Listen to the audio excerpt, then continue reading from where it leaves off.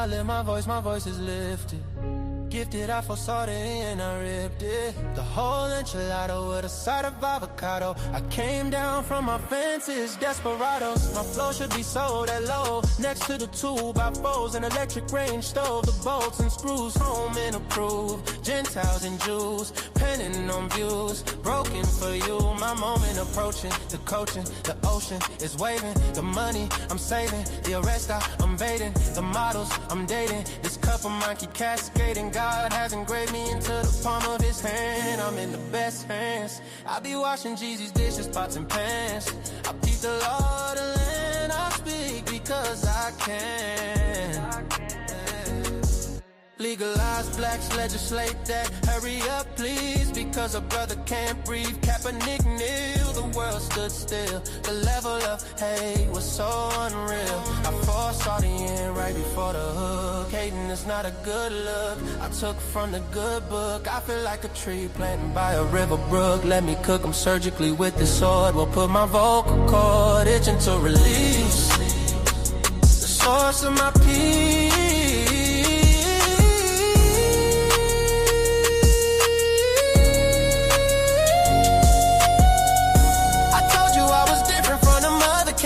I'm flipping verses on these tracks like an acrobat. Yeah, glory to the Father, he implemented a plan. Jesus carried it out, it is finished. The Spirit empowered, blessing after blessing.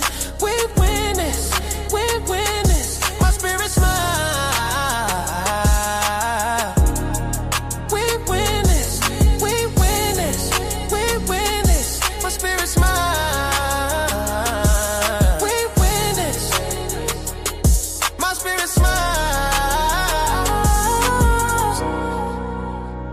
My spirit smile, my spirit smiles. Do y'all hear what I'm saying? Think about it. Think about it. Man, Jesus did that. We win this. We win this. My spirit get it. We win this. Do you hear what I'm saying? We win this. My knees buckle, my spirit chuckle. We win this. We win this. Oh.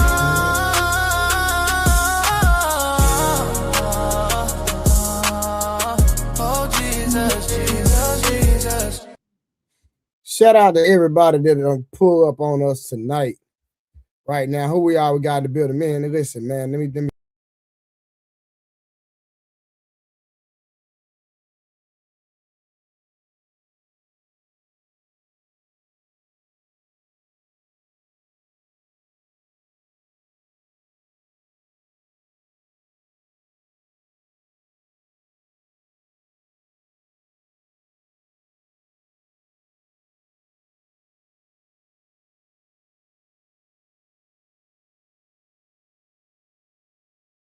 Now listen, y'all know we're still building over here. Like I said, man, we about a month in.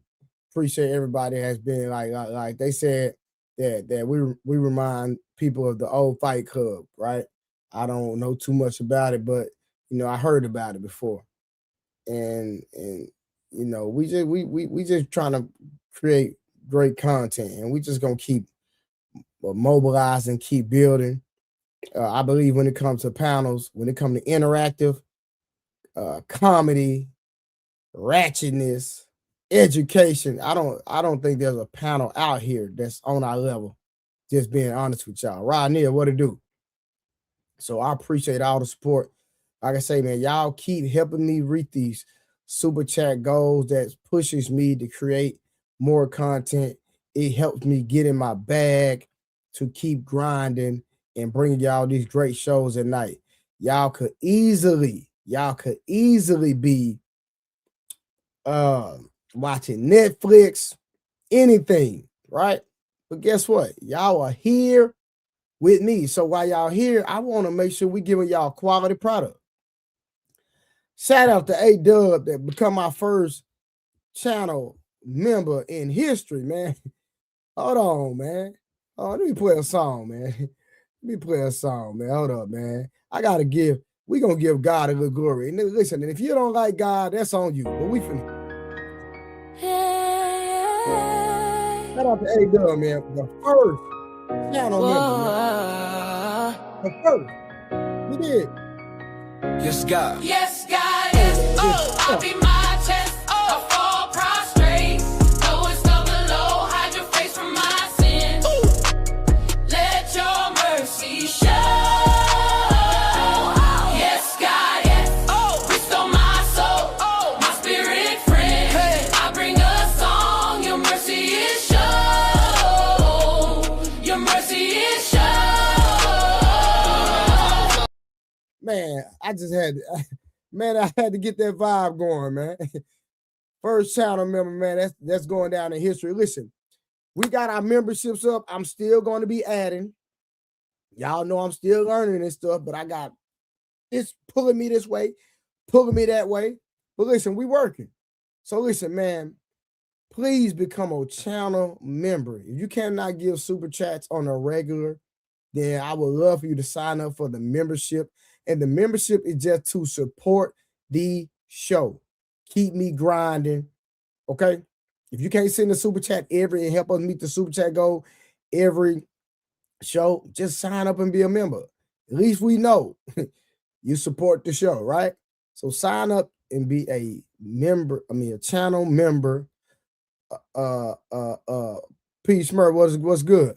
Sign up and be a channel member, okay? So that means you are a regular listener and you supporting it at least monthly, at minimum monthly. So the memberships are up. God dang, man. Just see, hold on, man. God dang, Square Biz done pulled up, man. Y'all know Square Biz. How Square Biz is Square Biz, because Square Biz, he gonna shoot his shot. You know what? I gotta put a GIF on this page for when men, when I got women up here on this panel, when men start shooting their shot, I gotta get a GIF of when men shoot their shot. Hey, Square Biz, man, thank you. Excuse me. Thank you for becoming a channel member, my brother. It is greatly appreciated. And when y'all support, it's just showing me that we putting out a great product, man. And I'm gonna drop the link in a minute, so just be patient. Like I say, right now we just, and in a minute, y'all, listen, I'm coming out with a fitness channel as well, right? I'm coming out with a fitness channel showing men how to get in the best shape of their life. A lot of y'all know that I'm a world-class strength and conditioning coach. I helped Earl Spence Jr. win his first IBF belt as his trainer for strength and conditioning. I got a young boxer right now I'm working with, Larry Wade. Y'all know Larry Wade, one of the biggest in the game as well. That's one of my good acquaintances, good buddies, man. Me and him be vibing. I done talked to the best in the game, dealt with the best in the game, man, when it comes to boxing. Just because y'all know, I done worked with NFL players. Friend of mine won 2 Super Bowls, trained with him, helped my nephew get in the NBA. You know what I'm saying? So right now my nephew is playing overseas. So man, it is what it is, man. We just, I'm gonna show y'all brothers how to get in the best shape of y'all life. Like, listen, man, I'm 44. A lot of people don't even know it. They be like, Blue, you're not 40. Man, I'm 44. I'll be 45 May 3rd. Let me tell y'all something. I'm in better shape than half the NFL right now at the age of 44. I promise you. Daryl said, great show last night as always. Fatty came with some knowledge for sure. Now, for sure. Appreciate Fatty for coming up, me coming through here, man. Fatty helping me in the YouTube streets, teaching me a lot for sure. No doubt about that for sure. So I am a student because he's been doing this YouTube thing longer than me. And him and Ali are my brothers and my mentors in this YouTube space for sure. Never deny that. So again, man, become a channel member on the No 304 side and on the Trader Truth Teller side. We have memberships on both platforms. When y'all see me streaming, I'll be streaming for more than one platform. So Sunshine said, I work out 4 times a week. Can us women do some of the moves? I'll check it out. Well, Sunshine, I already have a program for women right now. You can sign up right now. Go to my website. My website for ladies is hold on, it's www. Sunshine, write this down. www.tfw. I'm putting it in chat though. prettygirls.com. That's my website. And I have an online workout that you can do 24 hours a day, Sunshine. And for all you men that got some ladies in your life, yeah, for all you men that got ladies in your life, girlfriend, boo, side chick, man, look, that ain't got nothing to do with me. Whatever y'all got going on, just send them that website and tell them sign up for the online Trap Fitness at your fingertips. Sign up for that tier because there's different tiers. Trap Fitness at your fingertips. Okay? You get 24-hour access. You get to work out in real time with my team and me. And there's videos always back to 2017 when I didn't even have hair. So you can just, once you sign up, you can explore, and I'm telling you, it's going to be the best workout of your life, right? When we setting up Discord. Square Biz, what's Discord? I don't know nothing about that. What's a Discord? Bro, y'all got to understand, man. I'm 44, man. I'm not computer literate. I'm just, listen, bro. I don't know how to do none of that stuff, man. My boy said set up a Discord. What do you do in Discord, Square Biz? Man, I be trying to keep up with 2 passwords. Y'all trying to have me give me 40, 50 passwords, Square Biz. What's going on, man? What you do on Discord, Square Biz? Is it like a community?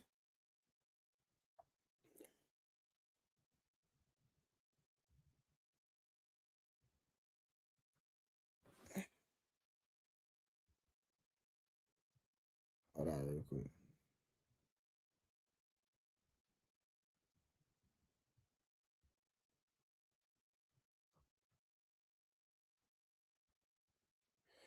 August, what up? Hold on 1 second, y'all. I'm just waiting on Square Biz to respond. Square Biz, I'm waiting on you to respond, bro. You said when we set up Discord, I don't even know what Discord is, man. I was talking about, yes, Trey, what?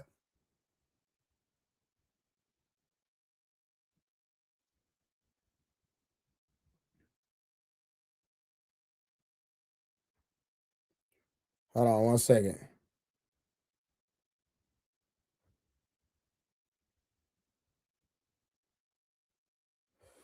Hold on, let me see.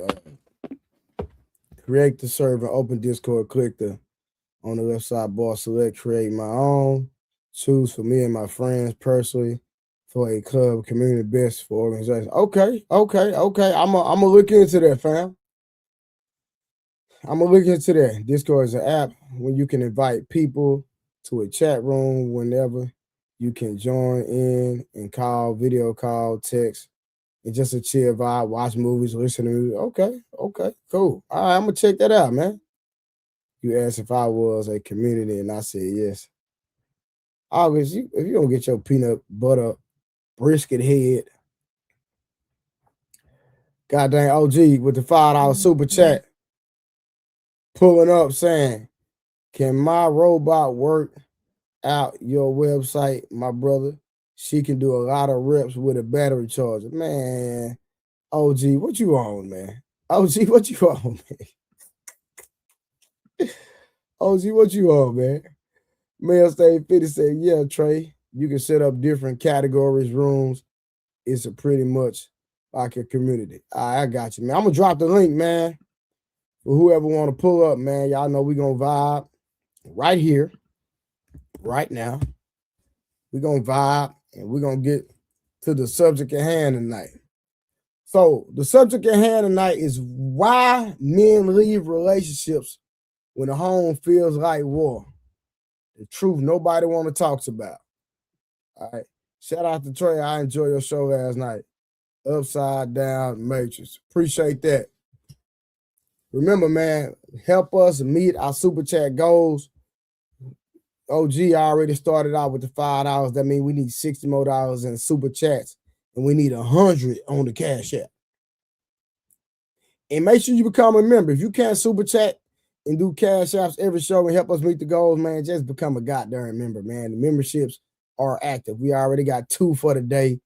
Goddamn A-Dub and god dang, Square Biz done jumped off the memberships. All right.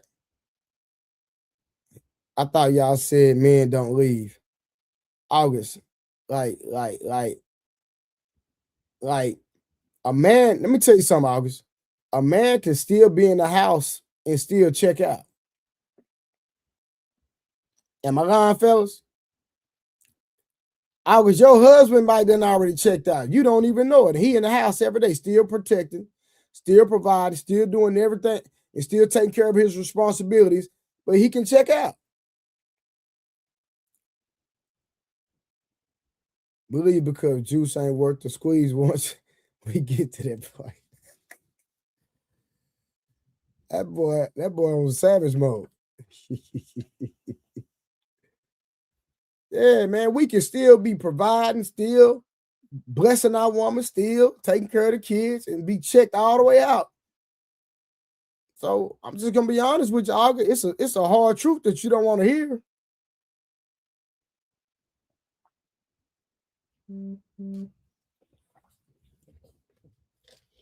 we keep it gangster over here, man. We tell the truth. I'm gonna tell that uncomfortable truth a lot of people don't want to talk about. Hey, how's my mic? Am I too loud, y'all? Because I see the goddamn green is going crazy over here. I want to make sure I'm not too loud, y'all. Am I too loud? I'm already country. Either physically, but not emotionally. That brother has been long gone. That's what I'm saying, man. I'm telling you. I appreciate that. Shout out to my boy P Smurf, man, with the membership. Shout out to y'all, man. Keep the memberships popping. On the No 304 side, y'all got memberships over there too. So on whether you're on the Trader Truth Teller side or on the No 304 side, sign up for that goddamn membership, man. We work. I said, I've been add P Smurf. I've been doing this since Facebook, man. Bro, I've been waiting on it too, bro. I've been waiting on it. It's been a long time coming. You waited till I got off the road too. And you did the 12 o'clock. I wanted to do the 12 o'clock hour. I love it. Let me see. August said, I said just because women foul doesn't mean she left. Listen, August, you talking bull crap. And if you want to, the link is dropped. So just go and pull up and we can talk about it. Because I'm on that type of time tonight. Oh, yeah.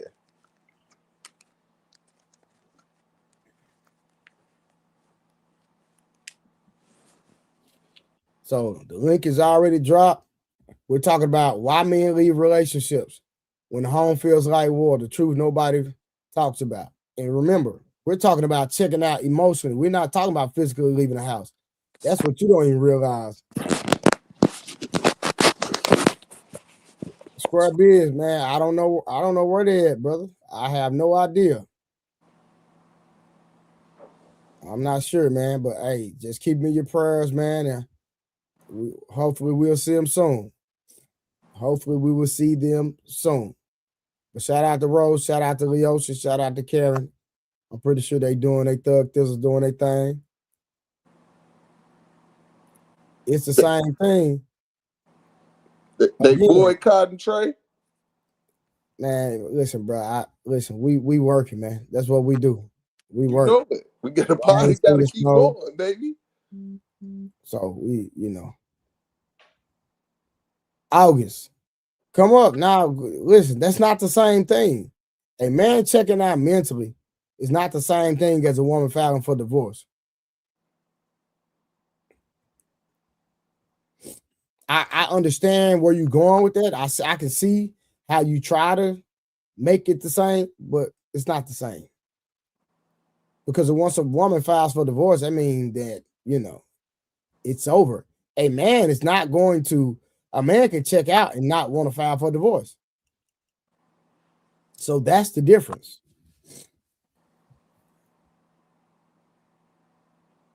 That's the difference.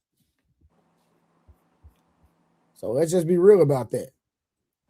I know you're on the sister code thing and you want to take up for the women. Women know when you check out. hence the divorce filing. But Sunshine, when men are checking out and not even filing for divorce, and it doesn't even mean that we want the divorce. That means that woman has to be wise enough to take out time to communicate with the man to see what the man is dealing with. And then he can communicate while he's checked out. And typically, it has to do something to do with the woman. If we're going to be real. She talking about because y'all don't like paperwork. Well, I would just say some of the crazy stuff, man. But boy, Square B say August with the $5. August, most will check out and cheat. Talk to us, Square Biz. That's fact. Yeah. They'll cheat just to try to keep around. We'll cheat just to keep around. I don't even call it cheat. I have an affair, right? Because I'm already ahead of the game with my situation in play. Go ahead, Trey. My apologies. No. I said that, that's what I had an affair. Johnny's having an affair. That's it. That's all it is, an affair. It's just temporary. You feel me? It's crazy how Caucasian women, he's having an affair and still do their duties. Because they understand legacy, right? Think about it. One of the most popular presidents of the United States, Bill Clinton, right? Lewinsky, he got caught in the act. They wanted to impeach him. Yeah. And guess what? Hillary knew what legacy was. She knew what her husband was. She knew where she was going. She knew what her ability was going to be. And she had him cornered to support her in whatever she desired. That's smart tactics. That's prudent, right? Yeah. You had a affair, but I bet you're going to help me become the president, at least the vice president. So we've seen scandal in the flesh before they even made the movie Scandal. Yeah. For sure. Yeah, man. So the link is in the chat, man. Y'all pull up. Like I said, I'm just trying to give it a little time before we actually get to the meat and potatoes of the conversation. Sunshine said, Hillary had other pieces in the title. She didn't care. That's a possibility. We're not gonna negate that definitely could be the truth to that. It definitely can be truth to that. So, but it doesn't look good when women are promiscuous at all. A man can be promiscuous, do all type of things, and still get praise. Like women can't do what men do when it comes to being promiscuous. So I don't, that's not a flex at all.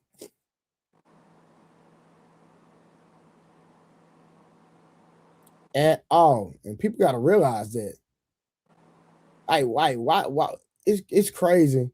And that book Steve Harvey came out with was just act like a lady, think like a man. That's just like the dumbest thing ever. It was like the dumbest thing ever. And anything that sound good, it's crazy how women just go for it, bro. Yep. And he made look how much money he made off that book. The movie. How many divorces did Steve Harvey have? 4. How many he had? Yeah, at that time. So he had 3 to 4 divorces. Yep. At the time of writing that book, and women had the audacity to listen to his marriage advice. Yep. Insane to me. It makes sense though. Why is that?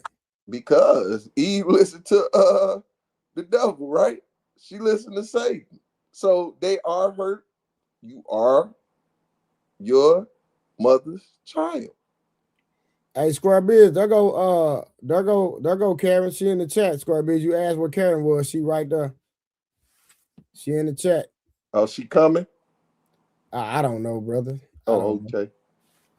But she in the chat. Square Biz just asked about her. So she in the chat.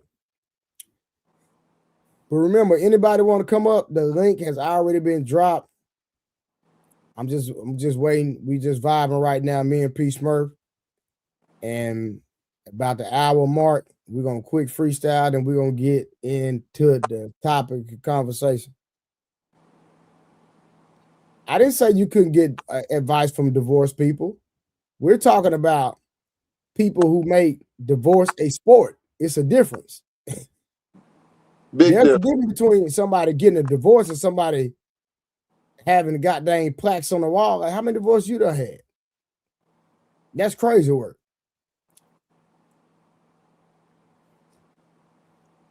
That is crazy work to me. Do you agree? I definitely do. I didn't never like to give relationship advice when, especially when my soldiers would approach me. I would always tell them I'm not the right one to give advice when it comes to relationships. Because what I'm gonna do, I'm not gonna really oppose on you because I'm gonna tell you what thus said the Lord. Now, what you do after that comes up to you. You Yeah, got to make the decision because I'm not gonna get that butt whooping for you. I'm gonna get the butt whooping for what I do. I know my situation. I know my side of the story. Yeah. And that's the thing about relationships. Like, you really have to go in depth about that individual. And Mhm. and if that person is not willing to be transparent about their situation, you really can't give that person no really sound advice. Yep. You can't And I get nobody always say sound it's three advice about. sides to the story. It's three sides to the story. It's my Yeah. side, her side, and God's side. And sometimes I'm wrong. I thought I was right, but I was too young to understand I was wrong. And then you shouldn't want advice from somebody that's going to tell you what you want to hear at all. You shouldn't want someone that's just going to agree with you. Someone that's going to just go along and get along, stroke your ego, stroke your emotions, lie to your emotions, play on your emotions. Nah, you want somebody gonna be that don't want nothing from you, not trying to get between your legs, ladies, free game, you know, and somebody that's not going to cater to your emotions. Kevin says what to do, fam. And I need to, and you have to be transparent about the situation. If everything is about the person, well, okay, if that person is wrong, how could you change the situation, or what could you do about the situation to help the situation from your standpoint?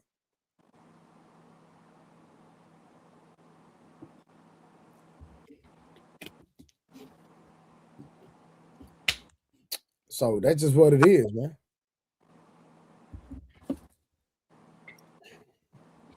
And it's definitely important to look at the life, right? And you that was the importance of the elders in the church. That was the importance. That was the importance of the community supporting the marriage. That has been lacking. And what was that I was reading? I think it was it Proverbs chapter 6. And it's so amazing since we've been having a lot of these conversations. I've been in Proverbs a lot. And Yeah, now that I'm doing this mentoring, it's important because I'm starting to see these young couples come in, Trey, and their age is 19 and 20, right? And they're trying yeah, to build something together, right? yeah. So it's like when you see them and you see the love, that like the innocent love that they have for each other, they don't have nothing. They're working towards something. And one of the things that's needed is the support of the community versus telling these young women, these men ain't, hold on, you calling these young men ain't nothing that ain't even gotten the world good yet. They won't have nothing established until they're about 30. They won't even figure who they truly are out after going through so many blunders the next from 20 to 30 years, right? I agree. So we it's I love the fact that we have these panels, and I hope this reaches these young brothers. I try to push it as much as possible. That's why when I first bumped into Men Viewpoint, man, I thought it was one of the most profound things because when no guys talking about it. And you, Ali, Boss, y'all all coming up with different concepts. I'm like, boy, they own us something. They own us something. You know what I'm saying? Because we Yeah, wouldn't have a conversation a lot of times. Nah, 100%. That's true. You know, and then we wouldn't get on social media. It's just like you even speaking, like, man, I'm just learning this stuff. I'm just getting the idea how to get on YouTube from Facebook. Yeah, nah, I still got MVP though. We still I know you still always posting, but when it come to this is what a lot of people was asking for. I know I was. Oh yeah, for sure. Yep. All right, hold on. Square Beard's got a question. He said, P. Smurf, how you feeling about the Bears moving to Hammond? So I've been disliking the Bears since 1986 when they dismounted one of the greatest teams that I ever seen. Growing up as a shorty, I disliked them. Then we started getting back on the ball and who we was when Lovey came in, and then they got rid of him with no consistency. So I'm glad they moving somewhere. I want the team to leave because it's like we don't appreciate the good that we have, right? And then that's one of the most wealthiest families, let alone in one of the most wealthiest cities. And we wouldn't even find a place for them out of all of this stuff that they putting in Chicago. They put a chrome beam downtown when they could have gave the Bears that area. That would have created more jobs, more opportunities. Now that money goes to Indiana, which is literally only 15 minutes away from where they're going, but it's crazy, right? So now that money leaks out of Chicago. The Chicago Bears is not going to be in Chicago? No. Hammond, Indiana is in Indiana, the state of Indiana. We right on the borderline trail of Indiana. I can literally walk to Indiana from where I'm at right now. Okay. It's going to be on the other side of the lake. But it's still going to be the Chicago Bears. Nope. It's going to be called, they supposed to be going to Gary, Indiana, so it's going to be the Gary, Indiana Bears. So Indiana will have two teams now. The Indianapolis Colts and now the Indiana Bears. Are you serious? Yep. It's like the Vikings leaving from Los Angeles. You see what I'm saying? Yeah. That's it. So we lose a team. And they was going to go to Arlington Heights, which would have still at least been in the metropolitan of Chicago, right? Mm-hmm. But they wanted, man, politics, man. So all them jobs are gone. You know, the Dallas Cowboys they've been in Dallas County, but not in the city of Dallas. No? Nah, it was in Irving at first. Gotcha. And then now they moved to Arlington, but they had never been in actual Dallas. Wow, that's crazy. Dallas County. Gotcha. I understand. Mm-hmm. I understand that that's crazy work. So they never been there. What about the Dallas Mavericks? Yeah. Nah, Dallas Mavericks in Dallas. Okay. What stadium? What's that big stadium with the nickel on top of it when you go through Dallas? You talking about the Maverick Stadium? Is that the Maverick Stadium with the 5-point star on it? Yeah, the Maverick Stadium is out. It's on off 35. So okay. Yeah. So I think that may be it then. Yeah, that's crazy. Man. I did not know that. So Square Beard just taught me something new. Yeah. Oh yeah. But yeah, people mad, Square Beard. That don't even sound good. Gary, Indiana. What? Bears. That don't even sound good. That's crazy. Bro. It's gonna be Indiana Bear or Gary, Indiana Bears. They supposed to move to Gary, Indiana. So from what we seen initially, it was the Gary Bears. That's what we've been seeing. But it's in the state of Indiana. You see what I'm saying? Yeah. Yeah. So more likely it's gonna be the Gary Bears. Because you can't call it Chicago, you're not in Chicago. Dang, that's crazy, bro. I did not even know that. Now, if they move to East Chicago, that'll be still Chicago. You know what I'm saying? But I ain't gonna even lie to you. East Chicago and Gary that's hood.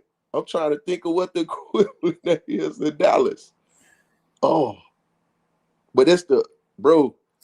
And you know what? The opportunity is gonna be great for me now that I think about it. But yeah, I don't like that family, man. They just made some of the worst decisions. Sure. That I've seen business wise, but shit, they still wealthy. So who am I? Sure. Jade, how you doing? Good sports talk. We just pivoting for a second. You know, we talking about the title of this stream is Why Men Leave Relationships When the Home Feels Like War. That's what we going with it. You know, that's where we going with it. We just pivoted for a second. Rod Neal said the 49ers playing Santa Clara. I mean Santa Clara, not San Francisco. Dang, I didn't know that. Square Biz said 37 minutes away, bad biz. Nah, East Chicago is considered Indiana too.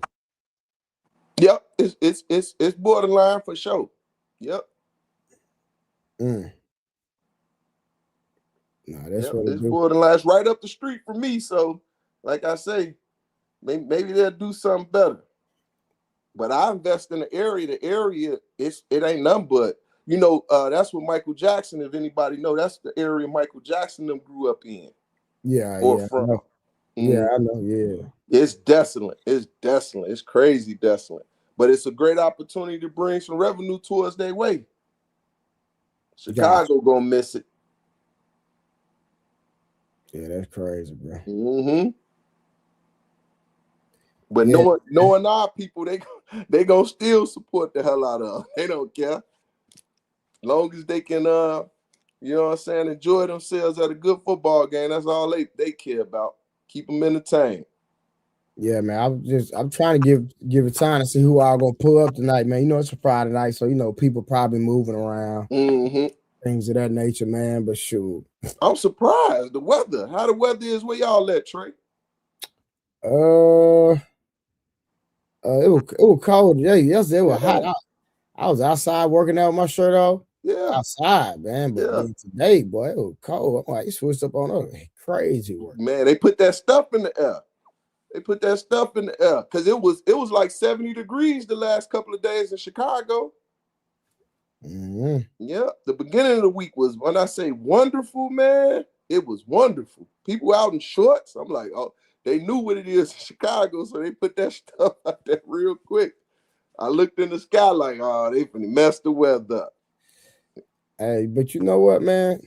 What we might do, man? We might pivot.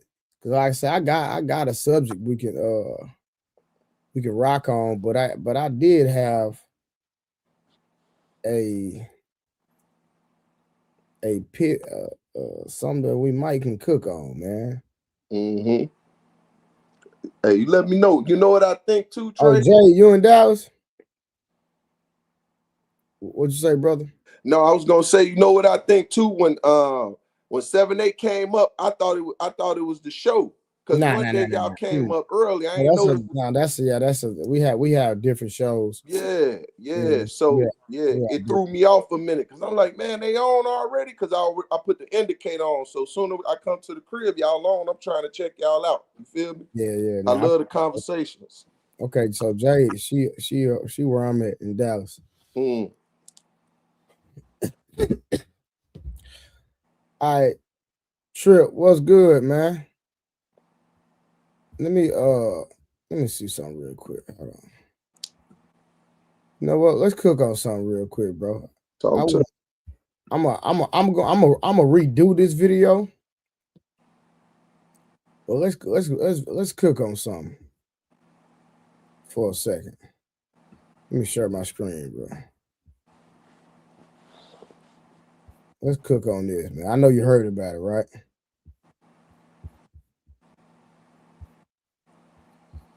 I'm gonna take it back a little bit.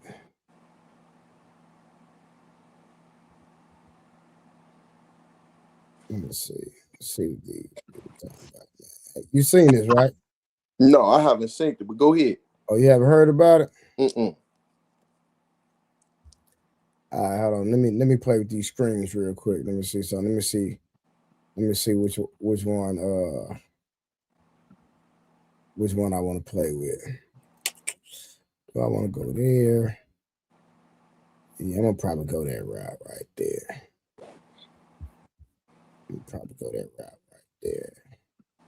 Check this. Let me get the visual right. All right, boom. There we go. That's perfect. All right. I hadn't even really listened to this, but we're gonna go on and just review it in real time because I might come back and do it by myself anyway, and do the whole thing. But I don't know, man. We're gonna just rock it out right here. Anybody pull up later wanna get in on it, they can pull up, man. Make sure y'all get a membership, man. We got memberships on the page. Help us meet all the Cash App and Super Chat goals. We still grinding, right? So I'll be watching the chat. If you got, didn't think it was deep.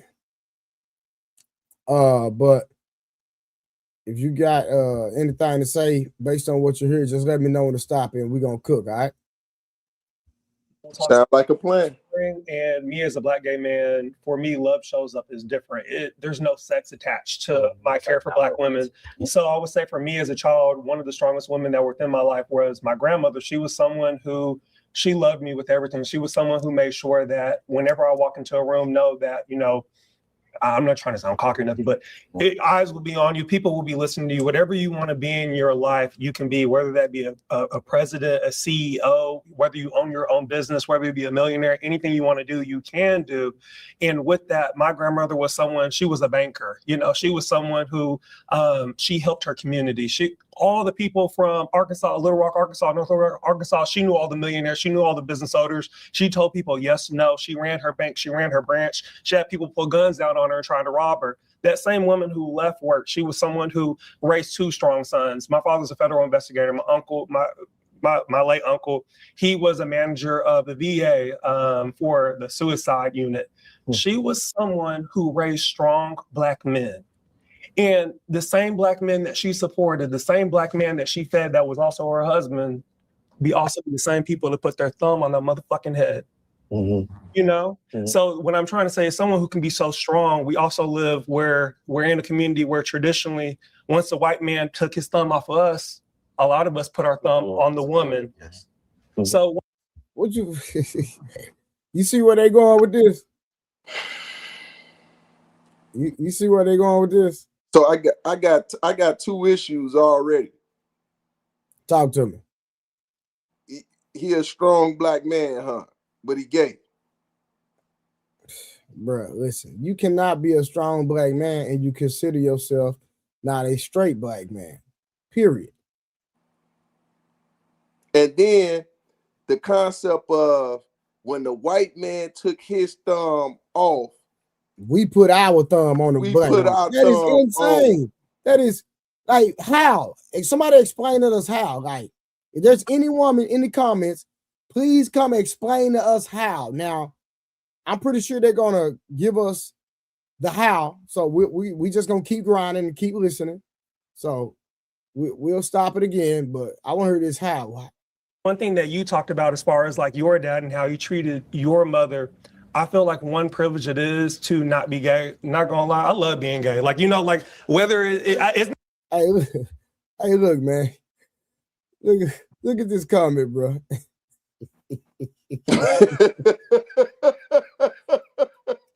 Hey, now here go my problem with that. How do you know that? Would be my only problem. No, it's a joke though. I know it is. It's a joke. I know it is. That's why because I agree with the joke. Because I'm shocked. I agree with the joke. You got to be a strong nigga to take some penis, man. Straight up. We don't know. We understand. We understand what we do with ours. I know what I do with it.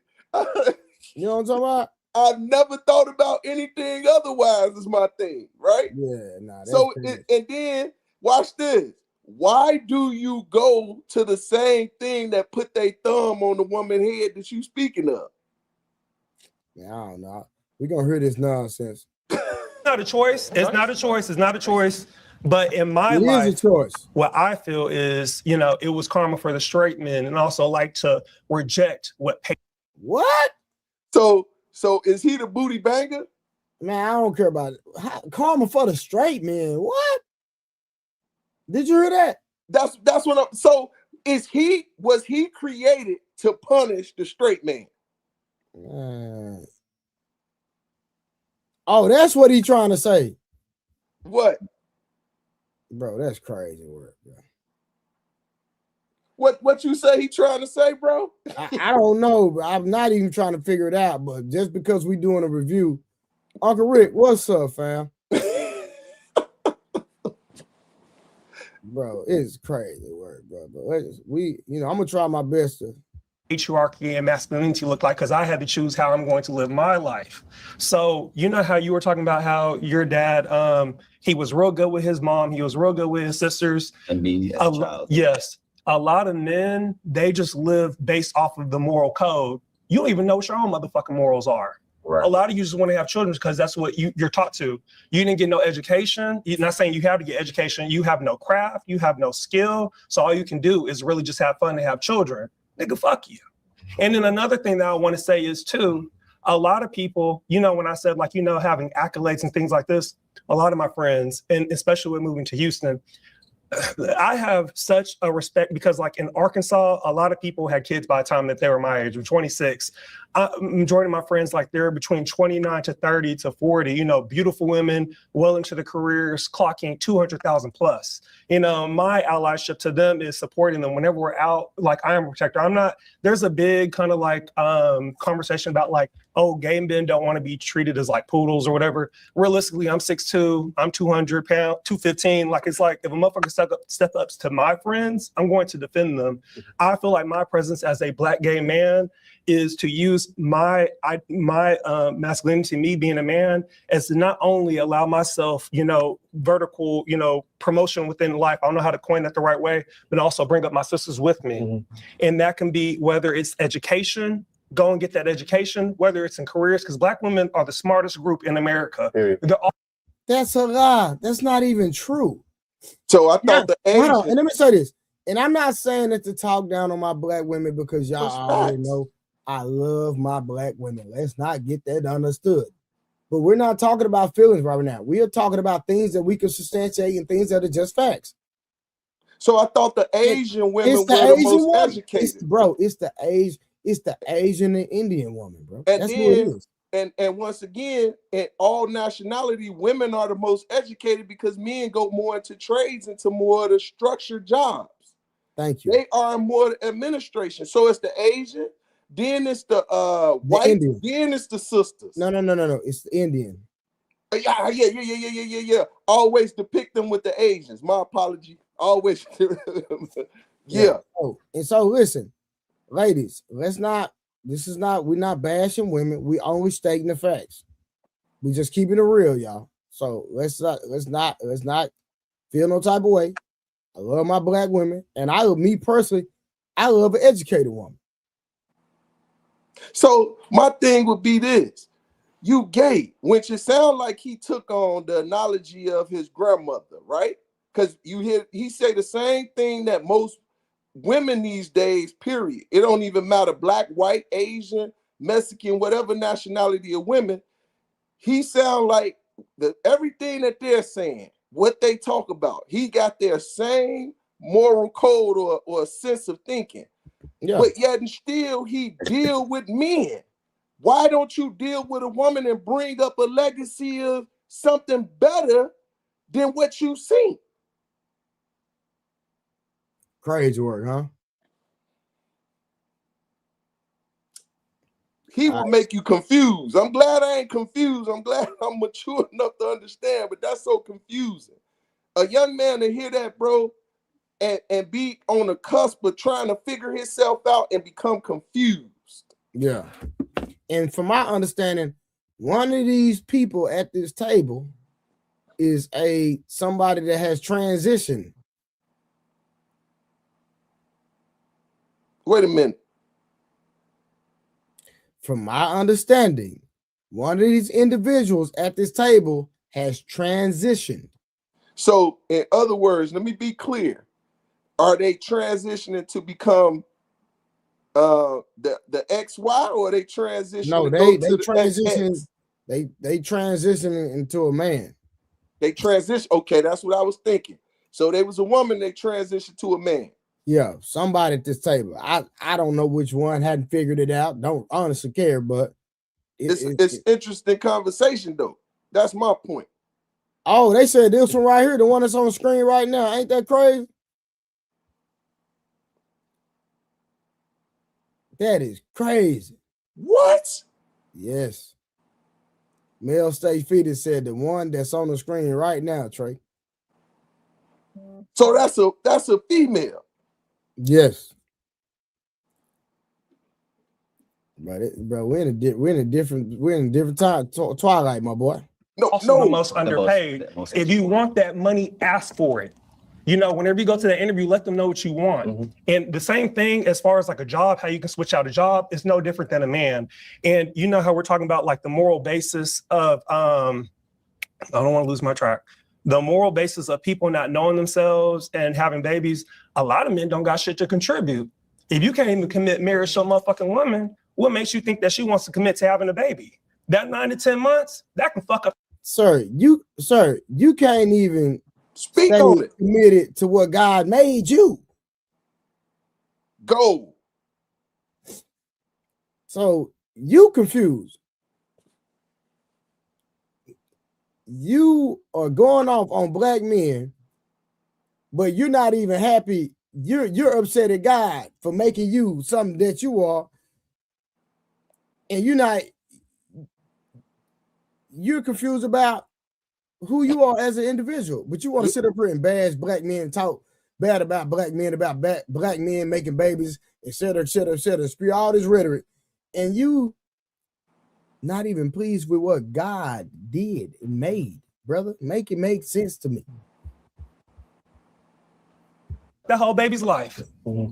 Yeah, not being supported. Yeah, you can't. In the same way that she was talking about, you know, asking for that promotion and things like that, because that also, when we're when we're seen as having some more control or power over in a work environment, you know, people aren't going to abuse us as much. People aren't going to, supposedly, right?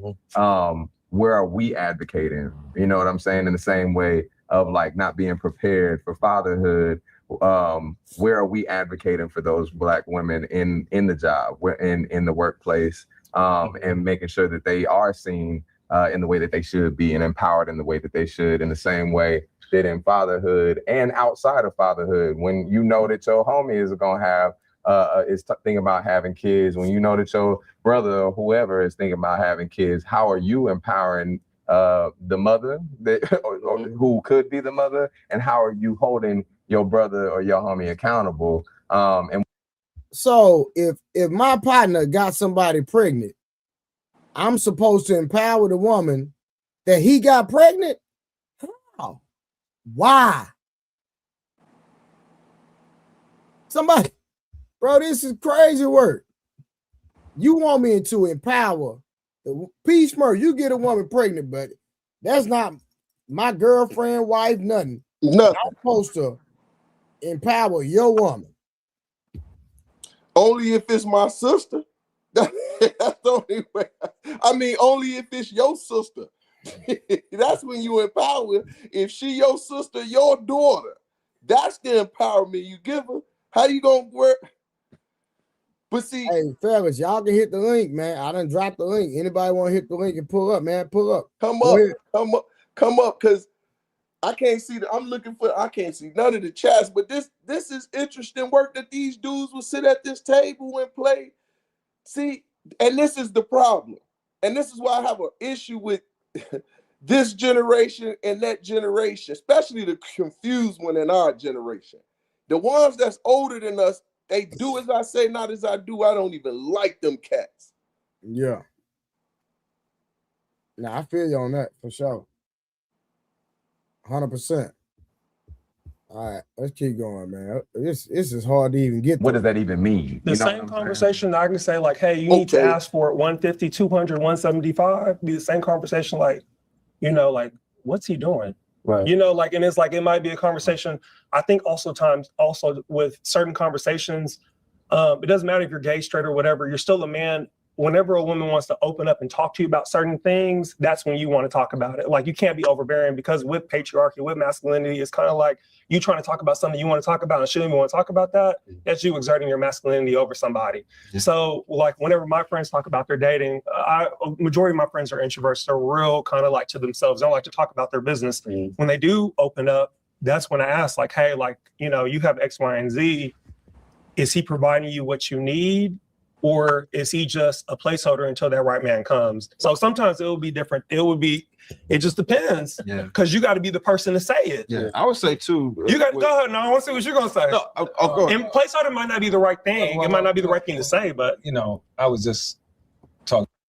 So the other brother did say, and I see, he was like, what does that mean? So I guess he was reinterpreting what this dude was saying that started the conversation off. And I'm glad that once you started it back, he did say, what does that even mean? Right? So I'm listening, Trey. Go ahead. So you got women taking advice from a man that don't like men. No, but like men. Don't like men, but like men. Trey, don't like men, but like I'm men. gonna be real with you, brother. If I meet a woman and start dating, well, let's not even say dating. Let me take that back. 30K, thank you, brother, for becoming a member, man. Shout out to my brother 30K, man. I got the memberships up, man, on the No 304 side and the Trader Truth Teller side. Make sure, man, grab you a membership, support the platform. Thank you so much, man. 30K always supporting. But let me say this, man. If I meet a woman and she has a friend that's of this stature right here, I won't even date her. Nope. She has automatically disqualified herself just for having a gay friend. Yeah. That's just me. And I won't even, and people can say I'm wrong, and I'll take that. I won't even date a woman if she has a gay family member. If I know she has a gay family member, I won't even date her. I'm sorry. And I agree with you, bro. I'm with that. And me and that homie just was talking about it. He was dating a lady, and she got mad at him because she said she wanted him to meet her gay best friend. He like, what does that mean? And why do I gotta meet the cat? You feel me? It's a me and you thing. Where he want to examine who you are. He said, guess what? No longer will you be able to examine who I am. For sure. Block, delete. And all I could do was laugh because that's my sentiments. Yeah. And you know, I don't hate gay people, nothing like that. So it's just that I believe in bloodline. I believe in character traits. That's why I don't understand how some women can just go get an AI and go grab a donor from a bank and you don't know nothing about the man. That part. All right, shout out to Pittsburgh 3700 for the membership. Thank you so much. Appreciate that. Thank you for the continued support. Yeah, man.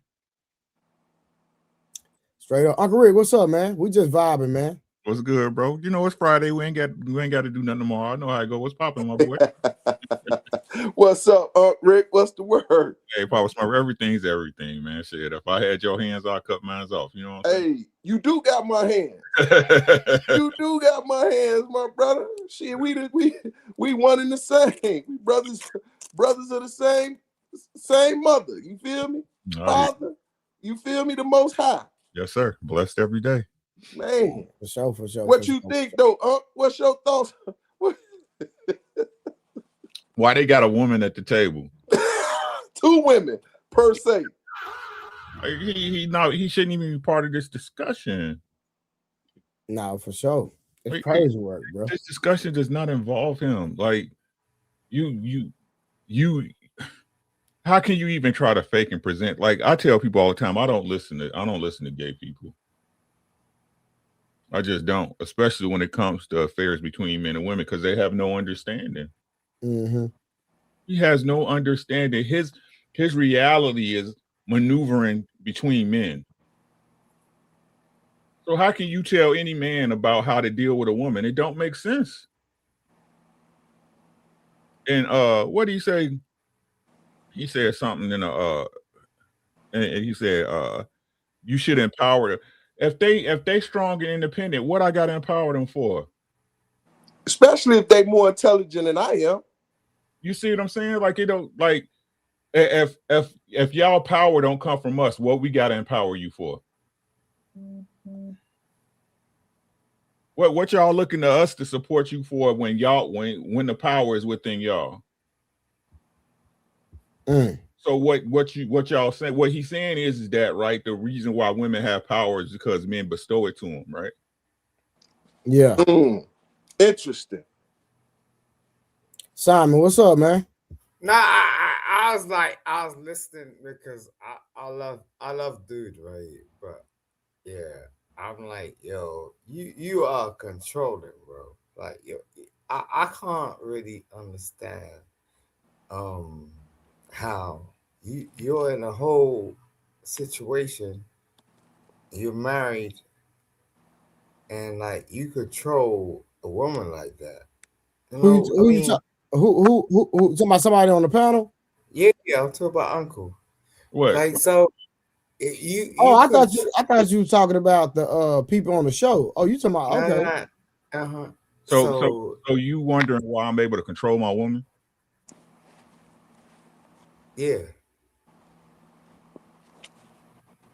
The question is the answer. I don't really understand why you're comfortable with trying to control a whole other human being. You know what I'm saying? Why That's are you worried about what I'm comfortable with? Does it affect you? Because it's just interesting. It's not sort of like a thing like I'm telling you to do right or wrong. I'm just saying, like, I don't really understand why you would want a woman to be in your control like that. Like, so I got a question for you, Salmon, before I answer. What have you been sipping on, man? What you been drinking, man? Before I answer the question, what you been drinking? Gin and juice. Okay, it's telling. It's telling on you, right? So the conversation, and Uncle ain't said nothing about his marriage or anything. Yeah, he hadn't even said nothing about his wife. We're speaking about the video right now, Salmon. So what I would like for you to do, my brother, take a moment, right? Go and get something, put it on your face, and then you got to cam up. My brother said you got to cam up. So if you can't cam up, Simon good. Simon good. Oh, he good. Okay, my apologies.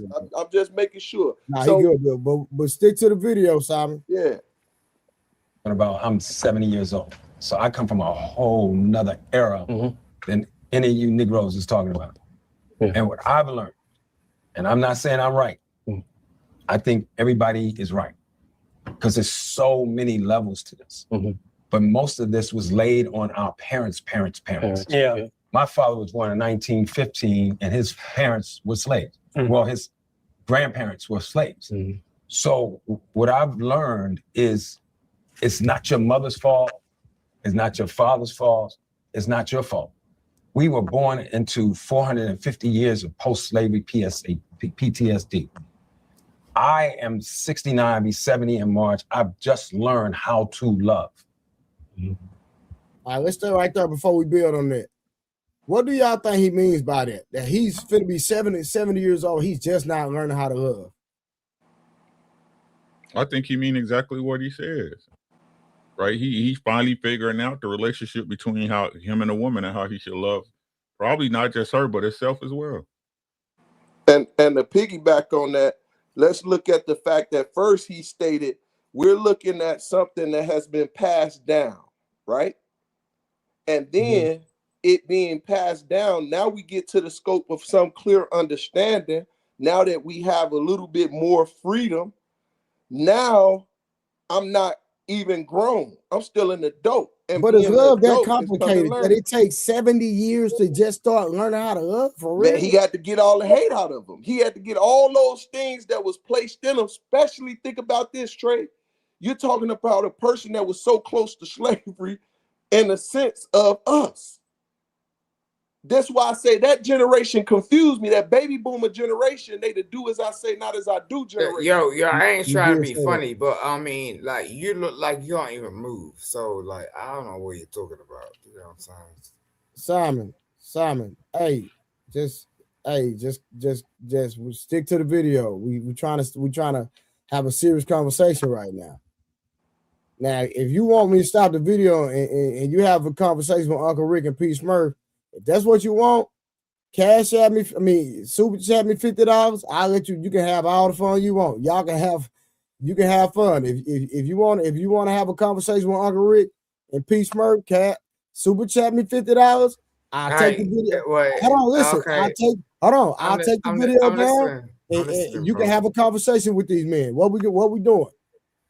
All right, let's go ahead. What we doing? What we doing, Simon? I'll shoot you that shit. Shoot the 50. Shoot the 50 to him. Hold on. I'm asking what we doing, Simon. Go ahead, bro. I'll shoot that. If I don't even know this brother, so like no. So listen, what I'm saying. So when you super chat the $50, I'm gonna take the video down. You can have a conversation with Peace First Uncle Rick. And guess what? It's not gonna go the way you think it's gonna go, but we can go on in. We can have some entertainment. I got time. I got plenty of it. I gotta work tomorrow. So. It's not gonna go the way you think it's gonna go, but super chat me $50 and you can have the flow, brother. I'm not tripping. You can have the flow. It's not gonna go the way you think it's gonna go. So see, but to get back on the video, Trey, like I think again, a lot of us don't make the space or have the space to love. You know what I'm saying? Like it's. I mean, if we're talking about the average dude, you usually grinding from sun up. I ain't gonna say sun or sundown at this point, right? But all your life you grinding, right? You don't have time to stop and be about how honestly, how things affect you, because all you can do is react because you're too busy going from one task to the next. I can see you know that. What I'm saying? Yep. This where a good marriage and a good woman comes in, right? Because you have a space there, right, where you can actually start to relax and actually look at your flaws and the things you need to work on as a man, right? But when you're out here running these streets, or you chasing bags, or trying to get, you building and trying to get something going, you don't get no time to love nobody. By the time you look up, time done went by. Exactly. I keep trying to tell people, you 50, you just don't know it yet. You know what I'm saying? Yeah. So today's done with. Tomorrow already here. Today don't even matter. You just walking through that. That's done with. You see what I'm saying? So I understand what he's saying, and it's just to the point. Like I said, a lot of these younger dudes, they sitting in a privilege that they don't understand. Right? Yeah. They're really sitting in a privilege where they didn't have to really be on their grizzly. And what I hate is that people don't recognize that a lot of black families, right, actually took their kids out the ghetto, right? Actually gave them. They didn't have to worry about where food's at and where their next meal or where we gonna stay, right? Though a lot of those issues I'm not saying those issues don't exist, right? Because people try to act like they don't, right? But I'm talking about that's the struggle of being a kid. A lot of that stuff has been eliminated, and you can see that with the attitudes that of the children today. So again, these spaces weren't really established because you're too busy as a man grinding. That's just the facts of the matter, right? Yep. All right, let's see where you're going with it real quick. Our parents didn't know how to love. Their parents didn't know how to love. And if I could say anybody maybe had an edge, it was the women. That's why I celebrate Black women.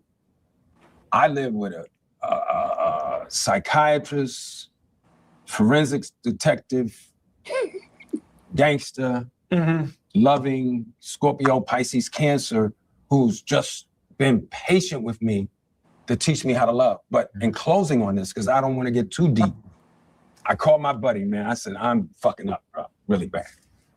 I'm fucking up. So I never been monogamous. So I don't even fucking know what age did you become a monogamous? Today. No, but let me just say what it is. To know. And we don't talk about this. We don't talk about dopamine being in a pleasant center of the brain like we talked about oxytocin is the hormone. It's called the cuddle hormone. So a lot of times we're just talking in generalities. And that's why I think what you said about counseling, because a counselor is going to get inside of this from a real, not even white people perspective, just from a scientific perspective, unless science is not wrong and the brain is not remaining what it is. So when I hurt my girl, which I've done over and over, and I commend her for even being with me, and I said it in my podcast, And I'm gonna say this and stop. I called one of my partners who's brilliant. He said, when you hurt somebody, where you leave them is where they stay. So I think our parents, our grandparents, our uncles, the people that raised us, those men who treated the women outside the house nice, but then put the thumb on the grandmama and put the thumb on the girlfriend or whoever. They are all, it all comes from out of all of that. And I think that's what makes me excited that we're going to bring the women and the uncles and we need to bring them all in here. But go ahead, what are you going to say? The one thing that I just want to talk about in Luke, make sure I say the name right, crop this part out. Okay. What Luke brought up was like accountability. Like, yes, we can talk about, what our families did to us, all this, all that. But eventually, and I know white people try and say this, and I really don't like that, but eventually it comes a point where you have to decide, how do I want to live my life? I haven't talked to my daddy in 6 years. I don't give a fuck about what my family has gone through. I know where I will go. So it's like, you can only say that for so long. Black women are tired and, kind of like putting onto them like, hey, like, you didn't do this entirely, because everybody in here, several people have talked about like, I'm trying to figure out how he gonna say black women are tired. Because they're a black woman. That's what I'm saying. No, he's not a black woman. We're not gonna sit up and lie like that. No, I'm just saying, in his identity, bro. Because how can you speak from a black woman's viewpoint when you're not he spoke? I'm telling you, that's some bullshit, yo. These motherfuckers are in a circle of yaks, and at the end of the day, like, they all experience some butthole shit. Like, no, like I don't play that shit. Like they like crazy. You know what I'm saying? Like, how you be in a circle of a whole bunch of niggas sitting around like talking about, I don't know my father. No, he didn't say he didn't know his father. He said he haven't talked to his father in 6 years. Oh, yeah, it's the same thing. And I'm pretty sure that there's a reason why he hasn't talked to his dad. You understand what I'm saying? Yo, you got I'm just trying to figure out. Hold on, Simon, you cut me off. But I don't understand the fact that he's talking about how black women are tired. And if they are tired, then black women or whatever black woman have to substantiate why she is tired, because all black women are not tired. I'm pretty sure if we were to have a conversation with Uncle Rick's wife won't have the same sentiment as a woman that's out here that's trying to live free and independent. Yo, and even Bomb Cherry, most black men hold on, Simon, I'm not done. And even Bomb Cherry, that just came up, she's a married black woman, right? So at the end of the day, I've seen most women that are married not have the same experience or verbiage as a lot of these women out here that just want to be that's bad totally and single. correct. Totally correct. Anybody want to expound on that? No, yeah, I agree. Like I said, shit, they should be tired. Shit, if they can't be, all that damn talking and trying to be strong and independent without a man, shit, I'd be tired too. Thank you. That's what I'm saying. That I'm not tired of my husband, but the reason what he's speaking for is what he heard, and you all of you heard a woman say, "I'm tired." So maybe that's what he's just expressing, what he's heard, what he have heard. Damn. But he said black women, so he didn't say, "Well, some of the people that's in my circle." I can understand him saying that. That's more reasonable. But to say black women, MEN, that includes you, Blom Cherry. That includes all the women that's in the chat. That includes Rick's wife. That includes black women, and that he doesn't speak for black women. No, I agree with you on that. The video, right, is a bunch of black, men like expressing themselves, right? But what you gonna take from this is most of them are yaks. It's like, yo, they in a prison. What's a yak, Simon? I'm not sure what their verbs are. What's that mean? They had it like from a man, like. That means he got that alcohol in him and he's slurring over there. Hey Simon, hey, bro, you gotta come on with it, bro. You know, I rock with you. That's why I let you up, Simon. Yo, Bum, don't do that to me but you gotta because come on with I'll it. do that to you the same way. Nah, Simon is always drunk. Hi, Simon. How you What doing, you talking baby? about? What you saying, baby? No, Simon, ain't that. Simon, No, I'm talking about if the you can't video. keep up with the conversation, I'm gonna have to take you down, brother, until you sober up. I'm talking about the video. Okay, so make sense now. I'm They giving you one more opportunity, Simon.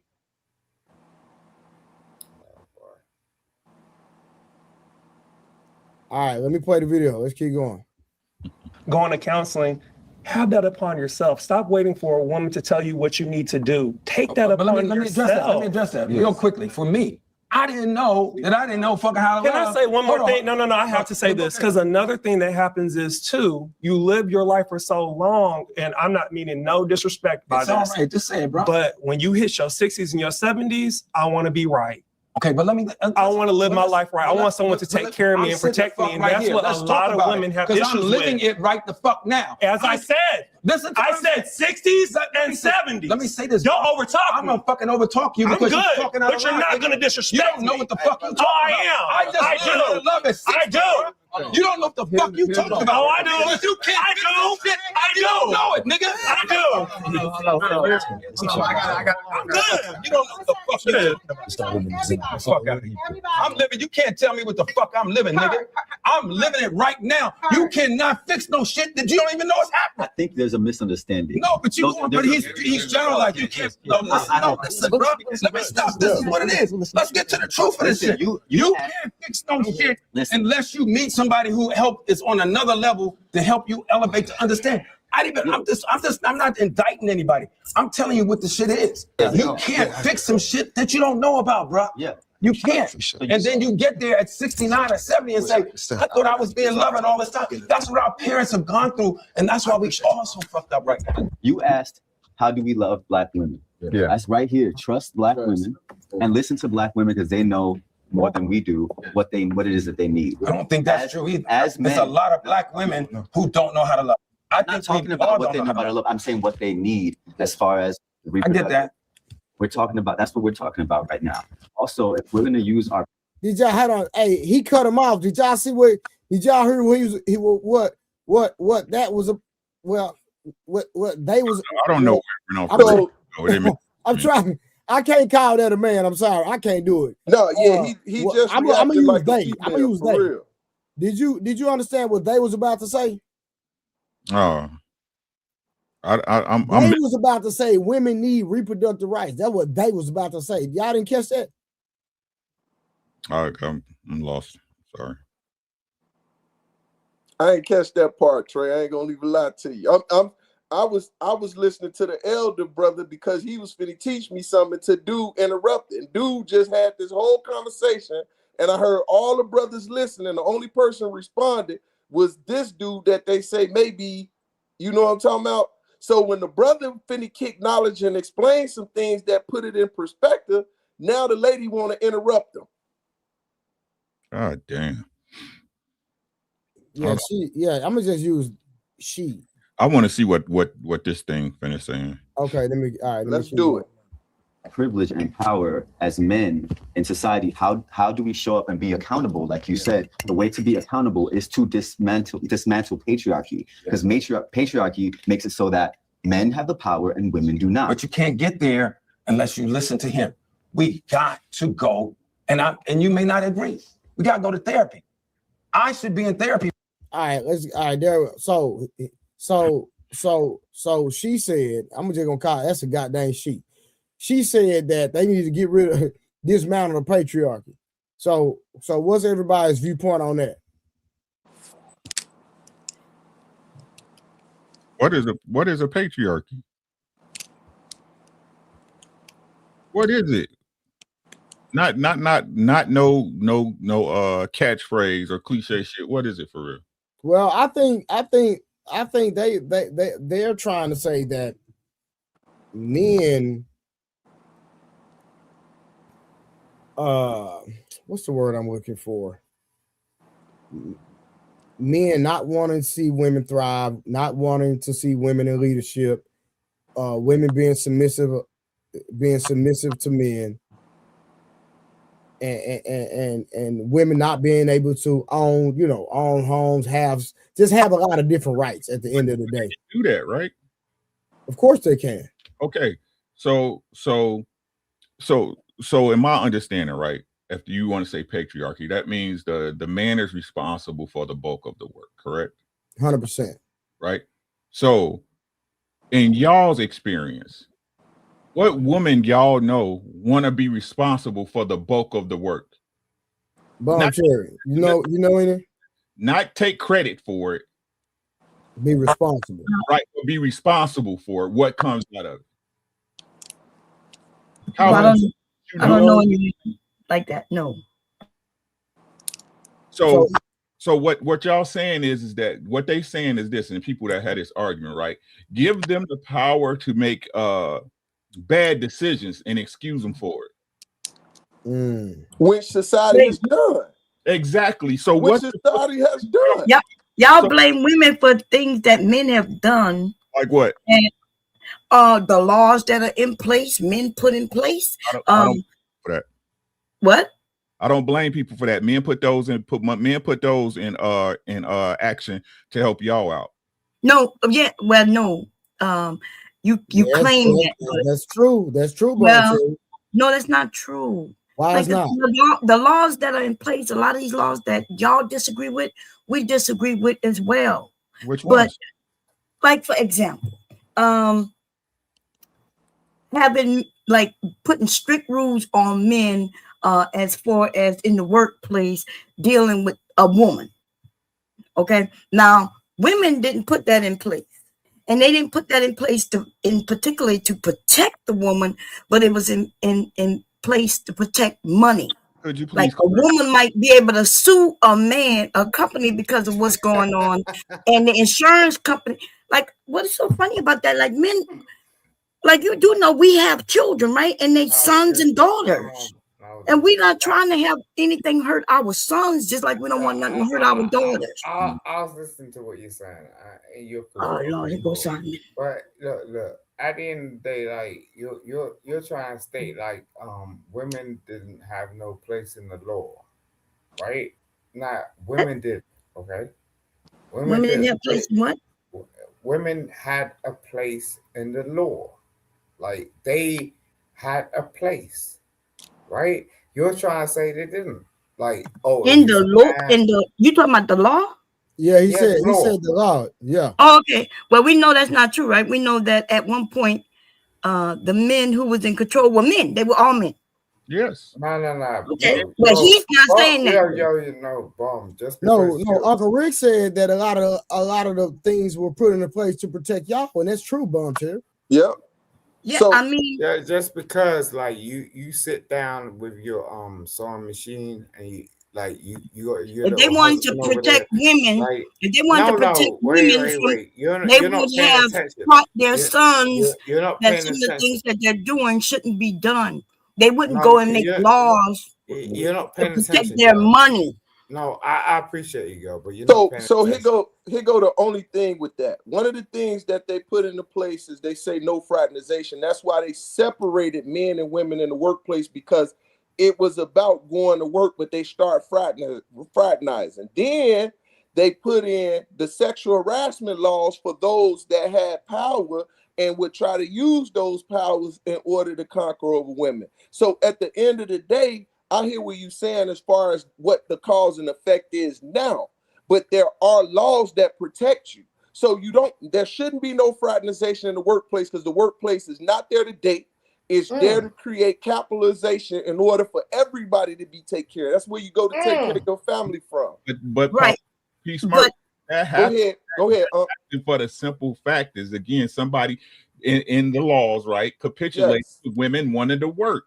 Yes. So again, every problem they get is from giving them what they want. Exactly. Women have always worked. What are you talking? Y'all make up this thing where women didn't work. Nope. Women have always worked, but. Give it to your example, the young man who said in the workplace, right?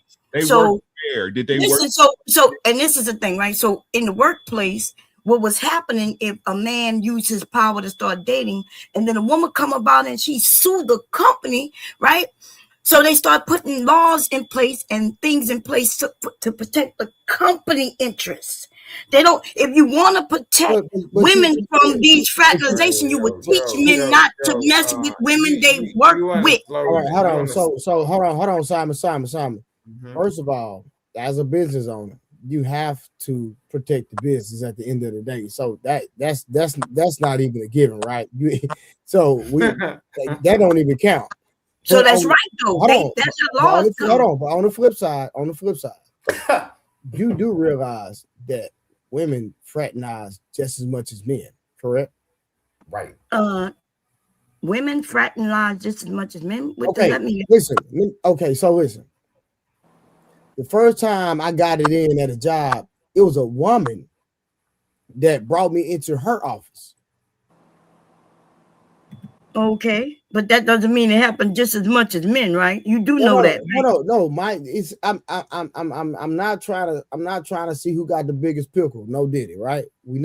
This is not a power struggle at the moment. But that's what you said. You're making it one-sided, Bomb Cherry. No, I'm not. They were protected. The laws to protect men too is to protect the men too, and that proves my point more than y'all's, right? They protect. So you're saying that. So you're saying that the laws were put into place to protect women and men. I'm saying that the laws that y'all complaining about was to protect. Go ahead. No, that y'all say that women got that these unfair laws, and I'm not talking about y'all up here, right? Were to protect capitalism. So for insurance purposes, because whether it's the woman who fraternizing and they get sued, or whether it's a man who fraternized and get sued and they get sued, that's why the laws are in place. These rules. This was crazy. No, because they would teach men. They would just tell men. No, Bomb Cherry. The laws are in place to protect the company. Yes, that's what I'm saying. You are now agreeing with me. I got a question, Bomb Cherry. How can you teach men not to talk to women, not to fraternize with women? You teach men from when they're boys. You teach them how to respect. No means no instead of no mean yes. You know, the things that used to be back in the day. You talking about great, or you talking about fraternization? I'm talking about all of that because it's fraternization when it comes to people getting in trouble, right? That's some power plays. The boss having relationships with someone underneath them. So you're saying that's the only. That's what fraternization is. That's the only situation. No, fraternization is romantic between any working relationship. No, that's not true. That's not true. That is true. Yes, it's not. It's the power struggle. It's about somebody who have. Oh my God. Look it up first, sis. I promise you. Listen, look it up. You know, when I was in the military, I was able to date anybody. Don't go to that. Like listen, shut up, Simon. You drunk ass. Oh, I can't cuss. Anyway, listen. So I could date anybody in the company. The problem comes when there's a power struggle, when it's a boss and an underling, right? Somebody underneath them. But if you sit on side of me and we're doing the same job, same position, you're not controlling me, we could date all day and everything. Still fraternization. That's still fraternization. Oh my God. You ain't good enough. Everybody pause for a second. We just gonna go on and go to Google. We're not even gonna play with it, so we can get the conversation. Fraternization refers to improper, unprofessional, or overly familiar relationships between individuals of different ranks or positions. Most notably between enlisted personnel in the military or superiors and subordinates in the workplace. These relationships, including dating, romance, close friends, or business partners, are generally prohibited because they undermine the chain of command, threaten good order, create conflicts of interest, and damage unit Keep more reading, wow, keep right? reading. So I was right. Hold on. Thank you very much. Hold on, I got you. Uncle Rick. All right.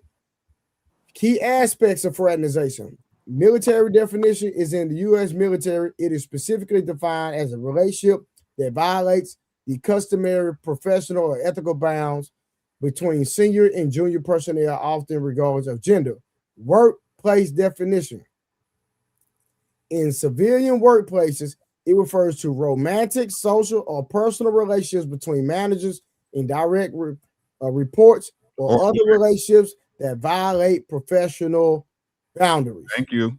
No, he just read what I said. Hold on, but managers cannot date people underneath. You're not listening, sis. I said all of that is fraternization. What it is what I said, not you. I can date somebody who's not my manager at the job.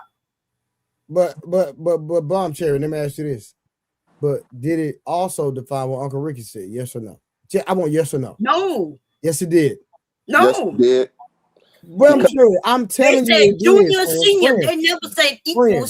Friend, I read workplace definition. Yeah. Read it again. Read it again.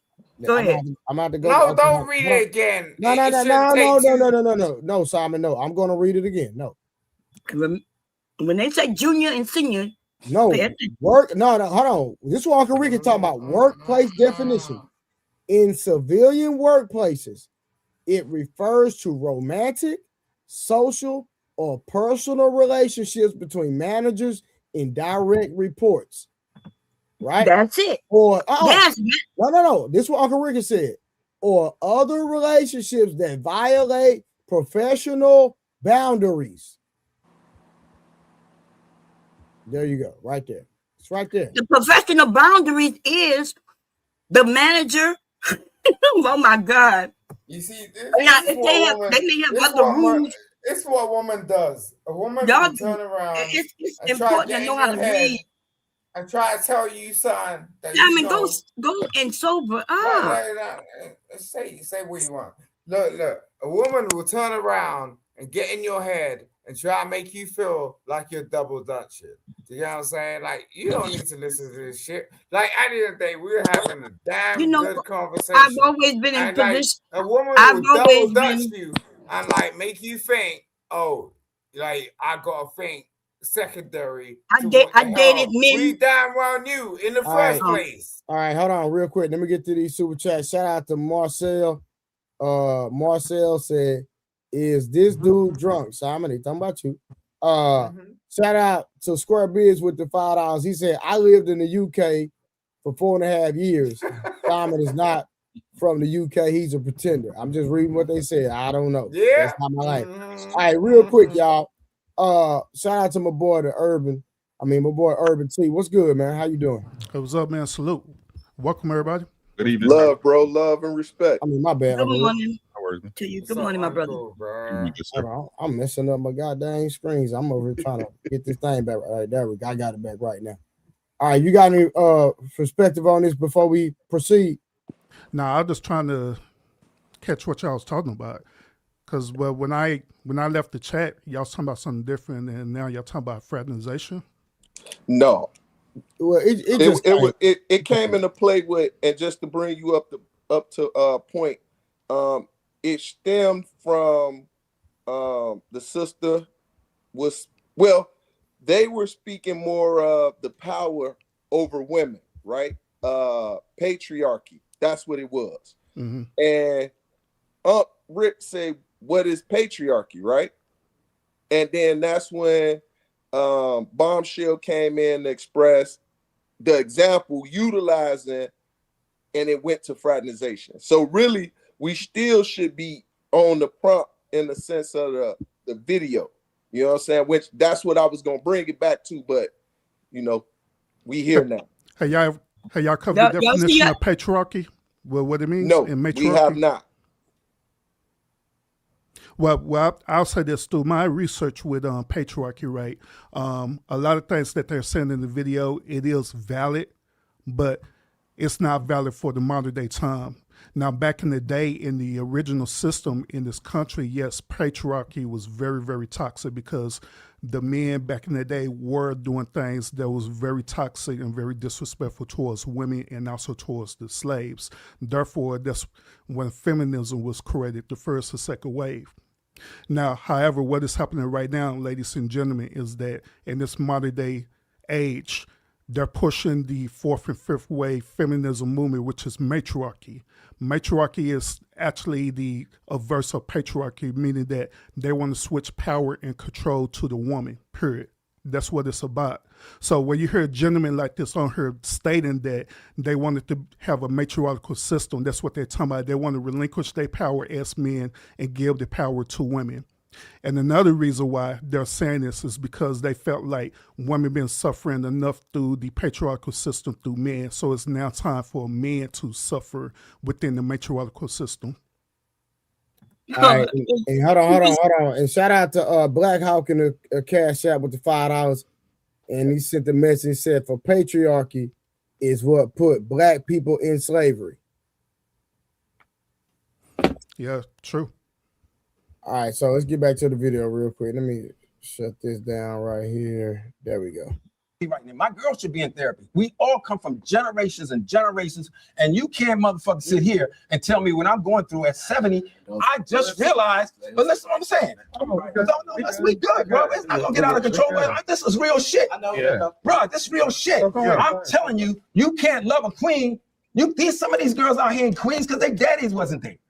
If your daddy ain't there from 12 to 25, you going down a rabbit hole. Promiscuity, drugs, gotta read more. Gotta stop getting so fucking defensive and read more, because I read. I know what the fuck I'm talking about because I'm living it. Until you meet a real motherfucking queen who had to figure out her trauma, you can't even learn how to love a black woman. So here's one thing. That's what we gotta start. Here's one thing with because I think I agree that you can't wait until you gotta hold yourself accountable. So if you figure it out. Hold on. Because if you figure it out, bro. But you gotta let other people talk. Hold on. No, I got you. That's why I can't do this. I got you. I'm on. You can't. I can't. The arguments are important. This is how black men talk. The energy is. So I want to make sure. This is what I want to make sure we're framing properly, because at a lot of the time we think, because you're talking about your privilege and your power and how you use it. A lot of time we've been taught our power is how we control a situation, and we try to control that situation by dominating it, by shutting other people down, by overpowering them. And I think that is something that, I mean, monogamy, just to be real, is not the end all be all. That's not the best. It's the only way. It's not the only way to live. And it's not just men or women. It's literally, there are other ways to be. And so some people value monogamy more. That doesn't mean that you have sin and you dead and you evil if you haven't been. But the problem is, most of the time, the way that we're living is by telling somebody that we are monogamous when we're not. Hold on. That's lying. But hold on. So that's dishonesty. We can't talk about monogamy. No, we gotta talk. No, we gotta talk about you. I'm not arguing with you. I'm agreeing with you. Hold on. Men are not. First of all, this is not our culture. And Africa is polygamy.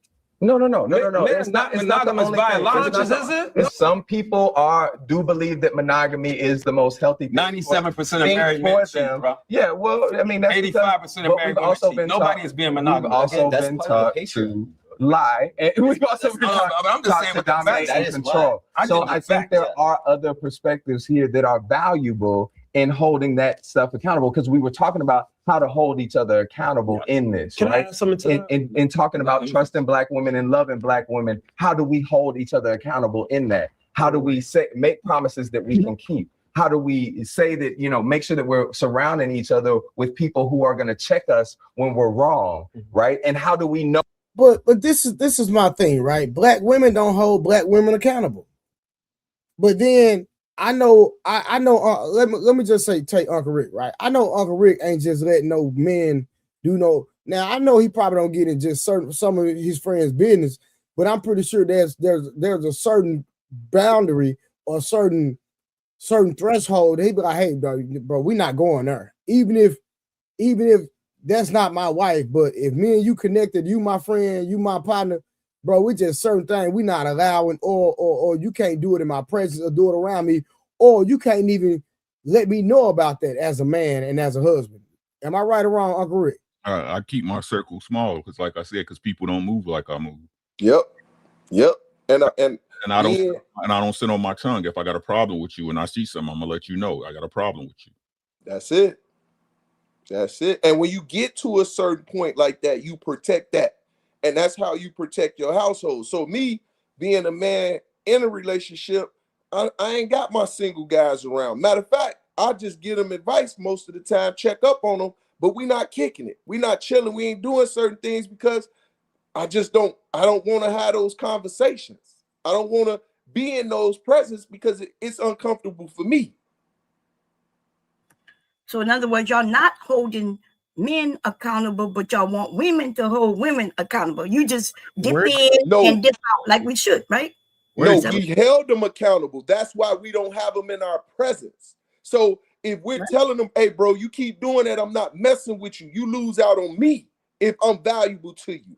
So that is accountability. Now, at that point, if you still single, bro, you're not coming around my household in the sense of how you do things, right? Because I am building a legacy and I want my children to see a certain thing. For a long time, my children was like, Dad, where are your friends? I said, what do I need friends for, right? I am building y'all, and I don't need nothing in disturbance of y'all seeing that. You already seeing my flaws. Why would I bring any other flaws around y'all? So now I've held them accountable for what needs to be seen. Now, am I perfect? No, not by a long shot, but I can work towards perfection. And that's why I respect when he say, I just learned how to love at 60. You feel me? I can respect that. Because what he's saying is, because he didn't know what love was at first. But he wait till 60 years later to find it out. So if you don't know you got a big bump on your head and you blind, what can you do about it? You can learn way before 60. No, my question is this. If you have a big bump on your forehead and you blind, what can you do about it? You could go to the doctors and take some medication in hopes to solve it. That's what you could do about it. You don't even know the bump on your forehead.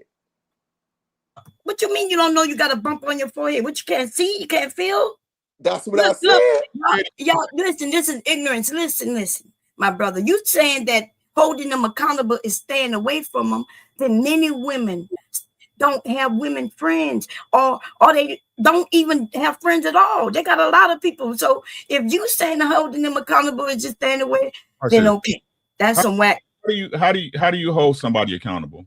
You don't, and that's my point. This idea, I can hold my children accountable, people in my, in my family, the people I deal with and love, I can hold them accountable. It wouldn't be by staying away from them, though. But why do you continue to stay around people, allow people to stay around you? That's not right.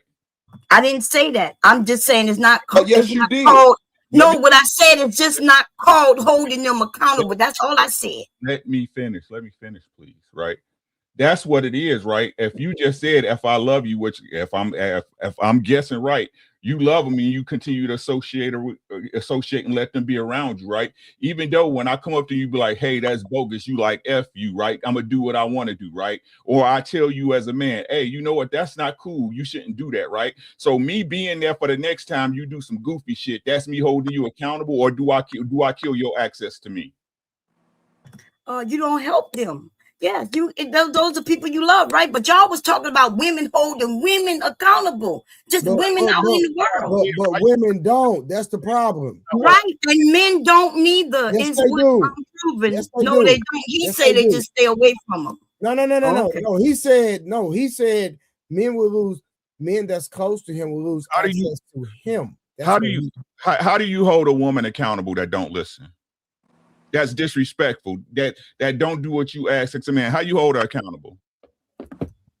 I'm saying this idea of mean any question, please, ma'am.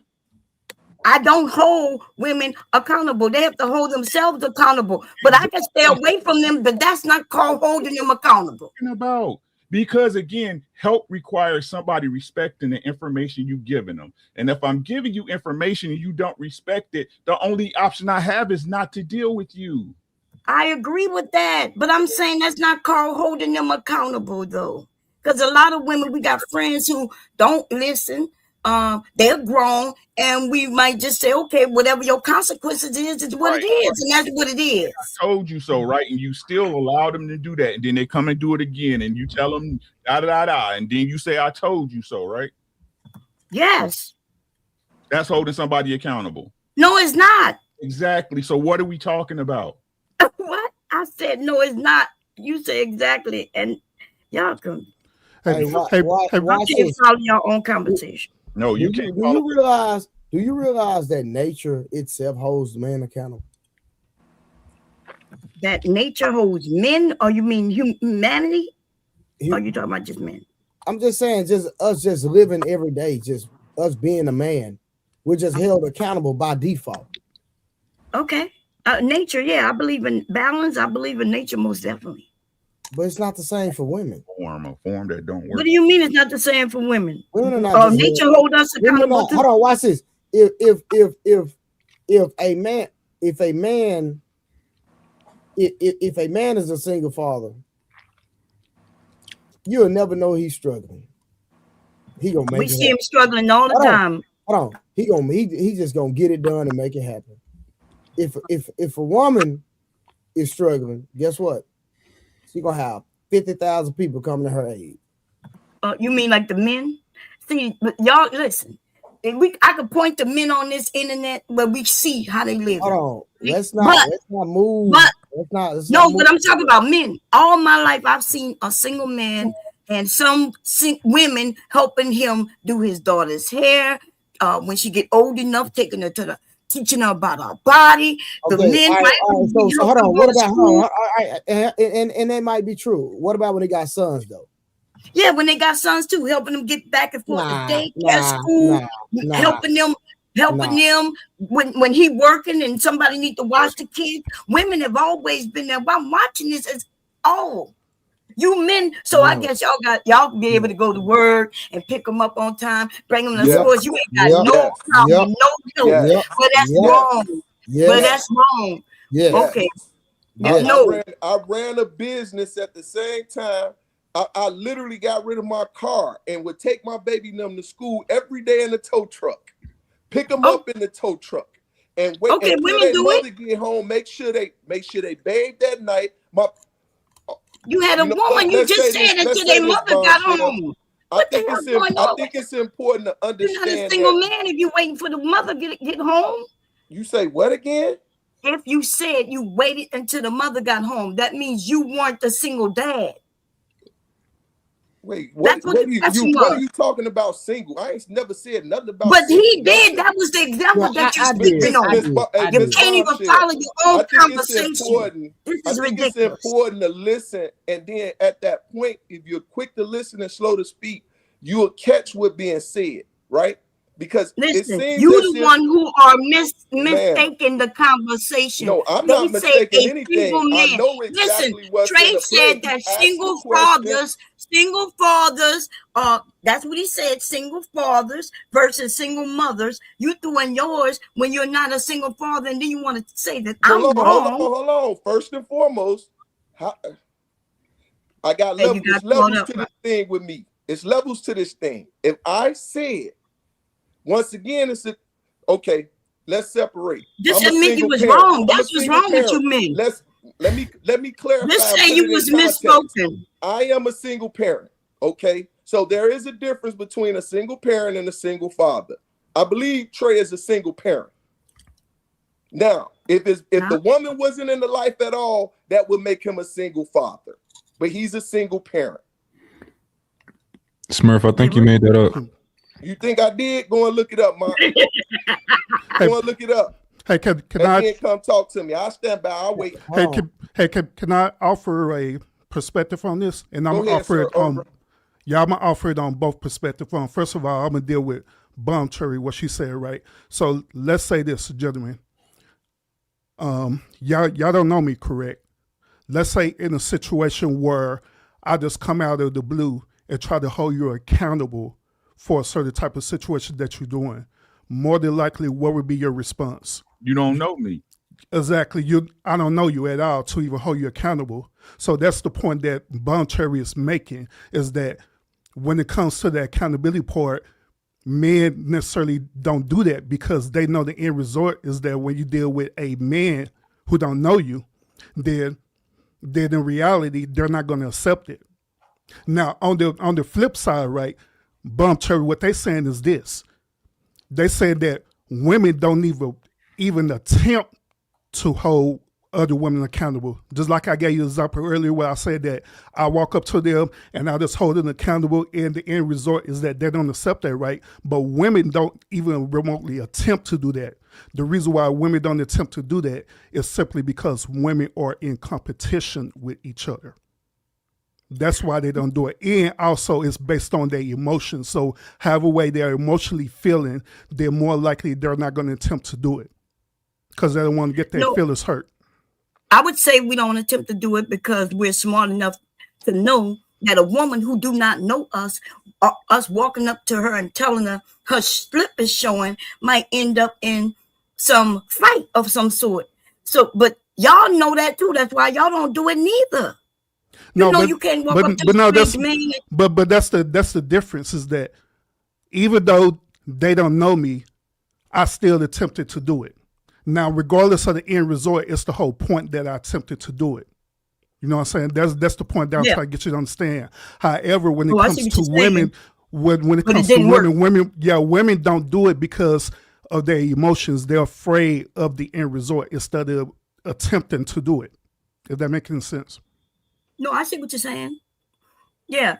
So which one is smarter? The one who not attempting because we know it ain't gonna work, or the ones who are claiming to attempt and it still doesn't work? Go ahead. I didn't understand that. You got to repeat that. And so you say that you attempt to go to a man and it doesn't work, right? Because you don't know you. And a woman not attempting at all because she already know that's not gonna fly. And the reason she know it's not gonna fly because a strange woman can't walk up to me. And if I know a strange woman can't walk up to me telling me what to do, then I already know I can't walk up to strange women. So it's like we smarter. We just not doing something that's just not, we don't need to do. Once again, that's based on your emotion. You're assuming that that's going to be the end result instead of attempting to find out if it's going to be that fact or not. And that's the point that we're trying to convey to you, is that men would do it even if we don't know each other. We will attempt to at least to try to hold each other accountable. Let me give you another example. Like with the YNs that are out there right now, some of us older men, right, what do? If we see young YNs dressing inappropriately, they got their pants sagging and stuff, right, more likely we're going to at least attempt to try to mentor them and guide them, even though we don't know them, correct? But however, on the flip side, when it's younger women who are dressing inappropriate, do older women attempt to address them about how the way they're dressed? No, they're not. As a matter of fact, they're going to accept it due to their emotions. No, older women will walk up to a young lady and say, your slip is showing. Young lady, I can see your underwear. Young lady, that's inappropriate. Yes, that has been happening since I was a young girl. All young women don't happen in the older women do. Cherry, they don't happen in 2026. It does. It depends on the situation. Got a situation where, well, I'm not gonna go to, it's a group of men, y'all wouldn't understand anyway, but we women, listen, we got a different scenarios in life and things that happen that you men don't have to deal with, right? But we will walk up to a young lady if something is inappropriate and let her know. But we're not gonna tell her how to dress if that's what you're asking. Question. Let's drill this down. Would you or have you ever seen a woman jump into a fight where a woman is hitting a man? Wait, ask that again. have you or any of you guys ever seen a woman jump in when you seen a woman hitting a man? No, I jumped in when a man was beating a woman. No. And I went to go fight him. So you saying go fight her? Did No, they fighting. Thank you. Stop. How about you, Papa I Smoke? mean, stop her. If you mean jump in, or you talking about stop it? No. Second. Hey, Mom, what's good, bro? How you doing, man? Oh, I stop a fight, no matter who fighting. Have Men. Have you ever seen? Now you will stop a fight, no matter who it is. I guess. No, listen. You say jump in. I assume you meant jump in the fight. Mine. But Have you ever seen out in public when a woman is hitting her boyfriend or her man, a woman jump in and stop it? No. Nope. Urban, how about yourself? Yeah, we see it all the time. How many times have you seen a man jump in and stop a man from hitting a woman? Oh, I've seen whole crowds. Yeah, very often. Jump in. Okay, I'm not. So you saying the man needs? Okay, wow. So I have and seen many people stop fighting when fighting is going on, no matter who is fighting. No. Right? I hear people say things like, hey, y'all need to stop doing that. Hey, the police is on their way. Hey, don't do that. Like, so I don't know what you expect from women. Are you saying like my 4'11", while these two fighting, I'm supposed to get in there and start stopping them while they swinging? We know. What does it matter if you're all powerful and you're a woman? You should be treated equally as a man. What difference does it make? I should be treated equally as a man. What are you talking about now? Am I equal to you? Is that what you're saying? Like, what are you talking about? I'm using the general aspect of matriarchy and feminism, right? Feminism is that we're equal. No, feminism never state that we're equal. Y'all like to take something and switch it up. They're talking about like the third or fourth way do say in the workplace. I could swear I know they say in the workplace, if I do the same job you're doing, we doing the same hours at the same pace and everything, then I should get the same pay. But now y'all have made it into the street, and that's what black men tend to do, huh? Because you're violent and you're always thinking about violence. Amazing. Look at you now, baby. Look at you. You want me to fight you? This is amazing. I got something equal to you though, but it ain't gonna be in my fist. You're gonna be in my pocket. You're reaching. No, that's what the man talking about, fighting. This is amazing. He still asked a simple question that could have just been answered, and we can proceed.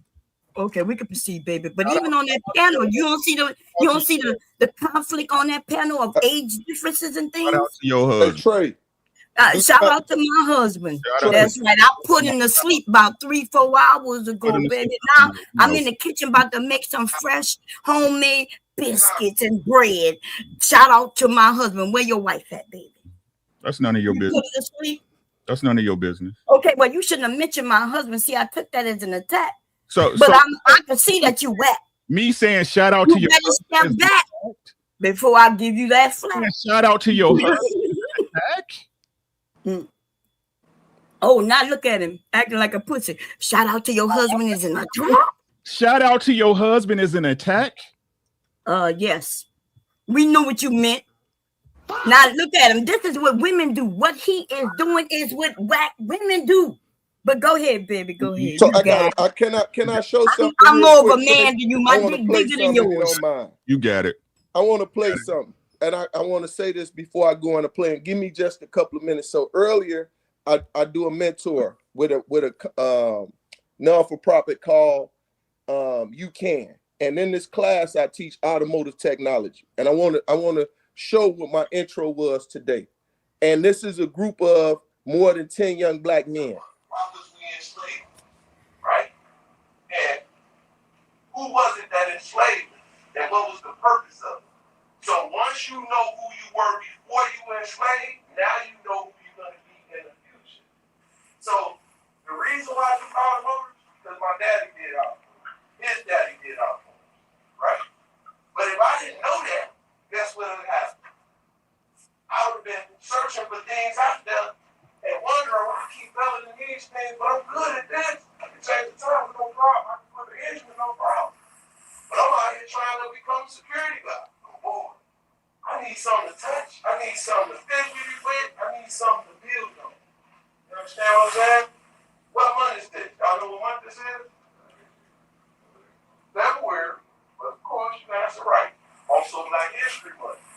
Did y'all know that Black History Month started out a week? Interesting. So how do you know where you're going if you don't have an identity that know where you came from? You see what I'm saying? You get where I'm coming from now? Gotta know your. So with that being said, I just want to play a snippet. I'm holding these young men accountable for where they're going already, right? So we do it. The fact of the matter is we're not doing it where the way y'all want to see us do it. We do it. Sometimes we don't want to put it on display. We just want to see the results of it when we see those trees growing. I am a result of a man that came and recruited me at 13. He was a Black history teacher, and now I teach Black history to young men, utilizing my skill in automotives, right? And I'm holding them accountable for what they're doing next because they're 19 and 20 years old, and they're trying to start families already, right? So who holding these young men accountable? Us Black men, but sometimes we don't want to put it on display for the world because we want God to see our works. We want God to be able to give us what we desire when it comes to them. We here. Okay, that's good. I like that. I like that. No, we finna get back to the video. Oh, damn. Okay, because I started a nonprofit. Trey, real quick, just a quick sidebar. Smurf, I had looked it up and I didn't find anything different. Are you on mute, Smurf? I put in, is there a difference between single parent and single father? I couldn't talk. We were going to the video. I'm sorry, go ahead. No, I'm just saying he said we were going to the video. Long Cherry, hold on. Thanks for looking it up, Mike. I was sure gonna get you because I pulled it up too. No, go ahead. I got something different. I appreciate you, brother. I looked it up too. So yeah. So I started a nonprofit, and I don't just do boys or girls. I do both, and I catch them younger, right? When they turn 12. We was just talking. What's going on? Cherry, watch this. Hold on. Let me. I might be lagging. No, this is the thing, right? This is not a pissing contest. Again, the thing is that men are doing this on a wide scale, and it's not always televised or shown. But men are volunteering their time a lot, and women too. And no, they're. I'm not. Yes, we are. You wouldn't even let me give an example. I'm not going to say that now, so let me not say that. But the thing is, it's not on a large scale like men do it. It's just most definitely larger than y'all, on a larger scale than y'all. Yeah, you're right.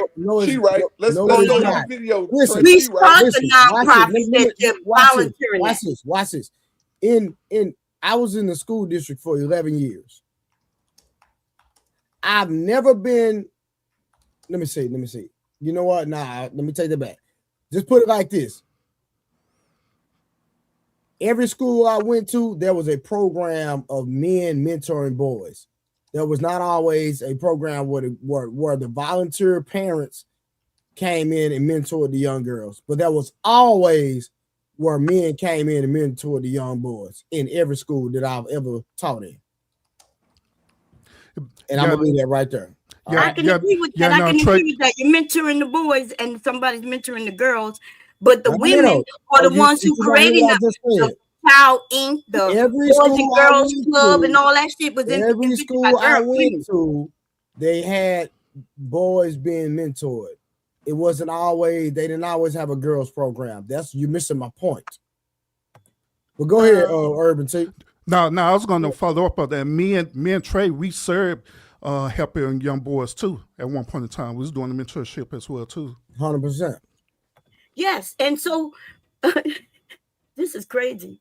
So y'all needed to, right? But y'all not even talking about the girls. We have just as many girls in the world as boys, so they are being mentored by someone, and it's not you men. When I made my statement, tell me what I was trying to convey to you. No, you are saying that men mentoring boys as they should be, right? Y'all doing sports with the boys. I'm not saying that's a negative. That's what you're doing. You're saying that the small group of for your 11 years. You still didn't get what I said. Nope, you didn't get it. I didn't get it. Okay, go ahead. So let me explain it one more time. Watch this, y'all. It's gonna be the same thing. It's going to be the same thing, and it's sad. And it's sad that I have to repeat myself, and you still don't understand it. Okay, no, what I'm saying is that you just I'm repeating it the way we women understand it. You want to repeat it, and it's gonna mean the same thing to me because I heard you. Okay. I heard you. Every school I taught in, there was always a program for men mentoring little young boys, but there was not always women volunteering coming in helping the young girls. That's the difference. There was always men willing to come in and sacrifice their time in the community for the boys, but the women, I cannot say the same. I understand, and I heard that. So what did I say that was different? You went and you mentored little boys that is needed, right? Because y'all the ones who you got to catch it early before you start the criminality, things like that. Little girls are being mentored as well, and it don't have to be necessarily in the schools you were in, right? She could go home and she can go home and there could be a group of women sewing, crocheting, teaching her how to cook and bake and things like that. Y'all don't see that, and it don't have to happen in the school. In your school. You're moving the goalpost from what I said. What do you mean? I'm just saying. I'm done. Saying thank you for y'all help. In schools that I've seen, we had to find big men. Voluntary. Well, y'all need more mentoring. Okay, and learn to read. No, it's not that we need more mentoring. Y'all don't have nobody, and y'all need it. That's the point.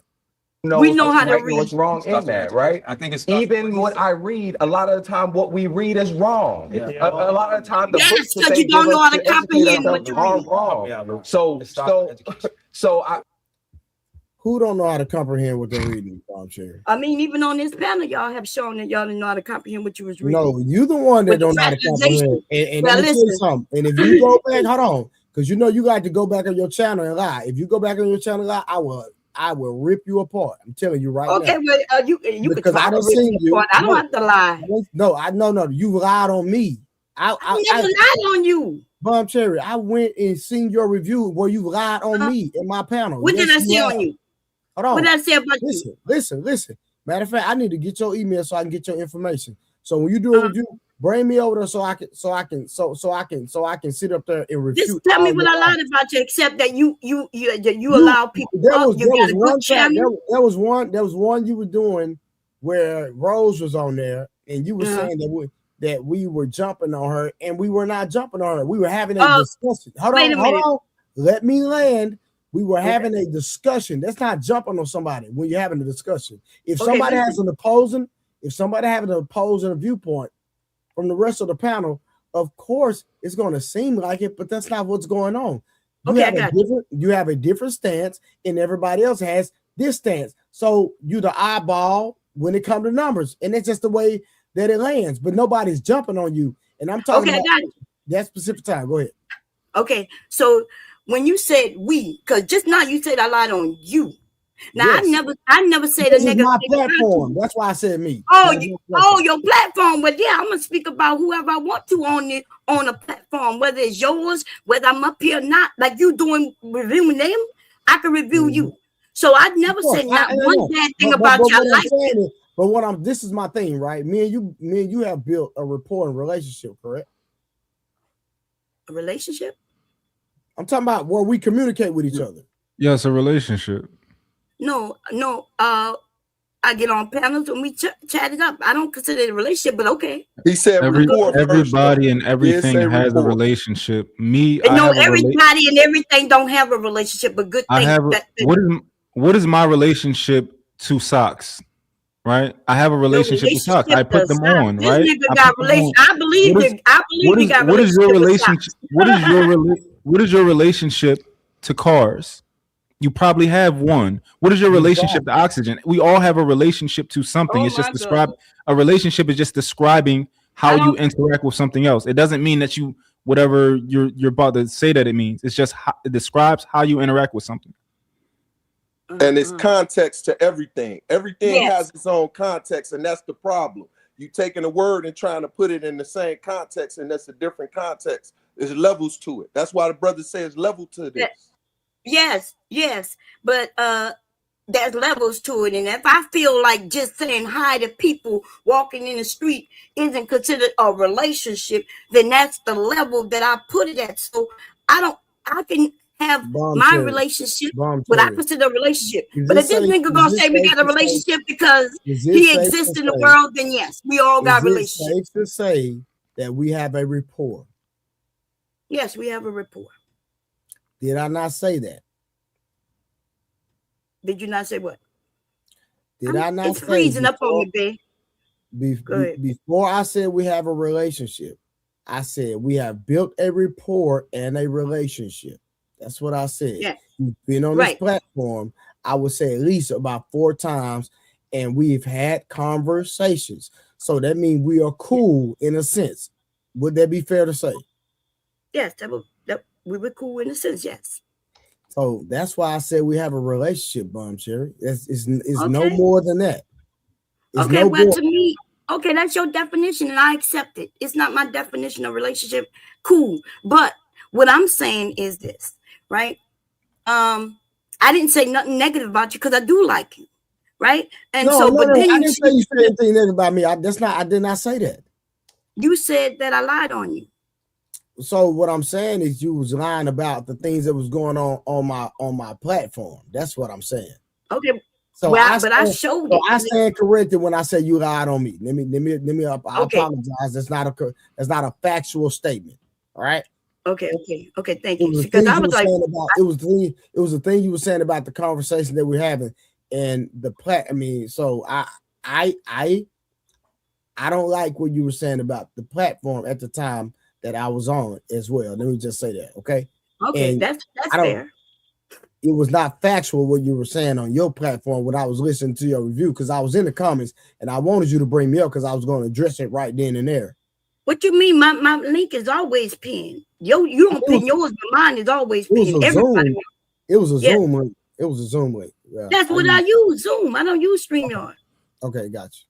Okay, so but I've always said that your channel was cool. I tried to get people to come over. Yeah, for sure. No, I agree. Okay, so I'm not looking at some people I don't mess with on, and hey, but I shared everything. They showed it. If you disagreed with what you saw, if your eyes was lying to you, right? Are you saying that I was lying or what you saw was a lie? You were. Okay. Let's digress. Let's get back to the video. All right.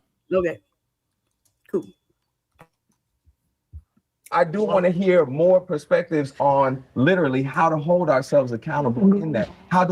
We're talking about trusting Black women. How do we trust Black women, right? You know what I'm saying? And what does that trust accountable to? Sure. What books, because a lot of the books that we're given in school are lies that tell us the opposite of how to trust Black women. That tell us the opposite of how to hold each other accountable and make sure that we understand what is right and wrong and what each other's perspectives are. So I love the energy of, I'm not afraid of the argument. I'm not afraid of the fight. But it does have to be. But I do want to make sure that we take it to a place where we come out here more powerful than we did when we came. I think we got to listen to Luke. Listen, I think we got to listen to Luke. He's talking about therapy. This is what you're saying. We don't get your t-shirt. In order for us to trust Black women, we got to fix ourselves. They got to go fix themselves, and it starts with Black people don't like to go to counseling. Okay, they need to go to fucking therapy. That's it. Jay brought that up, and I agree that we must talk, but I do also understand. What's y'all stance on therapy?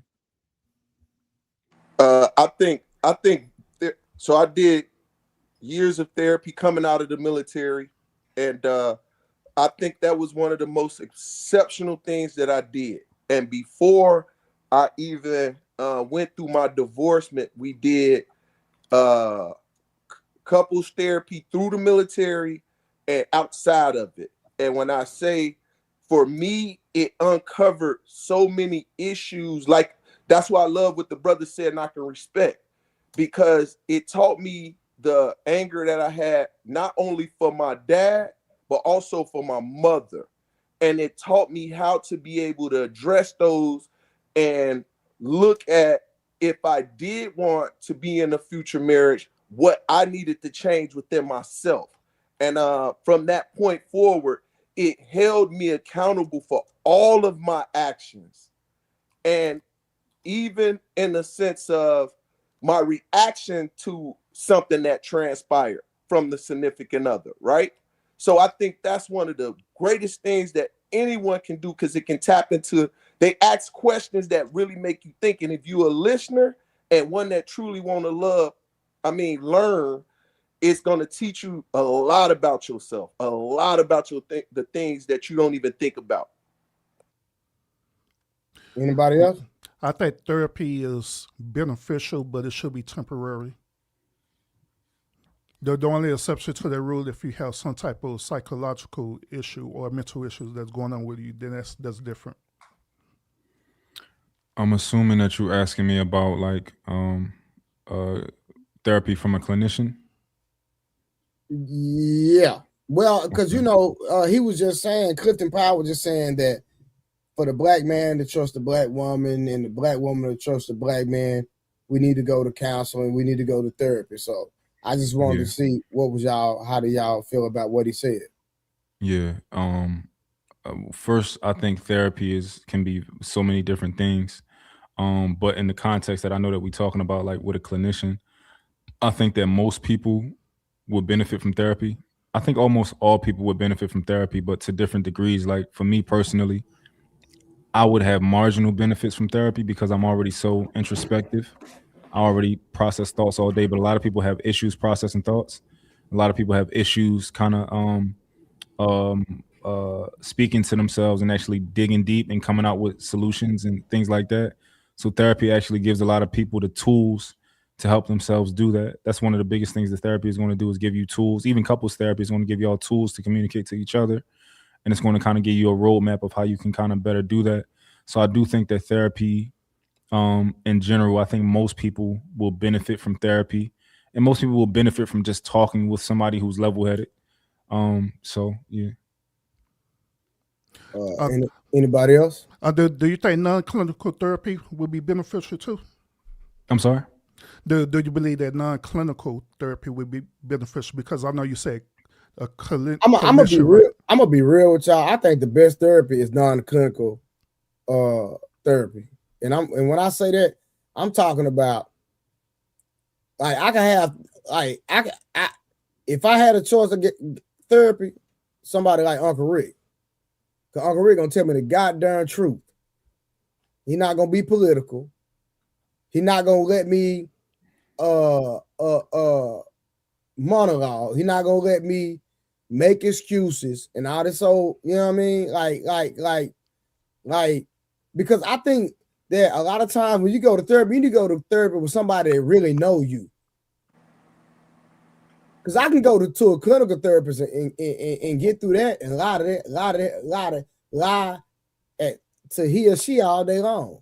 Have you had therapy before? Clinical therapy before, Trey? Yeah, and it did, and it was a bunch of bull crap. Okay. How about you, Mont? Hold on. Let me add on top of that. Okay, go ahead. Now, have I had a clinical therapist that was great? Yes, I have. Now, I'm not saying all of them was bad. I only found one that I actually liked. I've been to 3 personally, but I've only liked one, right?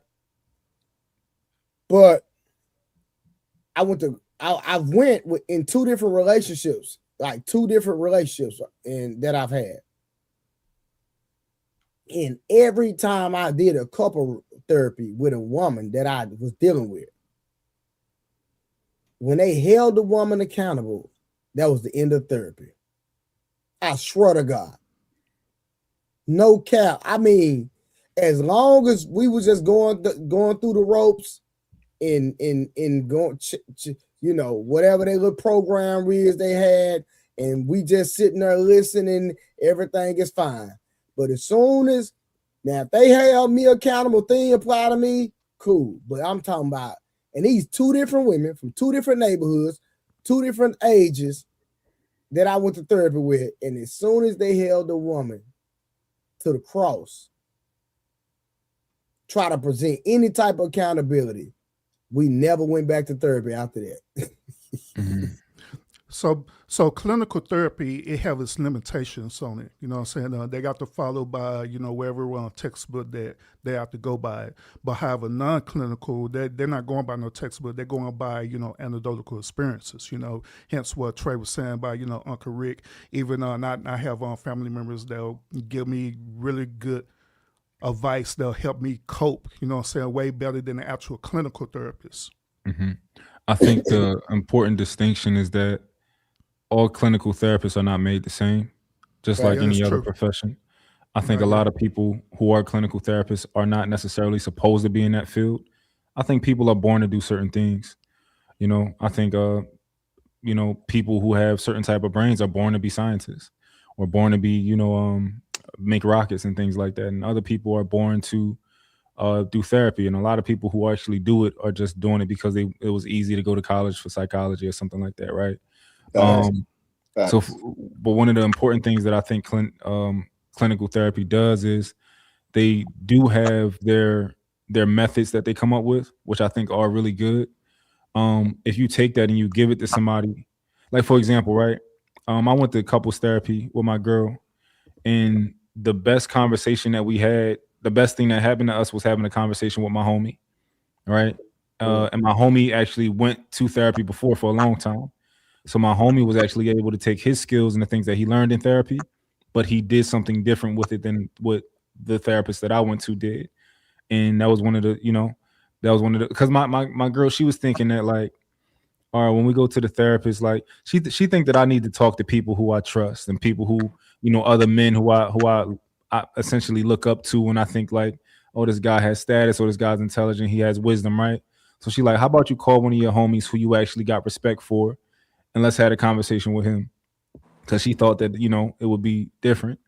So we talked to him, and he actually was able to make a lot of sense to her, as opposed to the therapist. I guess she thought I was just kind of like disregarding the therapist. And that was one of the best conversations that that did wonders for our relationship. Mm-hmm. And I just the way I look at it, use whatever tools you have to do to get where you got to get. You understand what I'm saying? Yep. But in my life, right, the things y'all talk about, that's a best friend, right? That's a person who actually can take what's going on in context and actually talk about that. But when you got a therapist, that just means, again, you don't trust the people around you. You don't trust the people. You don't trust their input. Like I told you, a lot of people that go to therapy don't think nothing wrong with them. Right? Mm-hmm. A lot of people that go, they believe they're right. They believe they're going to somebody to either get confirmation, right? That's why when the accountability hit Trey, they run up out the door. Right? Yep. Now, like I said, and I totally agree with mine. Some people not meant to do it. Some people, hey, it's some people that's, what I'm saying, customer service and, cuss you out, what I'm saying? Mm-hmm. You know what I'm saying? It's a job to them. But like I said, the people around you they're supposed to have your best interests at heart, just like you're supposed to have theirs. That's why y'all around each other. Mm-hmm. Yep. Right? Pay your friend $50 an hour. Right? You'll sit on your friend's phone for 3 hours and talk and not give them a goddamn dime. You don't believe yourself, right? You continue to lie to yourself, right? It's like Mont said, people who actually sit down and look, right, and meditate and go introspective, I don't think those type of people need therapy. I don't lie to myself. I know my weaknesses and I know my strengths, right? It's like Trey. Trey's a world-class trainer, right? Some people need Trey, but some people go in the gym, they can research, right, and knock it out, right? Yep. So do what you got to do to get where you got to get. But me personally, if you're being honest with yourself, you just need to be honest with yourself. Man, that's hard. That's a talent. Mm-hmm. That's a skill. Like most people that even most people on these panels that we run into, I would venture to say that at least 80% or slightly more people don't have the ability to be completely objective with themselves. It's just hard, it's hard to be objective with your kids. It's hard to be, for most people. So I think if you have developed that, that's a skill, and it's not that you run into people every day who will be able to hold themselves accountable. So Yeah, and the reason why it's difficult because of social acceptance. Social acceptance is a hell of a drug, especially on social media. But the one rule every man knows is that once you're able to be by yourself, you a motherfucker. No, facts. You know what I'm saying? Yeah. That's a fact. You know what I'm saying? Yeah. That's what I'm saying. Again, why do you have these people around you who don't have your best interests at heart? Right? Again, I don't get what people call holding somebody accountable. For me to hold you accountable, it's got to be something that I possess a value to you so huge that you're afraid to lose me. Right? That's the only way you can hold somebody accountable. Otherwise, this day-to-day stuff where relationships fly in and out and everything's willy-nilly, you can't hold nobody accountable. I can point it out. That's what y'all should be saying. That's the words y'all want to say, right? You should point that out. You should say something. That's not holding nobody accountable. That's just pointing the shit out, right? So you don't feel guilty when some shit happens. Well, I told you so. I told you so. I told you so. Told you so. Remember when I told you so? Right? So again, man, like I said, maybe I wasn't meant to get it. You understand what I'm saying? Maybe I was not put on this planet to get it. Right? But I don't understand how people continue to hang around people who don't give a fuck about them, who don't care what you think, who don't care what you say, who don't care what your opinion is. I don't give a fuck what my husband thinks. I don't give a fuck what my wife thinks. Why are you there? Yeah, that's crazy work, ain't it? Mm-hmm. And once again, that deals with the social acceptance component that I'm telling y'all about. That social acceptance is a hell of a drug, even in relationships. Yep, I agree. And once again, y'all brought wonderful perspectives, and I hope the young brothers hear this, and sisters as well, because our community need it. I think I am noticing the conversation starting to calm down, and people are looking at it. I can't say what they're gonna do, but I'm watching the temperament. And like I say, mentoring these young people, 19 and 20, and we having these conversations, and I'm hearing them want to avoid the mistakes we make, but they're looking for us and they need us. You know, they need us to guide them. They need us to be in their presence. We need the old man. Chance the Rapper got a song called Ain't No Old Men No More, because everybody want to be young, right? You got the ONs, they call themselves. No, we OGs, and we OGs for a reason. We come with wisdom. You know what I'm saying? We experience things and we can help them mentor through things and at least give them an option. At least they got another option, another, you know what I'm saying? Something else in the chamber. So. Yeah, but that's the only part though. What a lot of us is not on that OG status where we could give concrete wisdom to the younger generation because we're so busy trying to figure out ourselves still. It's just not that though. Look, come on now. I'll give y'all 30% of that. I'll give y'all 30%. The truth is, people don't listen. Now, I 150% agree with that. Real fact. All of us as grown men here, all of y'all had somebody, whether it was in passing or somebody who knew you, that told you what it was. You just didn't want to listen. You thought you knew better. Mm-hmm. It's no different. It's no different. That's what I don't get the separation of state of mind state, because you 50 or you 40. When you was 18, you thought you ran the world. Somebody told you, you just didn't listen. Now you got up and you got older, and then the shit hit your face. You like, right? You see it, you be like, oh man, for real though. I thought that nigga was lying. You know what I'm saying? I thought he was blowing smoke. Yep. Right, that's how it happens. Like I said, you gotta have your ears open and respect the people who's taking the time to talk to you. That person is taking the time to talk to you, right? But then again, like I said, we gotta be careful who we listen to, right? Because a lot of people both smoke, right? A lot of people don't stand on what they say, right? A lot of people live in hyperbole, right? So Rick, that was the point I was going to make too. Now, when I was younger, the reason why I didn't listen is because I didn't accept it at all, period, because of how the way I was living. I felt that the things that the older people was giving me didn't have a lot of value due to what I was going through at that moment. And the reality is that a lot of younger people right now have that same mentality right now. You know what I'm saying? It's no different, right? Youth is wasted on the young. Y'all know that. Mm-hmm. Yep. Scripture. It's just That's the way scripture. it works. It's just the way that I don't understand what y'all think, because these kids have so much access to information. You see what they use to access the information, and they don't even use it. You see what I'm saying? It's overwhelming to them. They don't even use it. So I just don't get it. Do y'all use it? We keep having these conversations, right, on natures, and then we play like it doesn't apply to everybody. See, well, I mean, I've heard y'all be contradicting. Oh, go ahead. Because I'm hearing contradictions.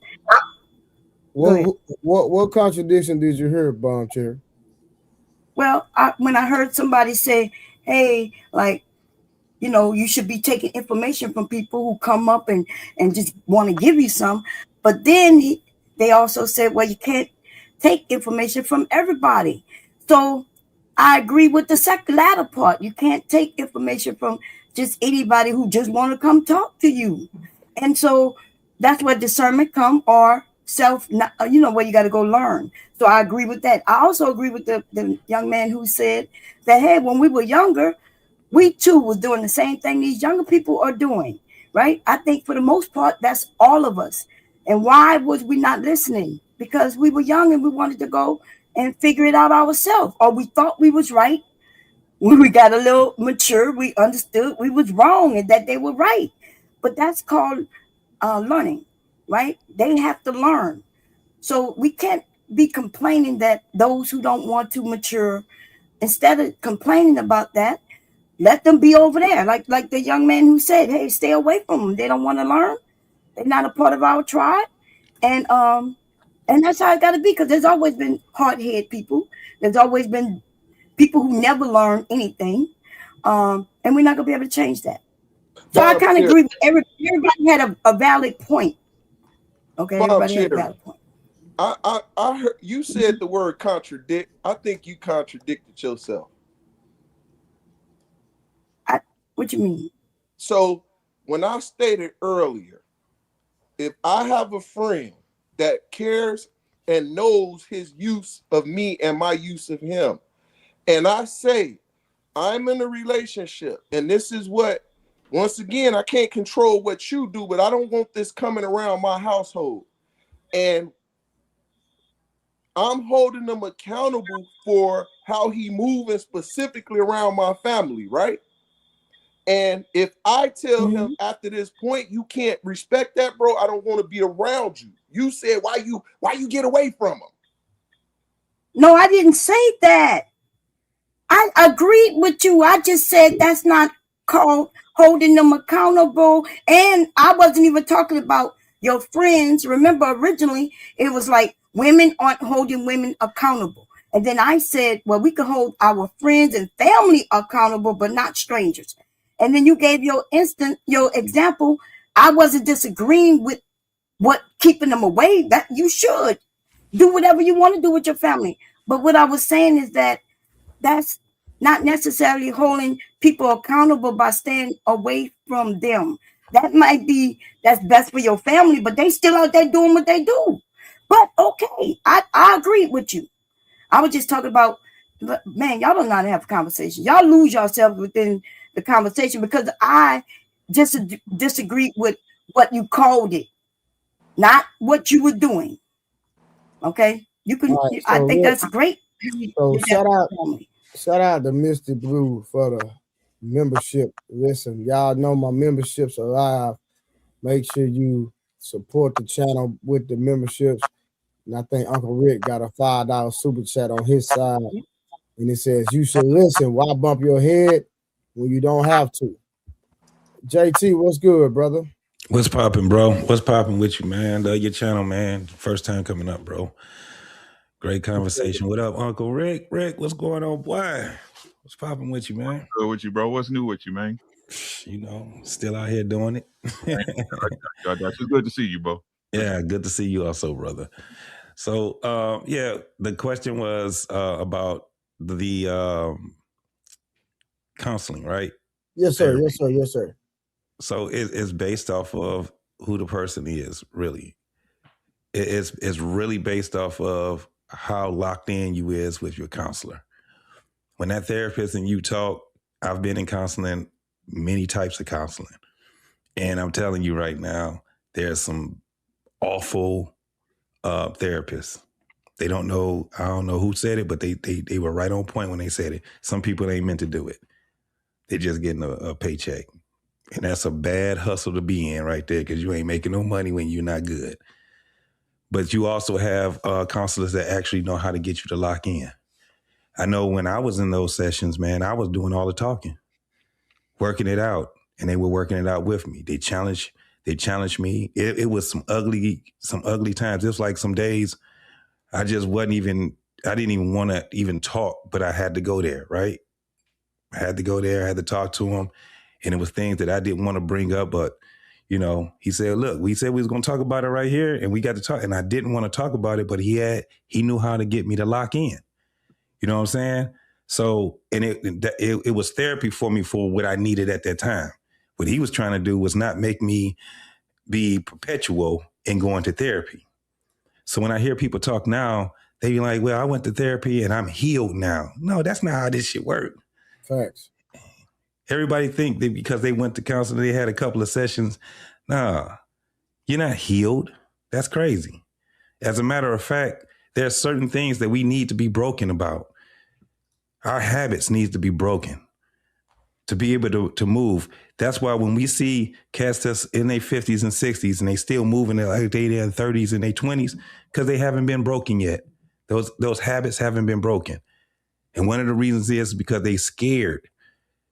It's just like if you ever been addicted to anything, cigarettes or drugs or anything, what keeps people addicted to them is because they're scared that what's going to happen when I do stop doing this. Especially talk to people that smoke cigarettes. They'll tell you, hey, like shit, I was smoking for 30 years. And the only thing it was the fear of letting those doggone cigarettes go. What I'm going to do when I ain't doing this? They got to have their coffee and their cigarettes. They got to have, certain things that they do. It's a habit. We are creatures of habit. Yeah, routine. Mm-hmm. So we have to, the things that we go through in life have to be broken. We have to have something to break us. So we heal again. Keep going. Y'all hold it down real quick. I'll be right back. For sure. We have to have those things to break us. And a lot of people think, man, y'all was just hitting on a lot of points, man. A lot of people think ain't nothing wrong with them. So they go to counseling and they go with the wrong intentions. The work is going to be you. When you find out how much, because it all depends on how much baggage you're going to let loose. And when you start unpacking that bag, shit, even the counselor's going to be like, woo, I didn't think it was going to be this bad, because now you on a journey. But it goes to, I think Trey was the one that was saying it. Man, I've been a counselor with women, and as soon as it comes down to them being on, have to have that accountability, session over with. And she ain't coming back either.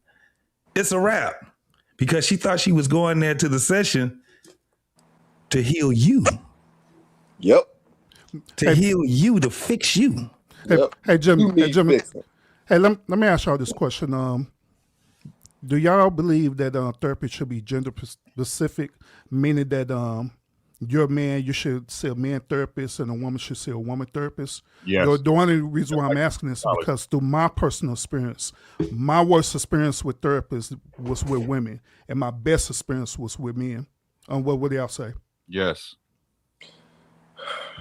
It's like a gynecologist. A man should go to a man doctor. A woman should go to a woman doctor, because they have a different understanding. They have different understandings. I understand what Rick is saying, and I think that in a perfect world, yeah, but I think I'm a venture to say I think most people should go to male therapists in general. I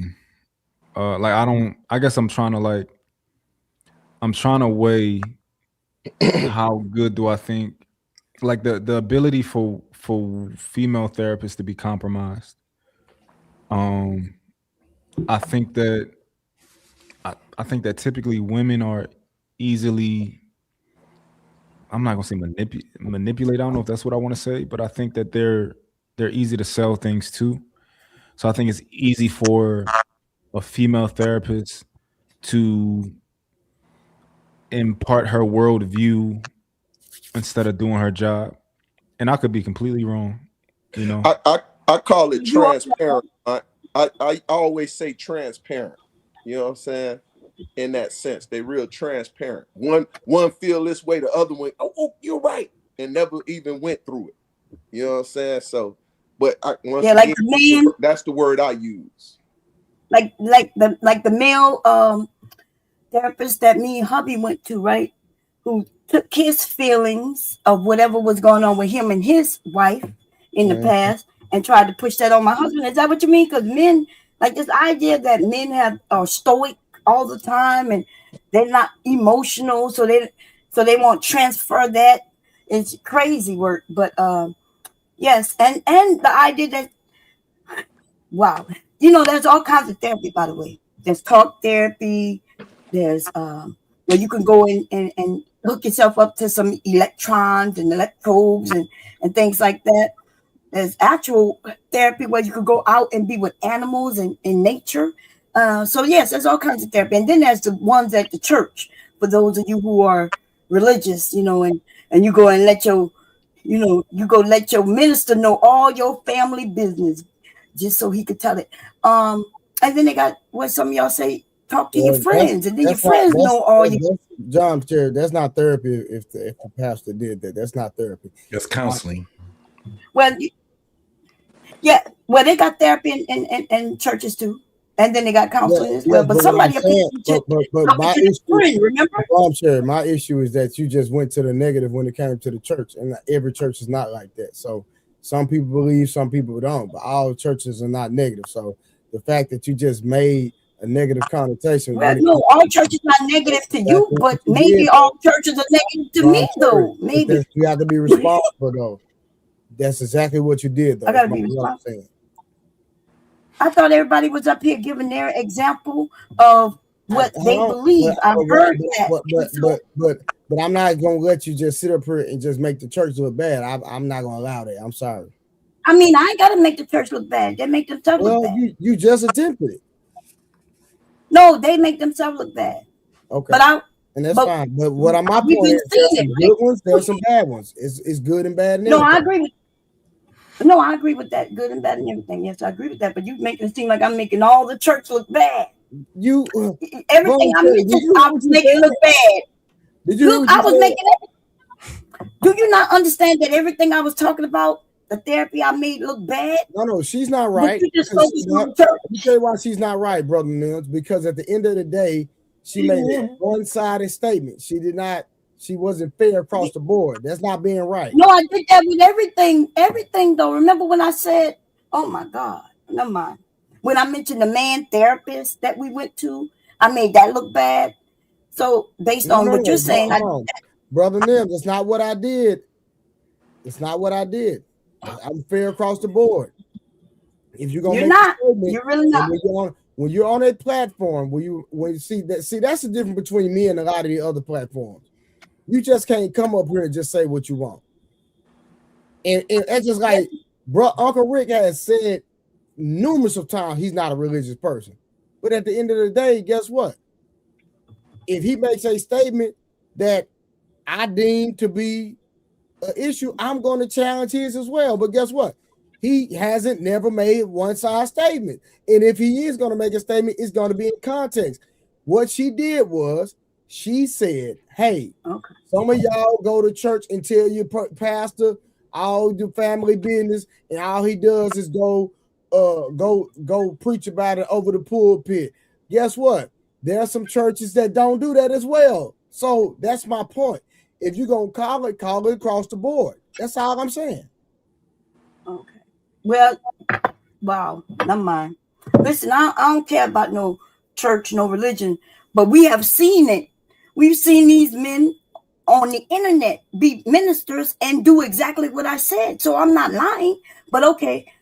Not all the churches do that, y'all. And you are correct. Okay. I'm not denying Bum Cherry. What I'm saying is that you only help me to be only responsible made a equally, but one nobody else. You didn't do that. Hold on, because nobody else brought the church up but you. And when you did, you brought it up. No, but you hold on. You the only one that okay. brought it up. Oh, so it's just the church. You had some negative to say. That was it. You made a negative statement and you kept going. That's not responsible. And how old are you? Well, I don't care about no church. Okay, I'm spiritual. Well, why bring it up? Because I was bringing up how terrible the church is in that sense. How about that? Hold on. So this is my question. So is every church bad? Yes, all of them, as far as I'm concerned. I don't give a damn about them, dude. What you talking about? You gonna ask me that when you know I'm not religious? Hold on. Yes, I'm saying that. You shouldn't have asked me. I gave you my answer. Fuck them. All right. Okay. All right. So let's move on. Okay. I got a video for y'all. I want y'all to watch this video. Just watch this. Y'all seen this. This was just too funny to me. How many patients have you been able to cure so far? I would say one. How many people have I cured? Well, there are no real cures right now in psychiatry.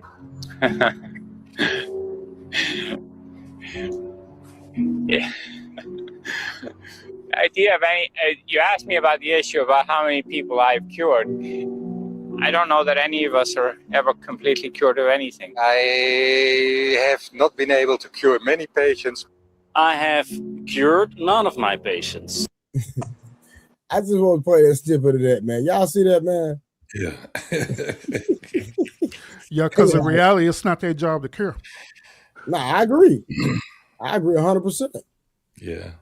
Yep.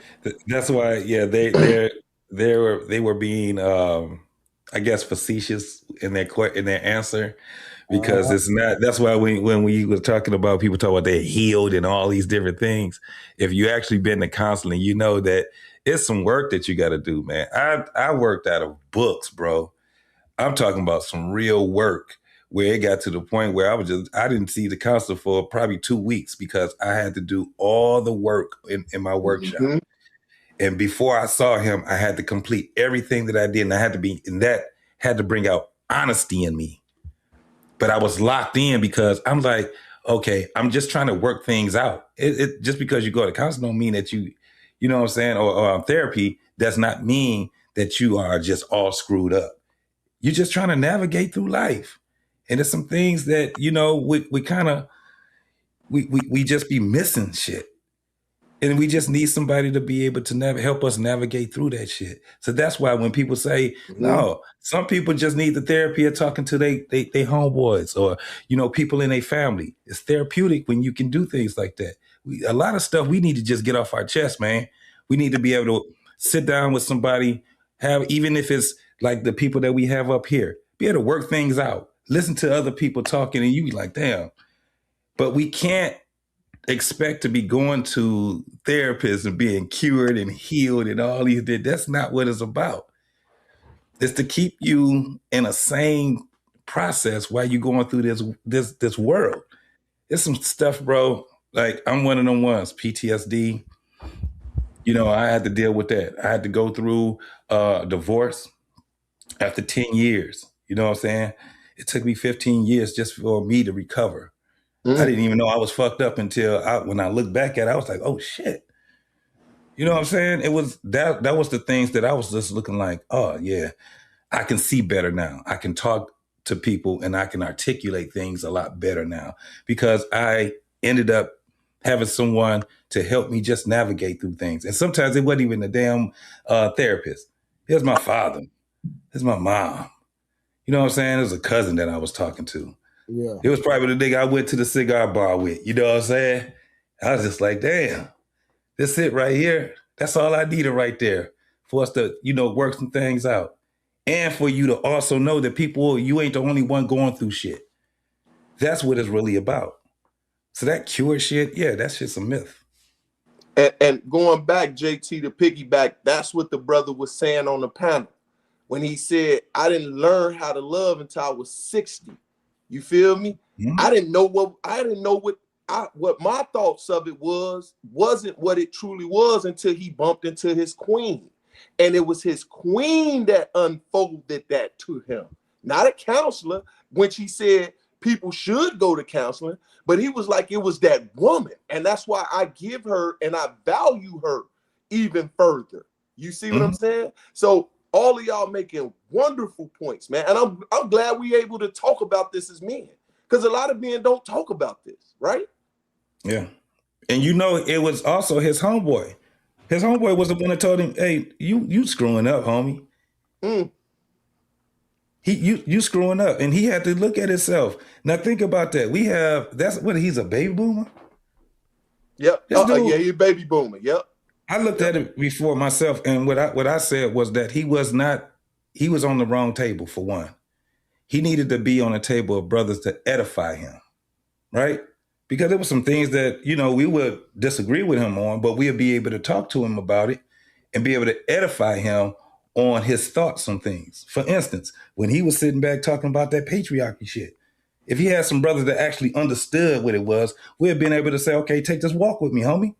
Let me tell you why I disagree with what you say, and then we can talk this out. He can't talk to them dudes right there. They younger than me, Rick, and I don't know, Trey, how old are you, bro? Them cats was like 20 years younger than me. Yeah, I'm 44. And he damn near 20 years older than me. He need to be around cats my age. You know what I'm saying? He was down with 30-year-olds. They ain't trying to hear what he got to say. And they should have been listening. That's the problem. They should have been listening. They should have been listening to that man. That man was crazy. As soon as he opened his mouth, was all messed up. As soon as he opened his mouth, they were already on him, right? And the one that was die hard on his head was the one that's not even a full man. They was just looking at him like, you're talking too much, OG. I told him before, I said, because I looked at it and what I saw was this. We've been doing, I know me, Rick, and a couple other folks been doing this, man, for at least 5 to 7 years. You know what I'm saying? On the panels, doing panels, right? The way that they were approaching that, what they were approaching, we were doing that 5 years ago. We edified ourselves to the now. Look, you don't hear everybody over talking each other over the mic, but when we first started, you couldn't even hear what people was talking about, homie. They were like that. They were like, oh, sit your old ass down, my dude. And he looking like, that's why I didn't want to do this shit. Cause if you heard it, he was like, I didn't want to do this shit. Yeah. I ain't never wanted to do no shit like this. Because that's what that was their whole thing. That generation was the generation like, I talk amongst my homies. Nigga, I'm not about to sit here and talk to these cats right here because they disrespectful. Yep. And they don't know me. And what the hell? So that man was crazy, talking about he learned some things just today. He said that it took him 60 years to learn how to love a woman without cheating on her. Yes, none of them men, none of them on that panel should have been listening to him. Okay? Zero. Why shouldn't they listen to him, my sister? Because they are not, what did they learn from a man who just learned something today that they already know? They've already learned it. He's just learning it from them. He's learning, on this panel, he gonna tell them he learned some things from them in that moment today. And they did not respect him then because they felt that they know everything. First and foremost, when you look at that whole landscape, that was not a landscape that any one of us as men would sit down and talk to these cats. At all. Y'all on this panel right now. That's the landscape that's up here. None of those cats were qualified to be talking about anything when it comes down to manhood. None of them. Like on this panel right now. They all speak the same way that you're speaking right now. And that ain't what that man needs. That ain't what he needed. So Bomb Cherry, I'm gonna go and entertain you for a second. Who on this panel is not qualified? Well, you want me to name names because you know I will. So I'm asking you, look, before I do something that you ask me. I literally said who on this panel. Okay, so Mott is one of them. Look, don't ask me questions, and then when y'all gonna have a problem with my answers. I don't have a problem. I don't have a problem with your answer. I'm asking you a question. So I gave you one name. I don't know the other men to speak on in that way, but I clearly have had conversation and heard him speak. And yes, he so based off the conversation you've heard Mont have, what makes you say that he's not qualified? I mean, there's many things this man says about women that he just simply say that men are this and I'll men be are right that. back, Trey. I'll be right back, bro. Okay. So yeah. Even you have disagreed with some of the things he said, which is no problem, right? We can disagree, but some of the things are just ridiculous. Just like on that panel, it's a bunch of men, y'all don't know each other. It's okay. They just like over there, they don't know each other. They have a conversation. But the oldest over there, who should be the educator, right? Because that man is about 20 years older than me. He should, well, I think he said he was 70, right? Yeah, he's 20 years older than me. He should, yeah, so he's a boomer, yes, like my parents would have been or was. And he said he just learned how to stop cheating on his woman. He said he just learned that. You all know what happens if you cheat on a woman. How is it that he don't know that until he's 60, 70 years old? The reason why we don't... Hold on, please. I don't even want to go into ahead. Go ahead. Mont, do you want to respond to that? What am I not qualified to do? I don't even know. Be a man. Qualified to be. I don't know why. Look, you can blame him for asking me, but I gave you the answer. No, I'm probably bad at you. You can answer your answer, but when you thought that you could speak to my husband, remember that? Like, do we need to really? You want me to really answer the question? Because you already know how that went down. Trey, I'm trying to talk, but I'm Cherry. Trey, what was the question for her? What am I qualified not to do or do? Well, that's for her to give her assumption on, but I don't believe that she'll be able to have a conversation with you and substantiate that, because from what I'm hearing is based off her interaction with you, and that's not suffice enough to sit up here and tell him that he's not qualified. Oh, okay, but that's what he did me, right? So you remember like the conversations where he thought he would speak to my husband, so to correct my husband on how he and I are married. So this happened. So now you're gonna ask me a question, and I'm putting it right back in his lap. I don't think he's a man. He wouldn't have been nobody I deal with. He's whining always about his girl. He's whining about women. Women are not qualified to do this or do that or do this to do that. All right. So this is the problem with I'm not gonna say all women, of course not. I would never say all women, but a lot of women tend to think like Bomb Cherry. Like, I'm so objective that just because somebody says something about me, that don't mean that I'll lie on them, or don't mean that I'll not even lie. It doesn't mean that I will I'll try my hardest to just despair no matter what that's like me saying like a scientist, like calling him stupid because he called me stupid, right? That's what she's doing. She's upset about whatever I said about her husband, and she on a rampage, and I get it. But she doesn't have so earlier when you said therapists only meant to be therapists, and you said the ones who there maybe because it's the easiest to go to school for. You said that. Don't worry, you're gonna have a chance to talk. You have a chance to talk. But I mean, listen to him, y'all. He sound like a woman. She doesn't have the ability. You don't have a chance to talk. Go ahead, Bomb Cherry. Take my turn. You got it. Okay. Oh, thank you. I will do that.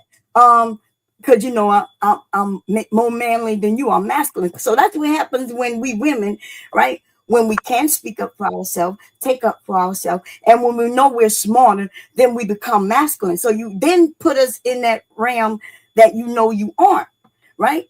And so you remember the only reason I'm speaking on you right now is because Trey asked me a question. But see, that's the only reason. He asked me, and then I clarified, you sure? Because if it would have been any other man than me, that man would have been into it. So this is what he wanted.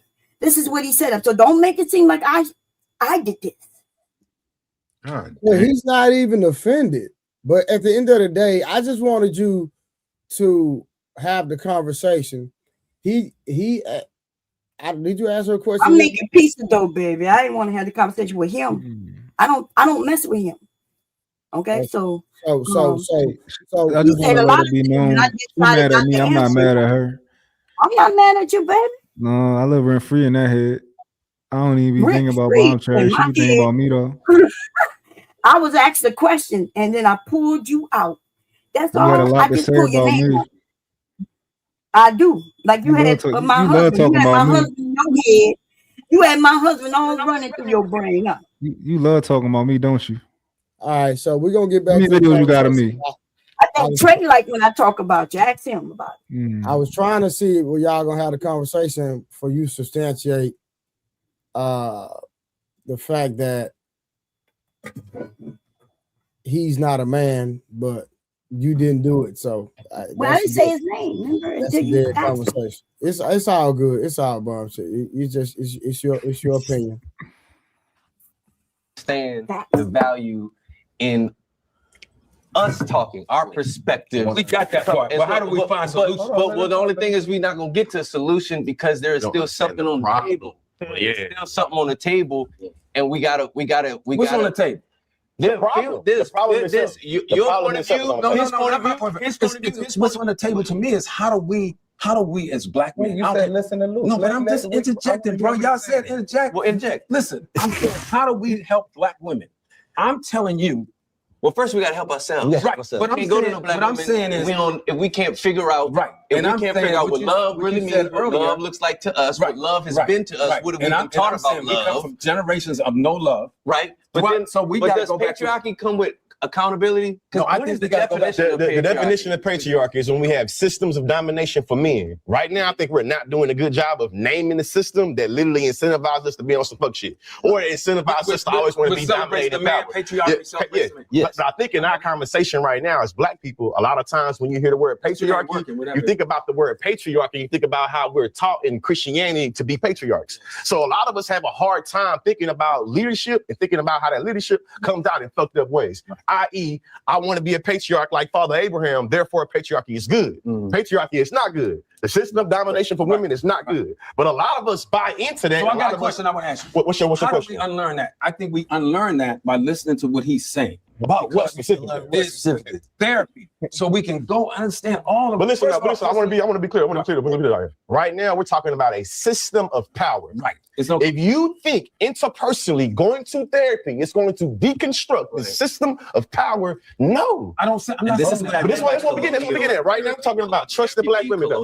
There's a system I'm saying that goes against it. Aspect to it. Yes. I'm not. Don't go to no white therapy. No, but hold on. If we talking about therapy, let's talk about therapy. This is therapy. Yes. Right. This is therapeutic. Yes. Right. Us, looking like us. Yes. Different ages, different experiences. Us. It's gonna be ugly. It's not gonna be cute. We ain't professional therapists enough, but we are listening. Okay, listen. Hold on. And I think that's the point where we got to stay there. Right here is just listen. Stay there. Listen and find and wait for it. Because sometimes it's just the listening. I think that's the whole part of this whole thing. Because we don't listen because we live in this space of feeling like we know everything. And we are not the smartest people in the room. I think it goes a step further than that. I think we're too ashamed to admit when we're wrong. And so when we go, when I'm gonna say something. Tressie Cottom, credible writer, sociologist. She says we are smarter when we listen to black women, not because all black women are right, because all black women deserve to be heard, right? And when we're so caught up in the process of listening is love. That's how we love black women, by listening to them, right? Again, everything they said isn't necessarily right, but they do deserve to be heard. So let me address that. Hold on, let me finish. Let me back it up. In doing so, we can help dismantle patriarchy because we're leading with, hold on, let me finish, bro. We're leading with listening. And if we lead with listening, that means we're not listening so that we can respond. We're listening just listening to understand, which means you might have to ask another question. If you speak, it is to ask another question, and not censor yourself, so you can get more information from the source. And so I started out really quick with that patriarchy, because we keep saying patriarchy, and you were saying without centering yourself, and I think that that's really important. Because I wouldn't know. I'll just be real. If me being, young nigga in the street, I wouldn't be. I wouldn't say young. When I was, I'm not saying now. I understand what it is now, but I'm saying when I was, I wouldn't hear somebody talk about dismantling patriarchy and be even attracted to the conversation or even know what that means, right? And so what I would like you to go a little bit deeper into what does that even mean? Because for me, the way I'm thinking about it is the way that we've been taught wrong about our power, that we are supposed to, that we have some sort of privilege in certain, in some situations, that we have a little bit more power than somebody else, and that we abuse that power. We use that power to try to control the situation in our favor, when we should be listening to other people, when we should be honoring their existence and centering their freedom, their liberation. You know what I'm saying? So what their experience. So what does that mean to y'all? What does that even mean to dismantle patriarchy? What is that? Why is it harmful? And I'm not putting that necessarily on you, but whoever wants to. Boom. So let's go there. So if we dismantle patriarchy, then what? If we listen to women in the context that they're talking about listening to women, and give women this overwhelming freedom and power, and we get behind them as men and uplift them and do all these things, where does that take us? Who wants to go? It takes us to her. Sodom and Gomorrah. Take us. We're already there. We already there. They're talking about something that we've already talked about, and we've already exacted that 10 years ago. This is Trey. This is it's weird right now, bro, where you got Hollywood think that they're doing something. The only thing they just did was reinvented the wheel all over again. It's a weird time we're in right now, because content creators on YouTube are who they're looking at. They think doing that roundtable that they're doing is doing something. We had those conversations. Man, we are so much more advanced. This is where I got to the point where I was just like, we professionals now. Uncle Rick, professional. Oh, you still this, baby. I don't know what you're talking about. Hold on, don't cut me off, man. Don't cut me off. When you look at Mont on Lapeef, when you look at a lot of these panels, shout out to my man Hemp, right? We doing it the right way, bro. We not doing it like they doing it. Man, they all over the place. To have a table full of so-called men and they're talking about misandry. Think about what this is. You got a bunch of men speaking and talking about feminist talking points, bro. Yep. Dismantling patriarchy? Are you serious? That's not beneficial to black people. Yes. The thing that if you dismantle patriarchy, you're just gonna be where we at right now. This is what's happening. They're dismantling this shit. And what do you see? A bunch of men acting like women. Yep. Like that's on what the you're panel. seeing. And on his panel. And on do you guys know? Do you guys know? That you claim was 10 years ago. Hold on. It was only about 5 years ago. Let me finish what I have to say, you Bob are Cherry. You were claiming that you. Let me finish what I have to say, Bob Cherry, and then I'll let you have it. Hey, Bob Cherry, let me say what I have to say, and then I'll let you have it. I'm a land. I'm a land it. I'm a land it. I'm gonna land it in a minute. Bob Cherry, you big so them this is the cookies. thing. Right, please. So when we're talking about this whole thing of conversation for us to edify one another, that right there, I'm telling you, it's way bigger than what we even can even imagine. We're going to be talking about this for a very long time, bro, because there's a lot of points that they've made where men are saying, no, we're not about to do this right here. I don't know, Trey, did you know that there's a woman that's sitting on that panel? Yeah, I heard, bro. and got the hairiest face out of all the men that's on there. That's Which a one woman. was it, JT? The Puerto Rican looking the light chick skin. with the beard. It's a transgender on there. Yes. Yes, transgender. You know, I was So just you getting ready messed to. up the landscape already. You screwed the landscape up already. Come on, man. That's a table full of people talking about the misandry of men, the hate of men, men talking about the hate of other men. It's already there. So yeah, it's already dismantled. So let me ask y'all a question because Okay, have you landed it? Okay, good. Okay, Hey, Dom Jerry, was I next? if you're gonna have the conversation, stay on topic, please. Okay, yes, we talking about that panel, right? Go ahead. Oh, okay, so so let's just say I have heard that there's a transgender on there. I only hear that from the men, and they keep pointing at different men. So I'm not sure if they are or aren't, but that's besides the point because there's a whole bunch of men up there who also are trying to dismantle patriarchy. And I guess they're saying that patriarchy has not benefited Black men, right?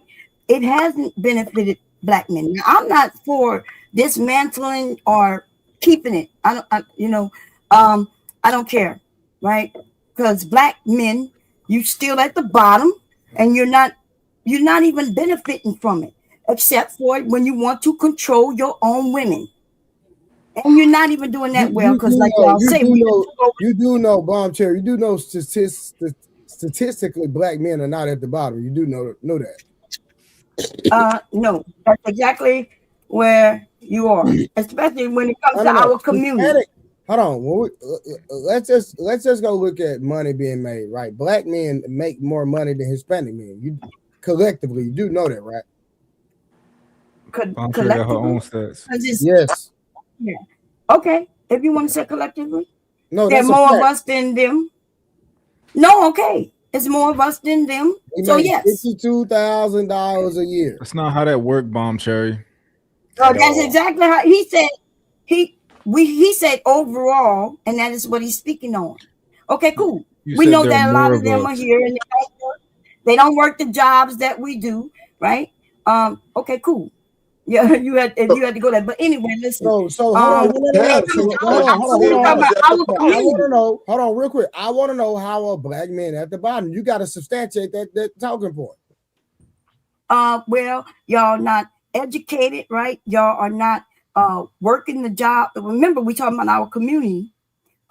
Y'all refuse to get educated, right? You're at the bottom when it comes to our boys, right? And y'all saying that women have taken control of the community, and that's what I'm basically talking about. You're just talking, Bombshell. You have no statistical fact. I'm speaking. I'm only saying what the men say. When y'all say that women have taken over the community, that is what y'all say. Y'all say the matriarchy has taken. Huh? Who said that? Black men in this space, like the guy who up here mentioning Lapeef and Ham. That's exactly what they say. Black men, Black women have taken over the communities. Now you're new to here, so I gotta remember that. I'm sorry. Okay, let me back up.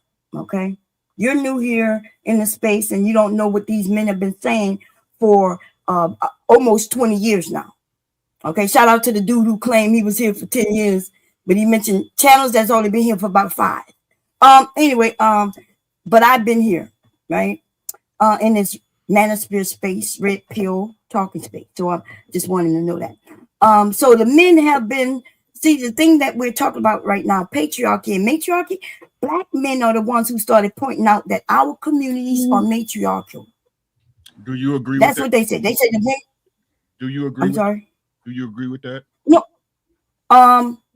Yeah, I agree that it's not matriarchal, but women have learned how to work within the patriarchal system, and Black men haven't. Did you just try to? So it's not matriarchal. See that? That's amazing, ain't it? That's amazing. Did you just almost It's try to amazing that answer we his don't- question and then not answer his question? What was that? I answered his question by saying that women have learned it's not a matriarchal, it is still patriarchal, and women have learned how to work within that system to take care of her family. What they do. This is They do what? They do. They do what? See they do. Do y'all see this? What is he talking about? They do see what? exactly Yes. what you said. Women, You let them talk women long have enough. learned how to work in the system that you haven't figured out. And I'm not talking about you personally, right? No, I'm no. not talking about anybody up here personally. Listen, let me preface. This is nothing personal. This is. I Okay. pray none of this stuff is personal, right? Yeah, no, But it's personal. you just said. So, black women. Are you saying in mass that black women have learned to move within the patriarchy and the black men haven't?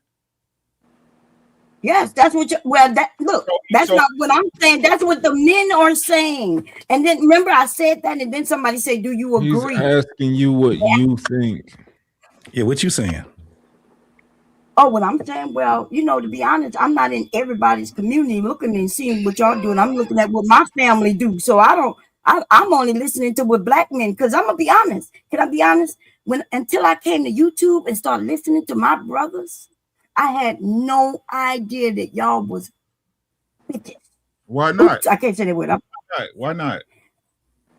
Why not? Because that's not what I was seeing. Right, because you're a married woman, correct? Yes. What's your Yes. experience? Are you married to a black man? Yes. What's your experience with your husband? Well, my experience is not just with my husband, but with my husband. My husband is a man, like some of you men on this panel, right? Who get respect, deserve respect, but he's not out there trying to tell other men what to do. But he volunteer his time catching children. Anybody who want information from him, then he will give it.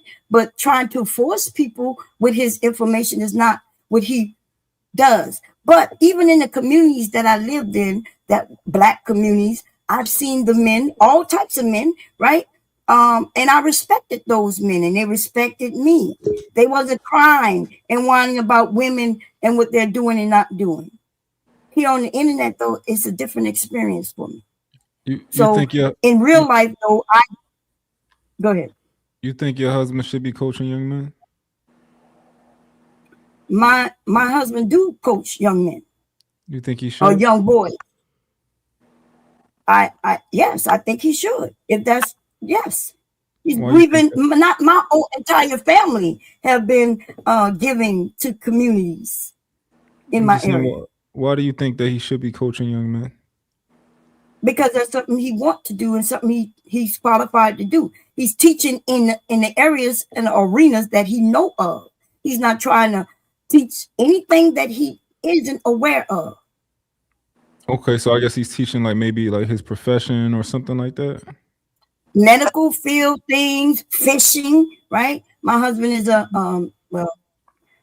pro fisherman, so he goes in the communities in inner cities and give opportunities to the men and their children who want to do things like that. So yes, that's what he does. But anything that he's not aware of, he's not trying to educate. And that's what happens on these panels. But like I said, in real life though, men are respectful. They open the door for me. I respect them. If I need help, they've always been there. Not until I come to the internet do I see a massive amount of men who are saying things that were shocking to me. I got a question towards that, Bombshell. Mm-hmm. So this generation, right? If men aren't educated, aren't in the house, and there's children being made, who are teaching these children? Wait, say that again, because I didn't say anything you said, but you're asking me. No, I'm asking you a question. I'm asking a question. So once again, if we're saying, right, we know in particular, men aren't in the house, men aren't educated, ain't smart, who are teaching these generations that's coming into play? Men aren't there. Well, it's women and the educators who are educating our kids, not necessarily in the right way. Okay, so who is the predominant force, right? Labor force in the education system. Is it men or is it women? It's women. Okay, so what you just told me is there's a matriarchy system that's put into place, and at this point, our children should be smarter. They should be more educated, right? Because no, that's not right. Let me finish, and then and you need to go and read, and that's the importance of reading. You said right. So listen, matriarchal and patriarchal are not the same thing, right? Okay, so remember when I said women are working in the patriarchal system? That's what we are doing. Just because women are in it in mass numbers does not make it turn into a matriarch. We don't set the rules. We're not the lawmakers. We're not that.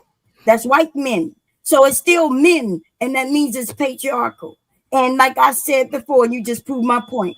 We are in these systems, making it work, trying to figure it out. And y'all aren't. No. Let's go back. After you said that, let's just go back to what he was just asking you. If women are, because you are one of the ones to say women are more educated, correct? You also, yes. In case of black men, yes. Black women are more educated, correct? Yes, when it comes to black men, yes. Okay. When it comes to black men, you just also said that black women are the backbone of education when it comes down to children, correct?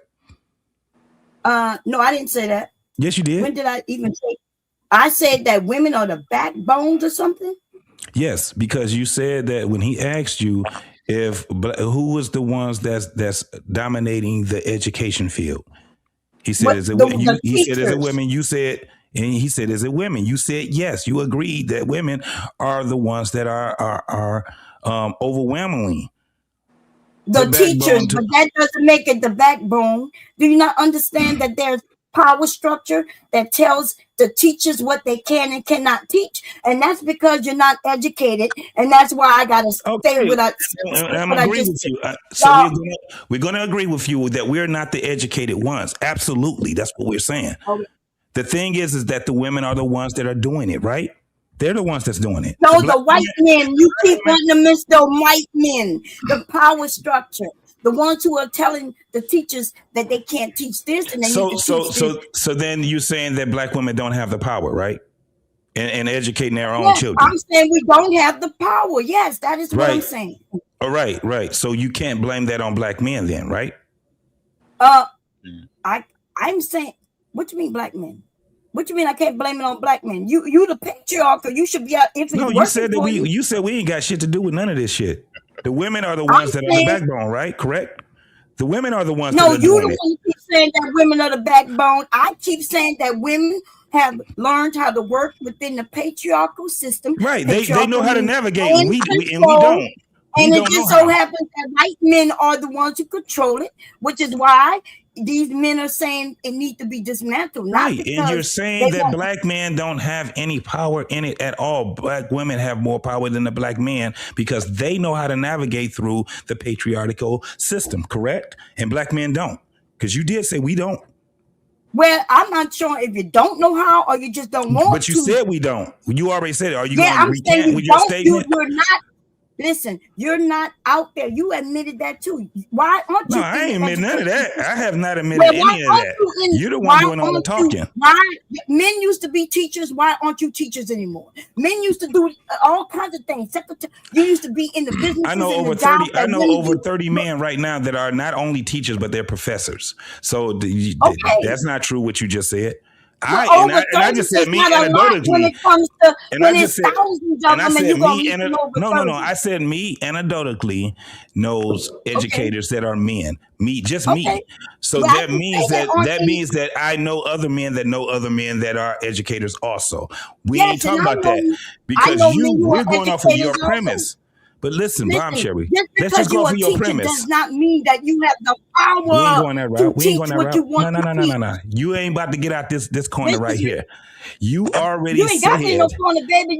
You just I guarantee you in the corner. Understand. Right. Understand. Me and other men are dumb. That's what we Listen, saying. I didn't say all of you were when dumb, you look at, but you just when don't you say, understand. all right, Go listen, look up the word patriarchal, please. Go look up the word matriarchal, please. I It think says the that problem they is, JT, I think the problem is a lot of us are educated, but we're not intelligent, right? And we're not absolutely, wise. I agree. That's the problem. No, there's a lot of black men who are intelligent and educated. I wasn't Go ahead, specifically talking about black men, but so Oh, I I was think talking when about it black men. I'm sorry. When it comes to these things, I think people discount culture. I think culture is everything, right? For example, of course, we have a certain way that we operate in the world and in the United States. However, inside of the streets, it has its own culture. So if you're raised in the streets, you may not know anything about how the regular world operates, but you'll know everything about what you were taught in the streets, right? That'll be your entire existence. I think it's the same thing as far as in our households, right? We like to say, oh, the patriarchy is teaching us. No, our moms are teaching us a lot of these things. Everything that we believe and all that stuff comes from the culture that we grew up in and the culture inside of our households. But I think we like to discount all of that and say, oh, it's the patriarchy in control of everything. And I think that sounds crazy. Like the idea that just because it's male leadership, we need to get rid of male leadership and that will fix our problems. It shows you that people are educated and not intelligent and not wise. They just saying crazy stuff. Get rid of the patriarchy and put what? Yeah, Like what do you like? what you gonna figure it out, black men. Figure it out. What Girls works in for you? charge. Like that's like a Put something in place first that works grade for you. solution. And what you're gonna put something in, that and works you're for you. absolutely right. You need us because black women to come up with a plan for y'all. Nah, we Is that ain't what even you talking about need? that no more. Because you're supposed to be also We're not talking about that participating, no but more. you're not. So Oh, you're not talking about that no more. Let me You speak on wanna what talk about something else? absolutely. But you can't So keep up with the conversation on. So from what you was just saying, that absolutely is a great point, because when we are looking at what we're being taught, what we've been rigored, all these different things, you have to put it all together, right? That's why Where your one of the daddy reasons at? why. Where your daddy at? Wait, why your daddy didn't teach So you nothing? when you're talking My about, daddy taught me. come on, Mom, Sherry, You wanna- come on. JT, What you mean? Why? I'm asking when y'all say that my mama taught me this. hold on, You let didn't me- say let that, me- but another young man did. The one I who just I want to said finish. isn't a I just man. want to finish my point. Where I'm your actually- daddy? But I was JT talking question. when you interfered. Yeah. JT, are you married? Where your daddy I'm not married at? anymore. No, I'm divorced. Wait a minute. Listen, this Who is the should have problem taught right you? here. Yo, Your see, mama taught you. that's the problem right here. The way that Huh? she talking and all that type of stuff. I'm Like, a man, remember? yo, I'm masculine. my woman would never be up here talking like that. Like, Your making me look crazy. Put your woman on this internet, and so Making me women look can talk crazy. and ask her questions. Right. You not that brave. Okay, Online. you don't even know if she exists for real. Online at 2 a.m. baking cookies with these niggas. Like, come on. Like, my woman would never be on here embarrassing me, talking crazy like that. I know, because it's so easy to embarrass you. She'll be more manly than you, possibly, right? My house, hey bro, at 2:00 in the morning, my house ain't gonna be this damn loud. I'm Baking upstairs trying to sleep, and she out here baking cookies, You hollering. don't go to bed. You need What to. you mean I'm hot? You need to come my house downstairs and tell you to big get your enough. ass in the You see, bed. I'm That's on what the he need to first do. floor. I'm on the first floor. My Yeah. bedroom's on the second floor. I got other floors, right? Third floor. You know, I'm big enough where I can get loud as you claim and not wake up anybody. So I'm sorry if you live in a little small. He need to tell his woman. He need to tell his woman to get in his damn bed. What you doing down there? Yeah. Look, I done made pizza dough, and now I'm about to make biscuits for my husband when he wakes up. You don't even need to be eating cookies. That's not healthy. I ain't making cookies. I said pizza dough, and then I'm Why going is to he make making homemade pizza? How? Pizza is for tomorrow. The pizza dough is made tonight for tomorrow. No, y'all not that young. Y'all need to be making some healthy food. All right. Right. Pizza. What you mean when you make your homemade pizza dough? You don't know you can make a healthy pizza? Oh, I forgot. You don't need to be eating no pizza. You don't need to be baking You no know cookies. everything. And you don't need to be up at 2 a.m. Even at if your I age made my either. cookies, they still You go. need to be Even if I sleeping. make cookies right now, they That's still your gonna be problem. healthy. Because I'm That's your making them from problem. scratch. And you At don't your age, you should understand be that. you should be to Because you bed ain't at got 7 a right to o'clock. making nothing for you. You should be to bed at 7 everything in your o'clock, and you should be cabinet up at 7 processed. a.m. But everything I make, baby, Yeah, my baking spaghetti cookies, gonna talking be us on the noodles internet. I make homemade. And so you Nah. ain't listen, young man, you don't know what you speak of. I I don't know a make lot of what I processed. speak of. We don't cook processed foods. So that You means don't cook everything I processed make is food? healthy. That's right. That stuff you bought out the store, where you buy that from? Where you get all that stuff What? from? Everything you about to put inside of that pizza, though, where you get it from? What you mean, like baking soda? Whatever, everything that you about to put inside of Oh, your you don't know what? Do you know what baking powder is? Oh, do you everything mean that you salt? got. She still ain't answering. So you do know what processed meat, Where you right? get it You from? know what processed meat? You make your own lime You don't juice? know what processed meat, baby? You make your own lime juice? Yes, I do make my own You lime go buy juice. you go buy your limes, right? Yes, I don't buy them. They grow, and then They I grow? squeeze them, and then because I Okay. had this And then bottle, you I put them squeeze inside them of a in great there. value bottle. Okay, I got you. Yes, I got yes. you. No, she got that directly from Great Value, bro. Okay. Yeah. You making a Walmart pizza. Right. That's what I'm talking about. Like, why? I guess I got this sherry wine from wherever it came from, but it's the bottle. But ever since then, I've been refilling it with my own homemade wine, right? So listen, baby, I'm not your mama, and it's You got okay so that much you money. mad Why you at your shop at mama. Walmart? I'm what? You got so much money. Why you shop at Walmart? What's wrong with Walmart? You just told I got a 5-story house. Why you shop at Walmart? I didn't say I hate had a going to 5-story. that's one I said oh, 3. I do not feel I comfortable said in this Walmart. one. I said 3. Right. But I make my own wine. You want me to show you how to make water into wine, baby? Nah, I can see it right now. The process. I got everything because all you need is some yeast and some water and some sugar. You want me to show you? No, I don't need And then Walmart when you pizza. want to add flavor I to don't it, drink then you can Walmart add. wine either. I don't drink Walmart wine either. Bomb cherry. Okay. Huh? Bomb cherry. Walmart sell wine? Bomb cherry. We thank you for the lecture. Okay. My bad, Bomb. I got you worked up. I'm sorry. Hey, that was the end of I'm worked up. end of the thing, bro. I'm playing with dummies, and I'm playing with you like you a toy, a dog, 2 toy, and I'm worked up, baby. You got me confused, honey. But I know in your mind. What does that mean? Yeah. So when someone comes to you and they already know what you possess as a person, like, for example, like a lot of doctors. Once I feel like a lot of Black men get higher education, a lot of people want to get treated like a bitch. That's the truth. Like more accolades, get treated like a bitch. Like you want, take care of me. Yes, take care of me. Like, or like, I'm the prize. I'm the prize. You talking about when you become rich and famous. You don't even got to be rich and famous. It could be you going for 12 years in academia. I'm trying to understand you. What? Like treated like a bitch. That's how they want to be treated. Some men want to be like a prima donna. But think about the that's way relative that to patriarchy. and what we're talking about now about centering. That's the woman right there. That's the woman. That's the mold. Crazy. That's crazy. This is what you have to understand. If men didn't do what men do, this world wouldn't even be able to function. At all. Mm-hmm. Speak on it, bro. That nigga said a man get up in stature and he say, I want you to take care of me. That make you acting like insane. I want you to take care of me as my woman. You acting like a bitch. Yeah. And the greatest problem that come into play overall, the first thing that happens when you have those that assert their leadership, right? First thing they say is you're trying to control them. Mm-hmm. And that becomes very questionable because how do you communicate leadership?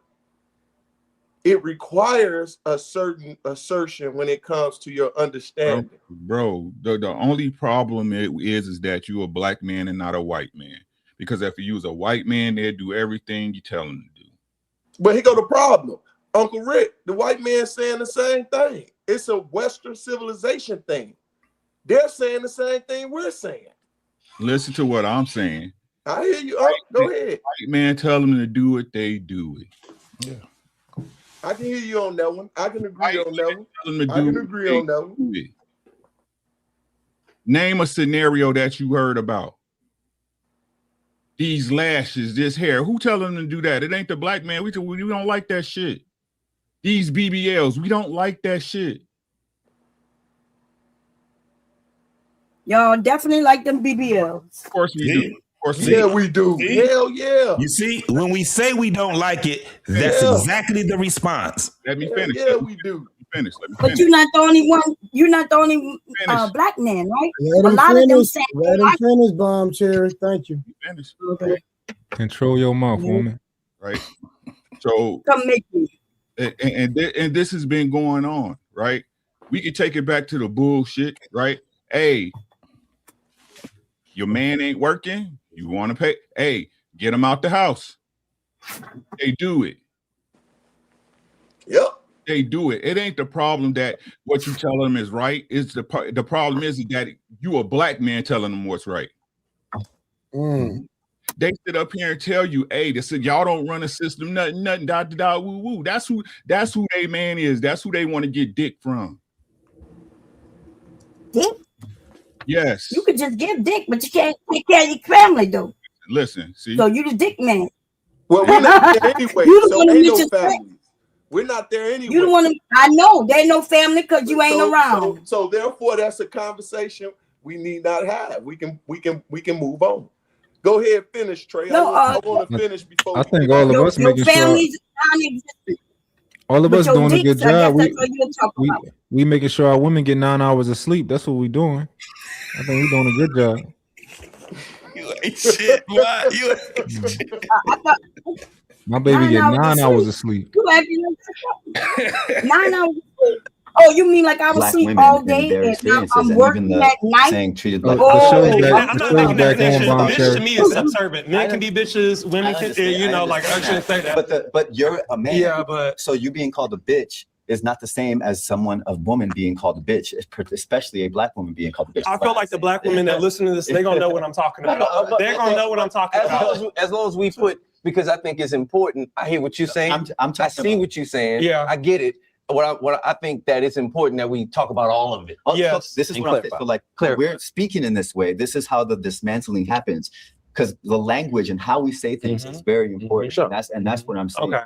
So like I'm not saying like don't say it, because I'm like I say bitch all the time. Like that's not what I'm saying at all. But it's essentially about when we're talking about the systems of power, and when we talk about dismantling patriarchy, and we talk about masculinity and what that means and what that looks like to us. And I can say even to y'all as someone as cis men, because my perspective of it is going to be completely different from how you all experienced it, having come from a different place. So like when growing up I have two brothers, and the way my father taught my two brothers what it would be to be what it meant to be a man and how to show up and what masculinity meant, it was always domination, it's power, it's strength. And it was never really like protection, not softness. So I wanted to combat the idea that being a good man, or a man is being like, or men are natural protectors or natural providers. I don't think that's the case at all. Men are not. You can't be a natural protector and provider when you are the one that's causing harm. Right. Yeah. So what are you protecting? You're protecting. You say you're protecting women. You said that so eloquently. You're saying so simple too. He said it the way I was trying to say it. You're protecting yourself. Then you be doing. That's a stupid point. Bro, first and foremost, you see how this is? This is why the landscape is very bad. You got a woman sitting there in a costume that don't even love themselves. Uncle Rick, you already know I have a name for these folks. I call them dropouts. They dropped out of manhood. Why are you talking about man shit? It ain't nothing about masculinity that you can talk about, homie. You dropped out of it. Nothing.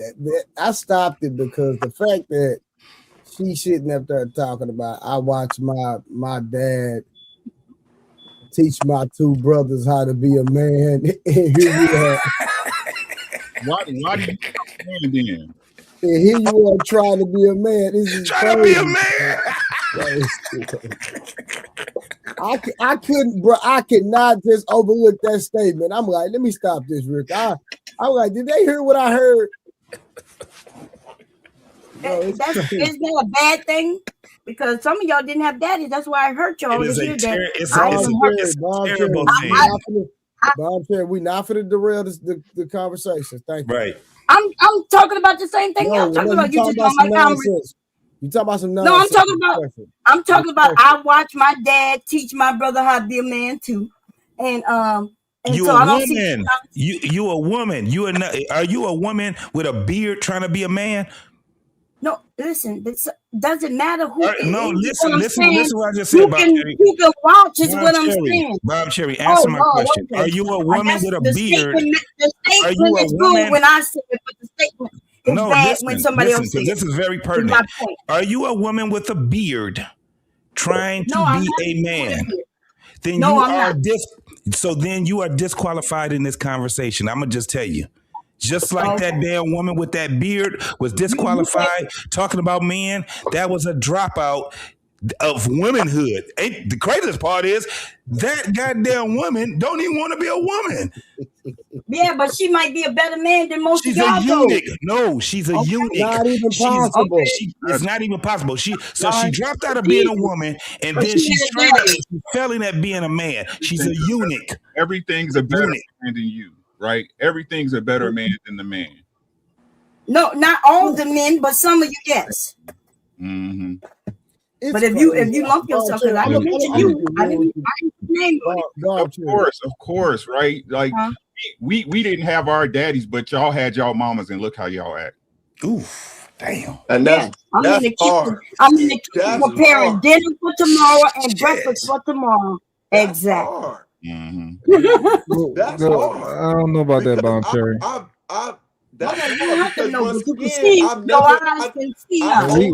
We can see a lot of things, Bob Cherry. That want to hang around boys. Simple fact. Only known tomboys that want to hang around boys. They think that want to fight for boys. They think it's funny, bro. They think it's funny for real. Yeah. Hey, and I'm not gonna lie, Bob Cherry. The only reason I even brought you up here because I knew you were gonna prove our point. Yeah, y'all disgusting. Don't even see it. That's the crazy part to me. Like you say, like I'm proving y'all point. It's crazy. We can sit up here and talk about therapy and all this shit, and y'all want to co-sign therapy when y'all don't even know y'all fucked up as a person and want to talk about it. That's hard.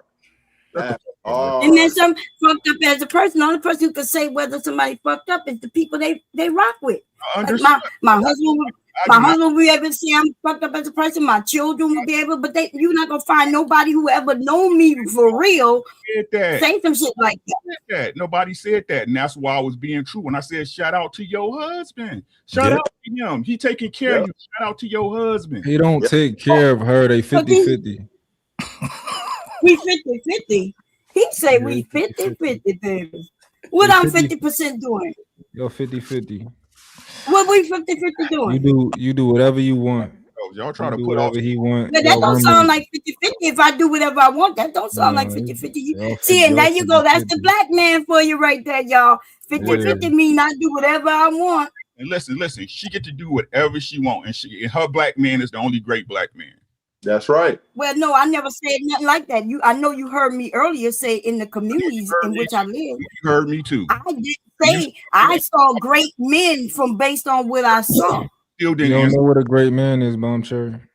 Okay, well, now look, I don't know what a great man is because the shitty 8 man who up here, and there's only one that I named. I didn't put nobody else in that. But it's something how the rest of you will fight for a man you don't know. Right, but I did say my ain't shit, and when he asked me which man up here I don't think is a man, I only gave one name. What else we fighting for? Right now, you are making claims that I said about others. No, on this panel. Not like okay. Y'all hear what y'all want to hear. Nobody said nothing like that. Could you please answer my question instead of posing it with something else? Who are we fighting for? Mott. Who said? You might not know it. Who said we fight for? Well, not we. Mike not can we. fight clearly for himself. There's some men up here who hasn't said much of nothing, and they're stoic and you know they just listening back, and nothing wrong with that. I respect. Bombshell. I'm not expressed accusing themselves. men who even though I'm saying black men, but y'all not listening to when I say that you black men are the ones who've been stating these things.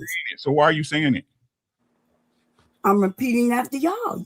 Remember, leader, Mr. Leader. Remember, you say that black women have controlled the family, the household. That's what you say. Do you have your own thoughts? Yes, I have my own thoughts. Okay, so next time we ask you a question, could you please reply with your thoughts and not what somebody else has said?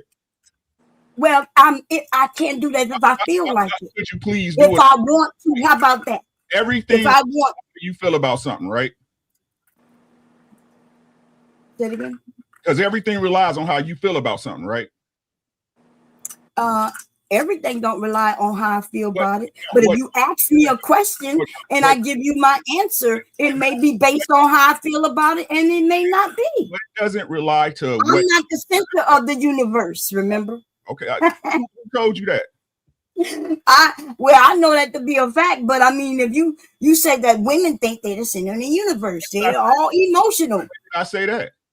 No, you didn't say that. Okay. You didn't say that. When you make a point, can you say your thoughts and not somebody else's? Is it possible? And I already gave you an answer. I said I may do that and I may not. It all depends how you feel, right?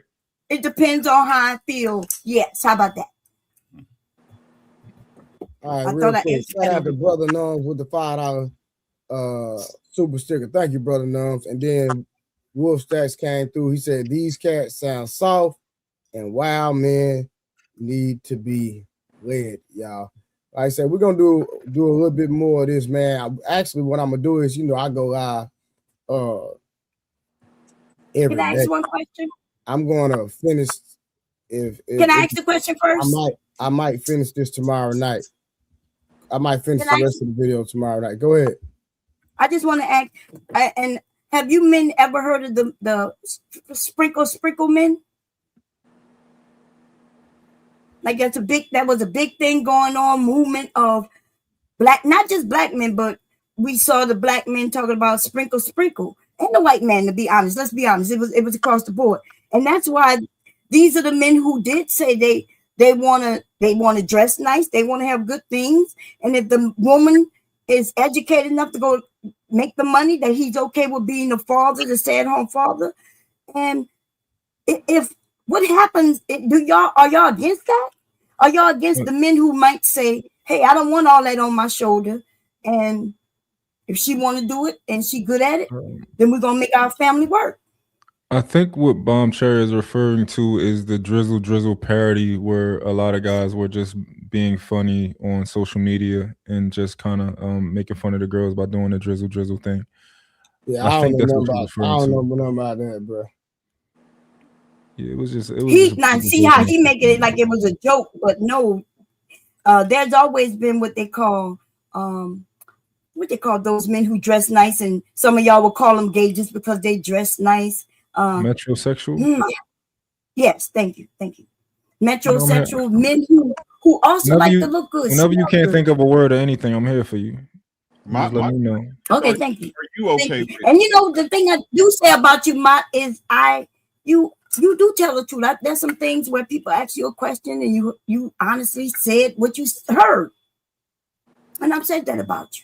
I don't agree with the drizzle movement. Men should take care of their families. My question is, do you agree with it? Are you okay with a man laying up under you and you take care of him? Well, for me personally, no, right? But when I was younger with my husband, he didn't have everything. So all by himself. So we worked together. I went to work. We met in the military together, and therefore I had no problem. I loved him.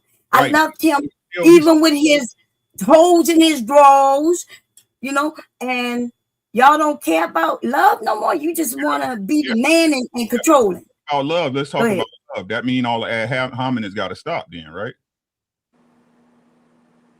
What do you mean? All the ad hominems got to stop, right? And we're gonna talk about love for real, right? Because no matter what people say, right, the problem is that people don't love each other. They don't even like the people they with. So they're not willing to sacrifice for that person to get to a different level in life. Would you agree? No, I don't agree. I mean, some people, yes. That's I listen. I'm not saying that you're completely wrong. Some people, yes. Some people, no.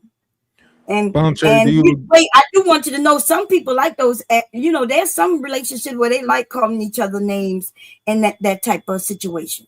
You may not like that. I don't like that, but you know, I have a couple of aunts and uncles and friends that I grew up with and still watch. They have a great marriage as they see it. I wouldn't be in that kind of marriage. Live and let live, right? Yeah, live and let live. Yes. The way you want to do your family, I'm okay with. And the way I want to do my family, you should be okay with it. If you're not okay with it, just stay out of it. Stop trying to tell my husband that he need to stop me from dressing the way I dress or cooking late at night. You know what I mean? Like he's happy. When he wake up in the morning, he gonna have some fresh baked biscuits. It ain't never too late to get somebody guidance, Bomb Cherry. Wait, say it again, babe. It ain't never too late to get somebody guidance. We just trying to help him out. Yeah, but you can't help him out though. Because you know where on the level of my husband, baby, you gonna have to be somewhere where you can at least see him. Like he just too above you. You can't even see him yet. I'm glad you have that reverence for him. Yes, I love my husband. I pray it actually translate because I don't know you for real. And she had that reverence for him. She put some damn clothes on that Instagram. She had some reverence for that man. Yeah. Well, and that's your opinion, but you see, my husband is the type who is the ones who took those pictures. See, you know, and you don't understand that there are different type of men, different type of relationship. My husband is the one who took pictures of his sexy wife, who we think is sexy, whether you do or not. And so and that's what I'm saying. When you say you would like to talk to him about pictures that he took. It's ridiculous. And I told you that then. And I'm telling you that now. I would love to talk to him about pictures he took. Yeah. And I told you since you in Philly and I'm in Delaware that I can assure you we can make that happen. But you're not gonna be on the internet thinking that you can say anything to a real man. We can meet up anywhere in Philly. I don't care, North Philly, South Philly, East Philly. We could go Germantown. Listen, we could go anywhere. Baby, I can drive there. My husband, listen, he don't work that far. He closer than you think. Oh, nice. So all you got, if you really want to have a conversation with him, just let me know. I'll give you an address. Let's do it. So, Bob, you think because that thing hit me up in the back. Give me the address or date or phone number where y'all could talk it out and y'all meet. Because that shit that you loving boys like to play, where you think you're gonna be on the internet being able to say anything, that ain't gonna work with my husband. Oh, so, Bob, be ecstatic to see me. Did you see the latest thing with Kanye? You familiar with Kanye West, right? And I don't want to assume, so I'm asking. You're familiar? Well, yeah, I know Kanye West, right? So, did you see the latest carpet that he was on with him and his wife? Yes. And how she was allowed to expose herself. Is that okay for you? It's okay for me that they do what they want in their relationship. Yes, that's okay for me, for that man and his wife. Okay, well, apparently a lot of Smurf, you ever seen Bomb Cherry Instagram? You say that again, Mark? You ever seen Bomb Cherry Instagram? No. Check it out. This is my first encounter with her. Period. No, check it out. Go right now. Let me tell y'all something. I have never advertised my Instagram to these men, but the men who go to my Instagram, y'all like to share it. Smurf, go check it out right now.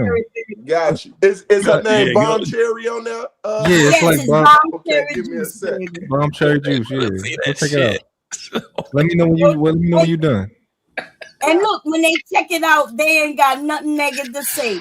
They just be like, yo, look, and my numbers go up. Wow. Nice. You know what? I'm just gonna be clear. I never came over here and advertised my Instagram. Yeah. Like I didn't come and say, ooh, y'all need to come and look at me. You know, I'm not looking for followers. But if you see my Twitter, though, let me tell you, I got over 1 million followers on my Twitter. Cut it out, Bob Cherry. Cut it out, man. I got over 1 million on that Twitter, though. You know what I'm saying? Over with. If I want to advertise and I want YouTube to go up, they do go up. Like every day somebody proves to me, you know what I'm saying? That shit is a rap, bro. You look, it's sad that some of y'all didn't marry bad bitches. You know what I'm saying? We already and said I'm it. saying that jokingly, right? But your wife will never be able to get a following like that. It's okay, baby. Just based on her looks and her seductress ways. She ain't never get naked, but she always, seduce. Men don't want their wife to have no bunch of people following her. At all. Well, that's not true because there's a lot of married women on Instagram, Twitter. Look, I've been here a long time. There's a lot of married women doing it. Well, so the bullshit that just come out of y'all mouth, y'all even follow porn stars. They're married. Hey, That's what y'all do. The dude on the panel. Men marrying them. Didn't the dude on the panel just say the worst thing to call a black woman is a bitch? Yeah. But you a bad bitch though, Bomb Cherry? Who said what man said what? Why would I care what a man said? Nah. There's some women who don't like to be called bitches. And Rick, then there's some of us, we now know exactly what it means. You know, when you say bad bitch, you know what. Yes, and I'm saying I don't have a problem with it because I used it. And you knew it wasn't nothing negative about it. Real men don't want no bunch of men following his wife, period. Okay, but listen, you say those men aren't real men, and yet they consider themselves real men. Like they got real men up here who think that they can talk to a man, right, and tell him about his wife. Y'all ain't gonna tell what's his name again?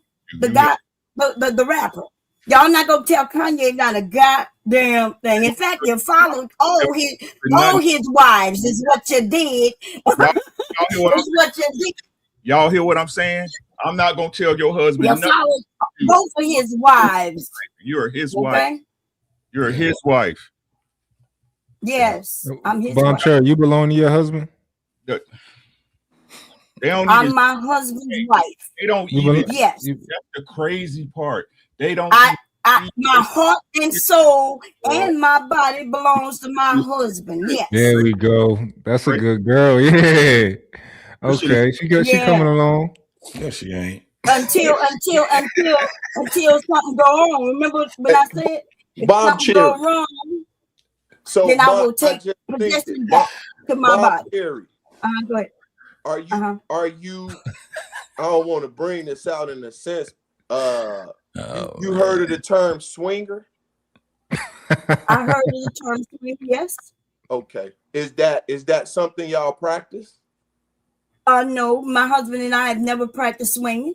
Gotcha. Okay. You sure? But people will make up shit. They'll listen to half stories and make it up the way they want to make it up. You got an OnlyFans, Bomb Cherry? No, I do not have an OnlyFans. Okay. Well, where can we buy your stuff at? You can't buy anything from me. You don't sell nothing? You sure? Yes, I'm sure. And the idea, if I was selling something, I can assure you I'm a business person and know how to sell it. You wouldn't have to put out my Instagram. I would be putting it out. But since I'm not putting it out, that tells you I'm not selling anything. Bomb Cherry, you got to be selling something. You don't sell nothing? Okay, well, go find it. It's the internet is the internet. Go find it. We're trying to support you, Bomb Cherry. I've been here 30 years. Go find what you claim that I either sold back then or now. Go ahead. We trying to support you. No, but I don't need your support, baby. Yeah. No, but I don't need your support. We're gonna give it to you anyway. You're more of a woman than I am. You need to support your own self. Damn. And your we're gonna girl. give it to you anyway, Bomb Cherry. You say you got your invisible girl. I'm about to follow you. Okay. Yeah. He said he about to follow me. Follow me, baby. Y'all, wow. He said he gonna follow. You done already been there several times and you keep going back. When you gonna stop looking at Bomb Cherry, I'll be snooping. We the problem. Bomb Cherry. Ain't got nothing there that wasn't already there when you saw it the first time. Hey, Bomb Cherry, I'm scared to hit that follow button. I just been scared, you know. It's us. No, you It's all us, hit the man. follow button. You see, it's open without you following. Yeah, I get that. You see what I said? You read it. You said she said, oh, because see if it was closed, y'all could lie and say that there's something that it isn't. So I opened it to show people where no, they lied and claiming that it's something that is not. You ain't got to follow, baby. You could go through it all. Got that right. Okay, thank you. Well, Smurf. I'm not going respectfully. So okay, well that's good. I didn't even put it out there for anybody to go. You know, I have been here for 15 years, and the one thing I didn't do, I never went anywhere and told people where to follow me. Yeah, we give you props for that, Bomb Cherry. Smurf, you remember if that's why I said that, because when you asked that question, I'm like, no, you gotta go look at her Instagram, so you realize, you don't need to be asking that question, right? It tells you everything you need to know. Hey. These the type of men who follow women like myself and laughing about following me. Wow. Well, this is crazy because they got men who not gonna follow, right? Hey, and they're gonna be the men who gonna follow, but gonna what we do. see. It don't matter. One piece of shame, Jay. Ain't got one bit of shame in herself. No, none. But listen, these niggas should I be brush their shamed? teeth. She be trying to shame us for brushing our teeth and shit. It's Bomb Cherry. Bomb Cherry. You don't even see it. That's what's crazy. Bomb Cherry. Wolfstack, he made a comment. Is this true, Wolf Cherry? Hey, Bomb Cherry, is this true what Wolfstack said? That your A all out? Bro. That my what? Not everything, bro. That your A is all out. Everything. My ass all out? That's what Trey, you never seen her? Yeah, my butt is out. Look. Nah, I'm not going on. I don't want to see all that. Bro. My ass is out when it's not out, baby, because it's 56 inches. Okay. Hey, not my type, respect. We gonna leave this up to you, homie. You in the cast that's in your generation, gonna leave this up to you, because I don't care no more, bro. Fuck this shit. No, JT, no, listen. I'll be here to give you counsel. That's all I can do, dog. Look, yo, JT, believe it or not, I think I can really make an impact though on the women, right? I think I'm here for you. When I said there's real men, I'm here for you, homie. Y'all see the goofies laugh, the real men are stoic. You can see the real men who don't care, and even if they go look, they still not, and you see the truth, right? There's two of them who laughing like they're goofy ass girls.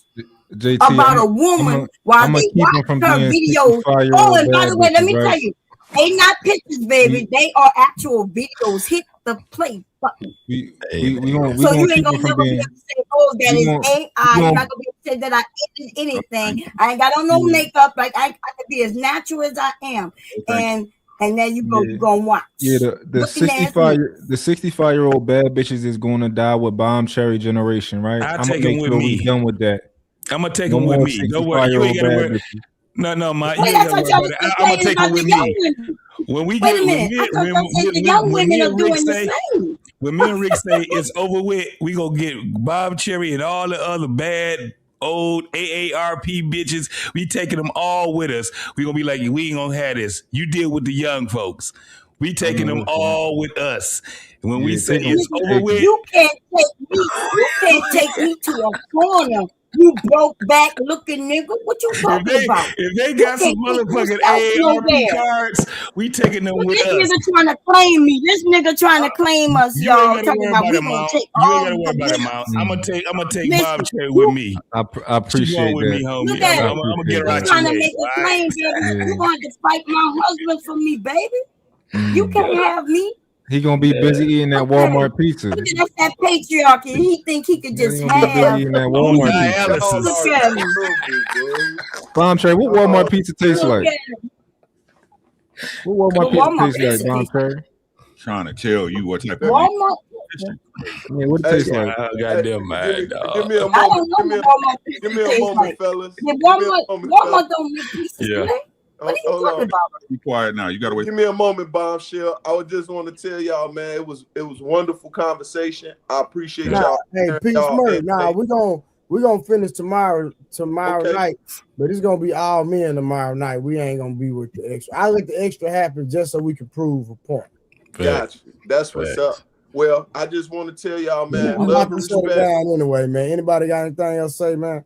No, I appreciate you, Trey. I'll get out of here, man. That way you ain't got to kick me out. Hey man, hey, my first time, bro. But I've been in the clouds looking at you for a minute, bro. I'm already subscribed to you. I already got people rocking with you, homie. So most definitely, man. It's all good.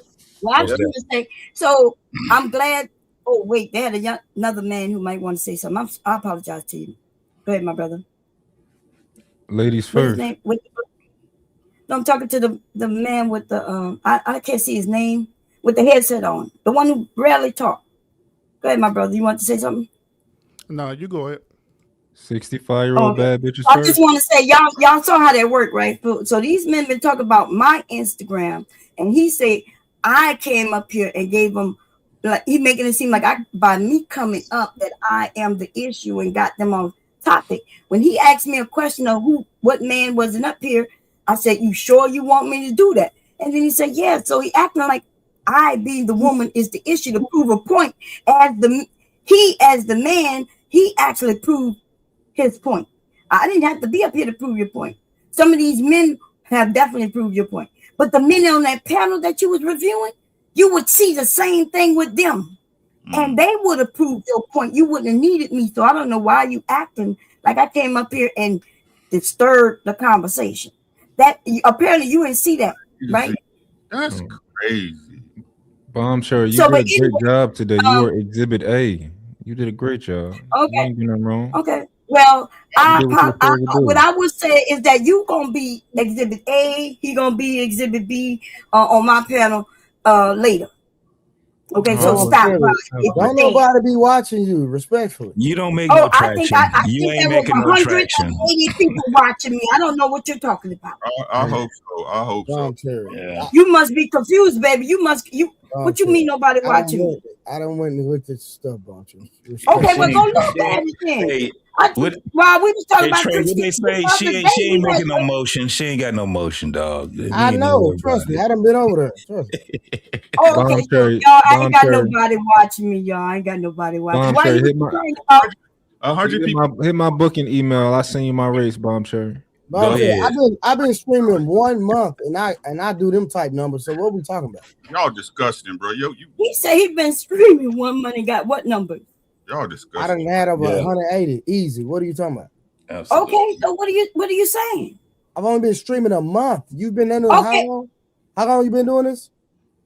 You asked me how long I've been on 15 YouTube? years. She been doing it before Yes, I've been on here. YouTube. Yes. She was on live And stream. then I haven't been going live in about 5 years since my parents started She ain't got no passing away. motion, dog. But She ain't got no I motion. tell you what though, how about this? You niggas are disgusting, bro. Let's do a competition. Do you want to do a competition, baby? Because like I said, I got followers all over this internet, and all I got to do is advertise. Excuse me. I mean, oh, okay. So what you talking about then? You niggas ain't Because we can put money on it, and then I guess I'll go to my Instagram and my Facebook, you know, where them numbers are high, and tell them men I'm gonna be doing some things. And let's see if they come and watch. You're not gonna be talking about nothing. What you mean? My streams are going 30 hours. Listen, everybody in this about nothing, Bomb Cherry. That's not okay, but how are we not talking about nothing for 30 hours or even 12 hours? 13 hours, 15 hours, 16 hours. Baby, is raised bait about men. That's y'all don't get it, bro. Y'all well, that's not true because I have men over there with me. If y'all don't see this shit, something wrong with y'all, bro. I'm just giving pushback at everything you say, baby. That's all. If you want to make a competition, though, we can. We could do this. I'm not in competition with you. Nobody. Well, you like to brought that up because I come over here. I've been on your panel. You haven't been on mine, which means I support you. But then you talk about your panel. I come on your panel. You have never been on my panel. No, I've been in your comments and I try to get your attention and you didn't see it, so it's all good. Right, because there's a lot of us on my panel. See, I don't use something. It was 44 people in there that day. I remember exactly the number. Okay.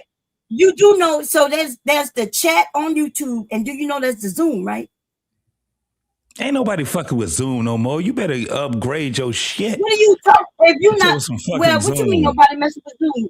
What the That's fuck because somebody you're gonna too do cheap. Zoom That's for? because you're too cheap to mess with Zoom, right? Because why would you mess with Ain't Zoom? You nobody can fucking have, with I can have Zoom. 1,000 people. I can have 1,000 people in I'm Zoom gonna by say itself. I'm gonna say it just like how Rick said. Look You at him fucking talking. He don't even know what the hell he's disgusting. talking about. I can make sure nobody porn by me. I could turn off cam. I could do all kinds of things in Zoom, and I could go Look, all you ain't night nothing but a and fucking day. listen. You in case you didn't know this, Bomb Cherry, you are a What's your fucking name? troll. I can't see your name. You What's your already name, know baby? me. I'm JT. What you talking about? I never heard of you before, but okay. You've talked to me a couple of times. I ain't gonna say Where? when. You lying. You No, I'm lying. not lying. What the fuck I'm You alive must have for been a about chat. you You a talking to me? liar. I've never seen I you didn't want to before. have a conversation with your ass. You just happened to be there. Listen, You be he on lying. Every everybody time I'm shit. somewhere, I'm So on let me a just say channel. this. Let me just say He this now. lying, yo. Let me just say this, and I tell you this, Trey. She's a Liar, fucking liar. troll. She's a I fucking can't be a troll. troll. That's a fact. She don't And you show go, her face at all. She would never show I her would never face show my at face. all. They over there on my She sit there Instagram. and she sit there. It's 3:00 in the fucking morning, and she's still out here doing busy work. Ain't nobody gonna eat that nasty ass pizza. That shit gonna be stale as fuck. Nobody want to hear that What shit are that you you talking talking about? I about. made pizza dough. She comes The up dough here for and the she argue with pizza. men. She comes The up here and she dough. The argue dough. with men. Do you know you make the dough? You make the dough. The dough. I made pizza dough for Hey, bro, this is my tomorrow. first time What's coming gonna up be here, bro. stale I'm about gonna you? be up here a couple of times with you, bro. Brown Cherry, I think Mutt said something that's very pivotal, right? His woman is asleep, resting. Uh-huh. And while she was at work yesterday, I was sleeping and resting. No. She don't work. What you mean? Okay, well then what the so he bragging She's about a woman resting. don't work. And she works for okay, she him. was up She all ain't at day. 3:00 in and the I was morning doing asleep all busy day. work, nigga. She works for him. Okay, well, you know what? I remember his story about when he had to go pick her up late at night. Remember? See, we Because remember the story. Because he We wanted remember. We remember. Because he's her protection. Yes, Because he's what? supposed to do Yeah, that. he said that he had to go pick her up late at night. Like you see, the thing that you Yes, claimed that we were that's her lying about. man. We hearing y'all come. Yes, but he claiming that she didn't work, but he went to pick her up from work. I tell you what, he ain't gonna do. hold He on. You little This rat ass bro motherfucker. at Don't 3:00 in the listen. morning. It's But when we broke down his story, it didn't add up. Walmart pizza is crazy. If we want to be technical, Bomb Cherry, you do know, Bomb, that Monk can pick his girl up without picking his girl up and never touch the steering wheel. I'm trying to told you already ago. Let me say it one more time because it didn't register. I didn't hear him. Monk can send his vehicle to pick up his woman, and his woman still not drive home. What does that have to do with him picking her up from work? And you just said she ain't got a job. She don't get it. Oh, you're silent now. You're silent now. JT, remember when I spoke Niggas about don't know how to education follow without their own intelligence? discussions. They don't know how to follow their own discussions. Right. No. Well, Bomb Cherry, the thing is, when I met my girl, she had a job. So there's that. And she had one while she was with you when you went to pick her up. Yeah, we've been together for about 5 years. So a lot of things have changed, you know? Okay, well, cool. Yeah. That's what happens when you got covering. Yeah, you mean like I don't have a job neither, so I can be sleep whenever I want, be over here cooking when I want. Well, that's because you get Social Security, Bomb Cherry. It's different. Oh no! I served in the military. I actually get a retirement check. She got a black man to take care of her. Mm-hmm. Yes, I got a whole black man to take care of me. But we the problem. That's crazy. But we the problem. Why you talking about you the problem? I didn't mention you. I didn't say you did. Okay, then you should put your hands on your chest and you like, well, we the problem. You might be a problem to somebody, but you ain't my problem. What's wrong? Look, none of y'all gonna be my problem. For real, Why would you be my problem? I would never be your. When my husband was my problem, then I dealt with my problem. We dealt with each other and we grew up together. Our anniversary was just Valentine's Day, and we turned into 36 years of marriage. So we've been married quite a long time. Yeah, he tired. Yes, he is up there because he got his work tomorrow.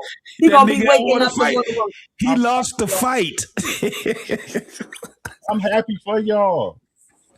You ain't got to be happy for us, baby. It ain't gonna make us better or worse. But it's okay.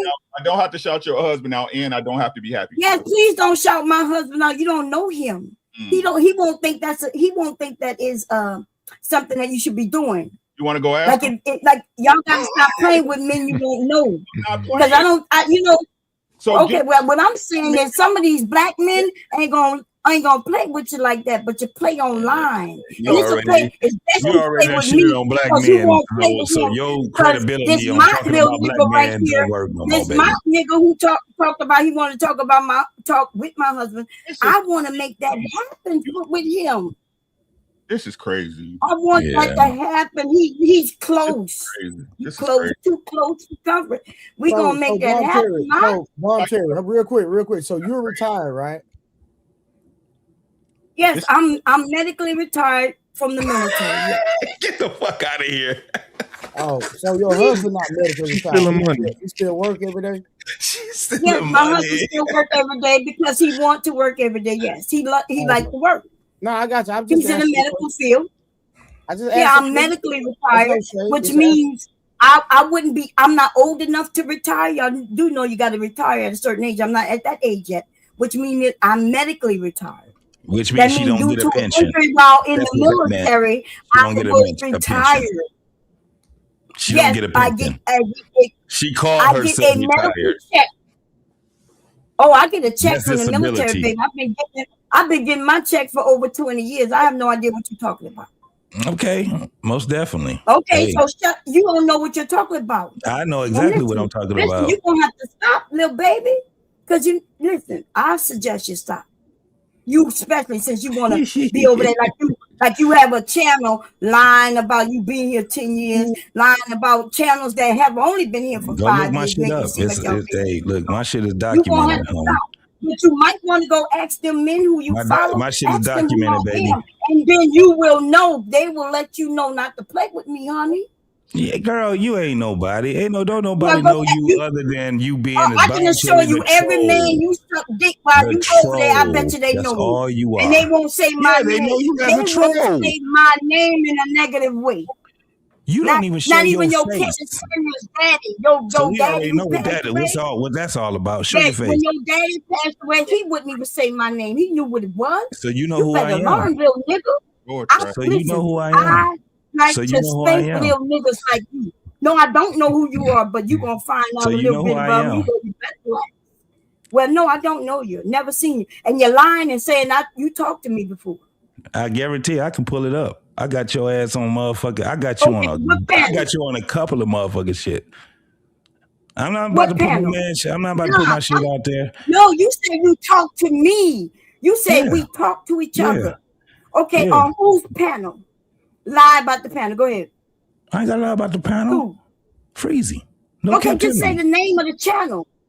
No captivities. No captivity. I've never been to no captivity. You never been over there? I don't know what you're talking. All right, then. Who is? I heard the name before, but I don't know who that is. Girl, shut the fuck up. Shut your lying. You been on Black Man Unfiltered. You've been on fucking No Captivity. You are lying. No, I have not. You are lying. The only time I've been maybe on there is if they were doing another channel that I was on, you lying ass nigga. I've never been over there. I will tag you when I put the clip up. We ain't even got to argue about it no more. See, these niggas like to lie, y'all. Okay, I said I would tag you. I said I would tag you. If I'm lying. But if they was reviewing something where I was on, then that is not me being over there. No, I'm not talking about reviewing. I'm talking about you called my name. What are you talking about? I'll tag you. What? Don't worry about it. Okay, yeah, do that. You talk so much shit, you don't even know the shit you be talking and on the panels you be on. I know every panel. Girl, you fucked up, man. You fucked up. Y'all, this nigga is lying, and he gonna tag me, and then we gonna pull it up. Oh my god, man! You make sure you tag me that shit, you lying ass nigga. I'll hit y'all up, man. I'll see y'all tomorrow. I don't know no captivity. Peace out, bro.